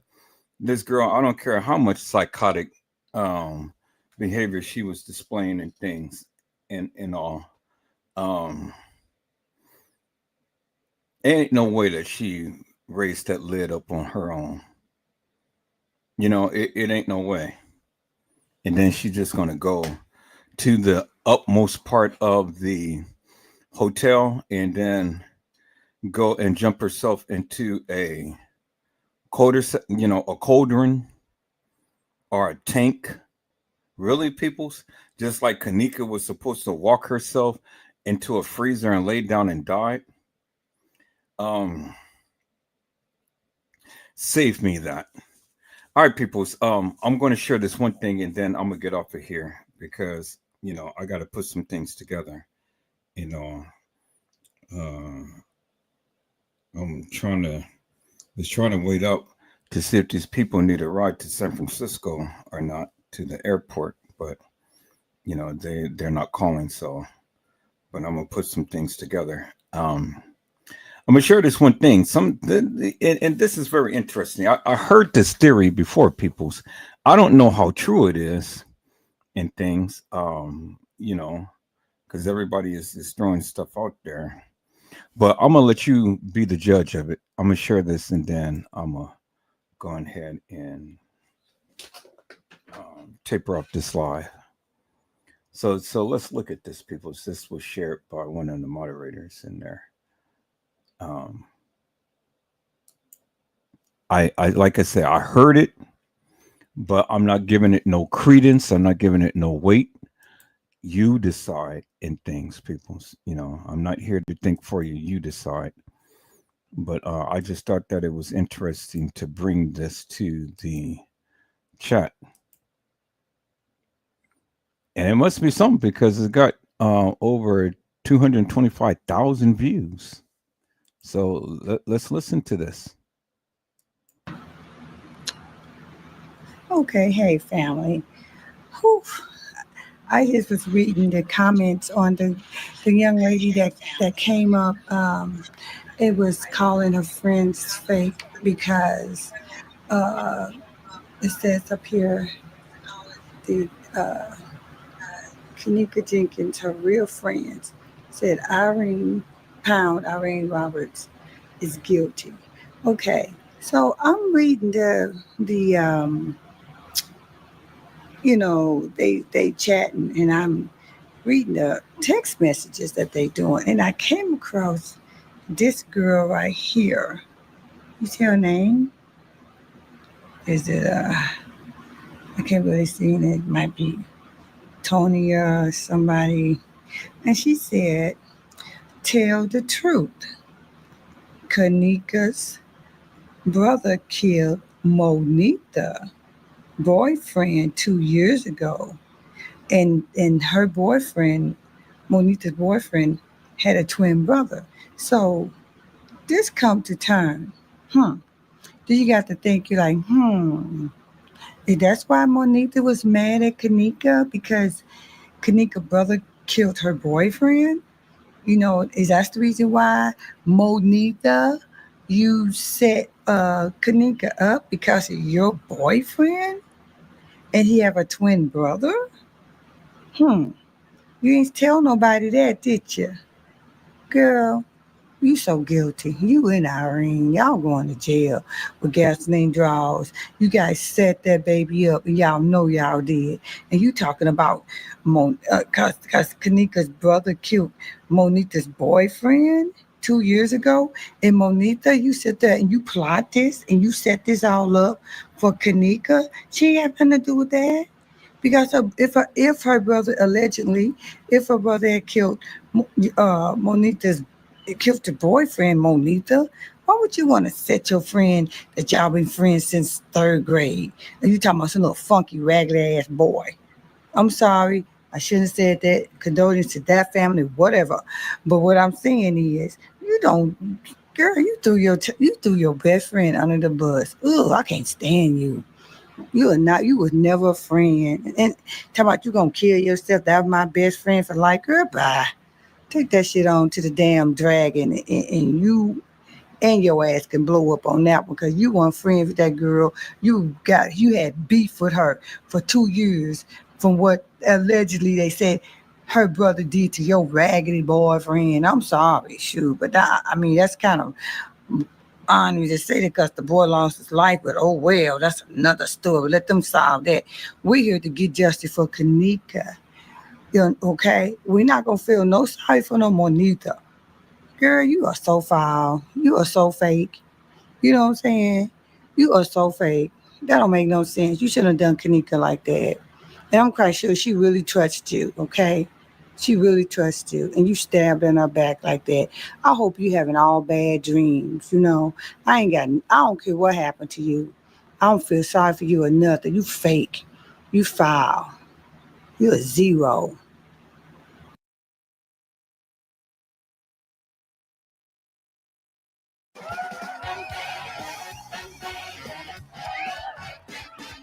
It's me again, Bunny!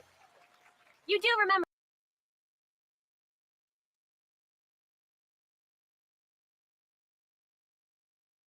All right, people. So I got my work cut out for me. You know, this is a new twist that I've heard. I never really gave much credence on and things.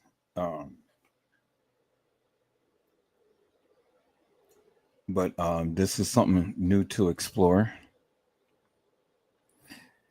And this was 7 years ago.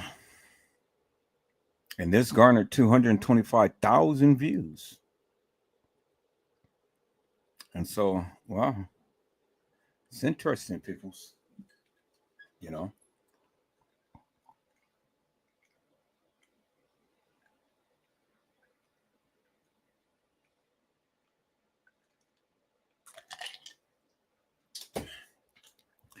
Shout out to my moderators for providing this video.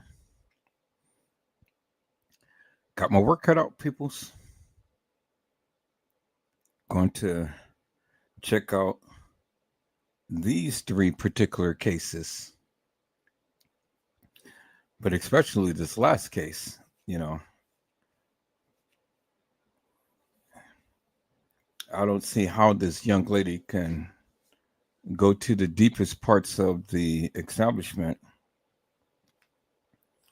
and drop herself into a tank and drown herself.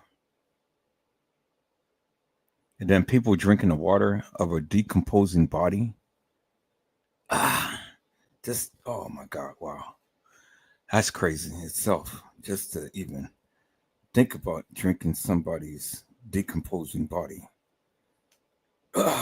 Oh, goodness. Just even a thought about that. Oh, it's way too much, peoples. All right, peoples. Well, that's the end of my journey for tonight. I greatly appreciate each and every one of you for coming in and hanging with me on today.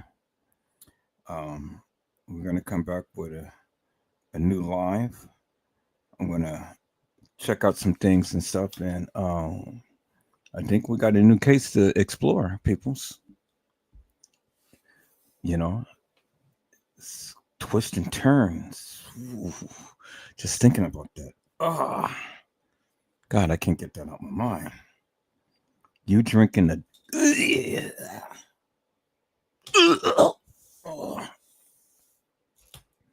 Oh, goodness.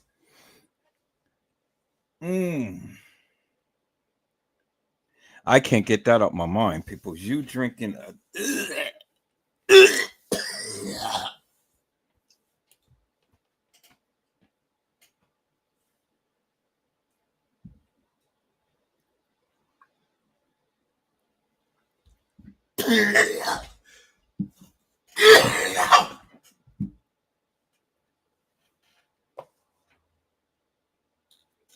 Oh, goodness.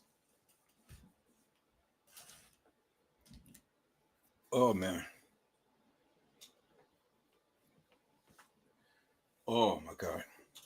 It's no wonder that people really didn't get sick, you know, and get really, really sick. I mean, it's then that the water tastes funny and stuff. Oh, my God. Just, oh.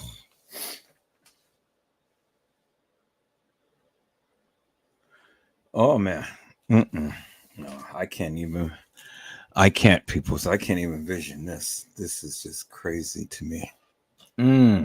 Oh, my God.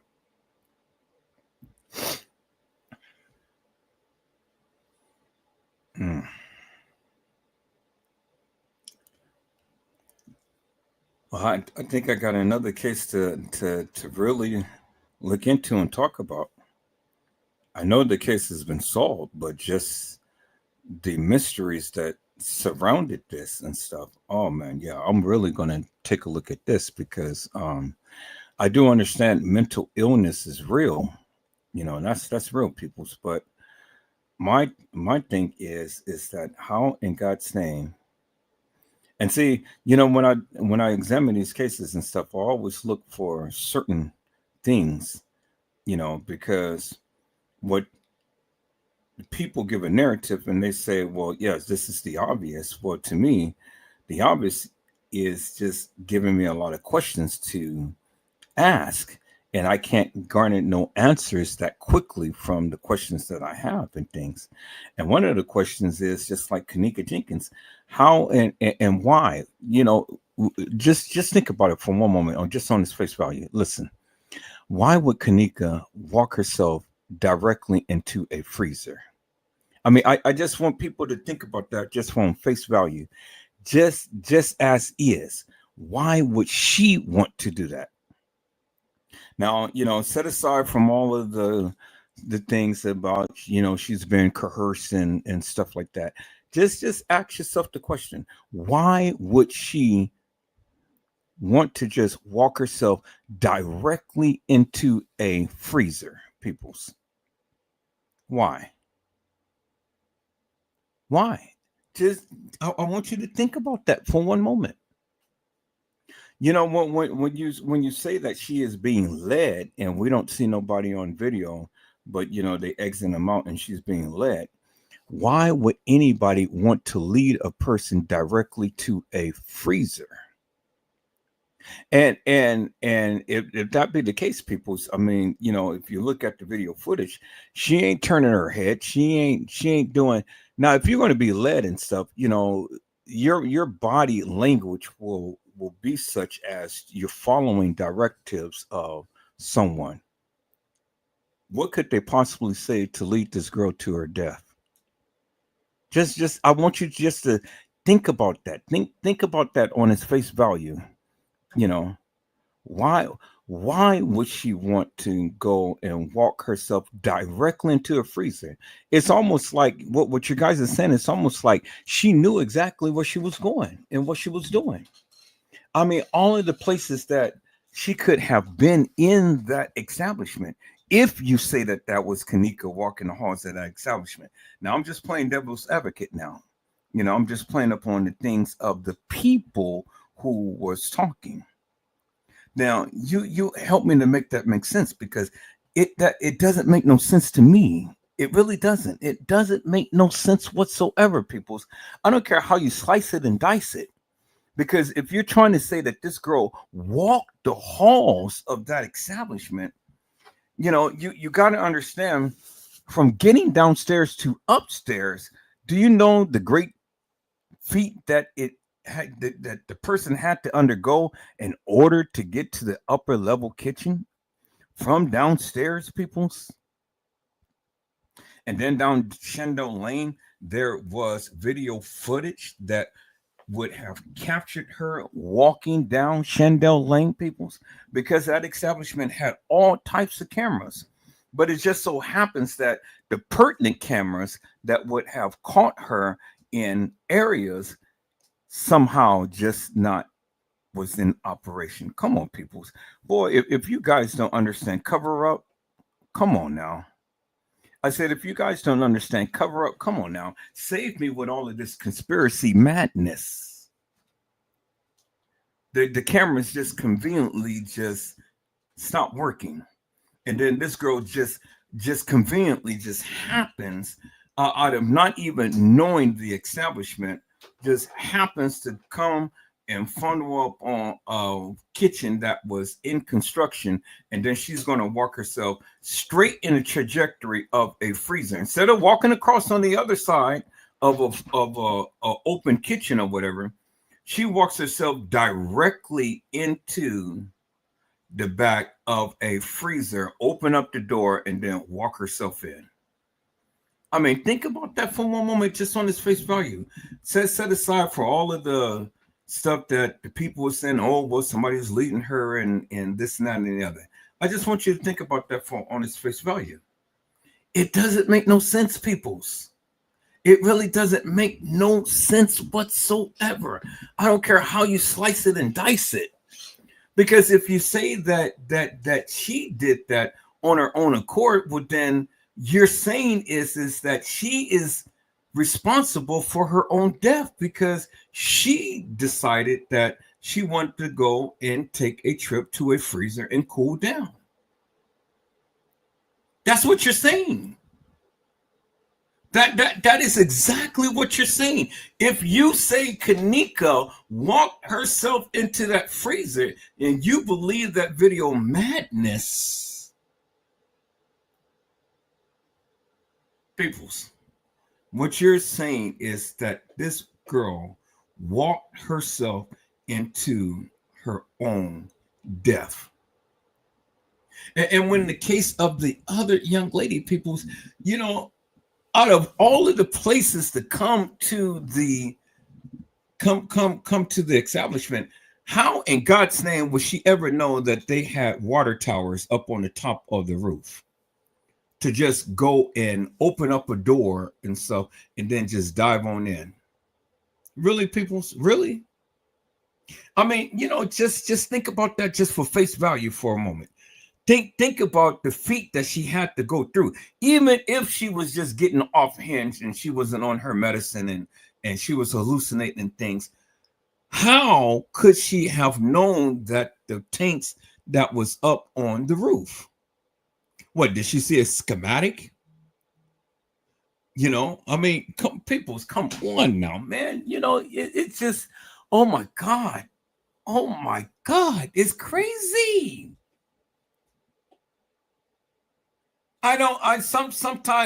Sometimes I just sit here just in amazement, sitting back here listening to all of these people who proclaim that they have the proof to the truth, but yet the narrative is that this girl walked the halls of that establishment, walked herself into a kitchen, and then you got another girl who was going off and she had some mental issues and whatnot. And then they put her into a private room. I mean, people, see, that was the red flag right there. I don't care how much noise this girl was putting on and things and stuff, or what she was doing. You never leave people with mental illness alone. You never do. Now, I would have bought the notion that, okay, well, you know, maybe she, you know, got caught and trapped in the elevator or, you know, in the stairwell or something like that and stuff, but not no unsecured area, peoples, to where only the people of maintenance could have been able to get to. See, that's a breach of contract right there. She finds herself they find herself in a tank. Well, how did she get in the tank in the first place? How did she open up the door to jump in the tank in the first place? If that happened, the place wasn't secure. So yeah, the family got a major lawsuit. Whether they tried to deem the child crazy or whatever, still these areas is supposed to be locked and under lock and key. Do you understand what I'm saying? Well, in the case of Kanika, the kitchen was supposed to be locked, was supposed to be secure. But unfortunately, like woo, you know, this girl just happens to just find her way to that particular kitchen and then walk herself into a freezer. Come on, people. I don't buy that for I don't buy that at all. I don't buy that at all, people. I mean, that is crazy thinking. You can't get me to think that this girl walked herself into a freezer and laid down and died. You can't get me to think that, people. And all of the theories that the people come up with and stuff, they can't even back up their claim, which is amazing to me. And then this girl being found in a tank, a water tank, and people taking showers and drinking. Oh my God, people, I can't. Oh, I'm getting sick. I can't. Yeah. Oh, my stomach is hurting. Oh my God. Reality set in, people. The people was drinking her stuff. Her decomposing body, and they're drinking. Oh, goodness. All right, people. So I'm closing on this live. Before I ever get to that point, I got to really just try to get my mind and wrap my mind off a certain aspect of them not drinking that water. I should have never heard that. I'm going to have nightmares and I'm going to get sick.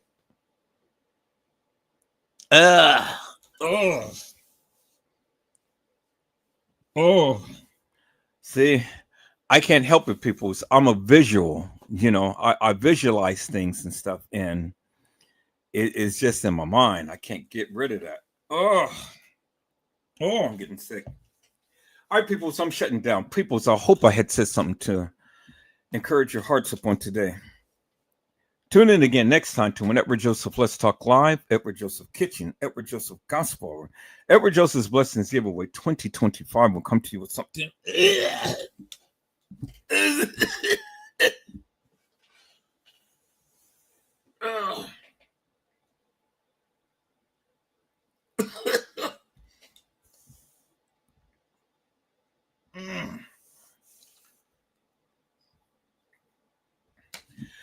I gotta go, peoples. I'm sick.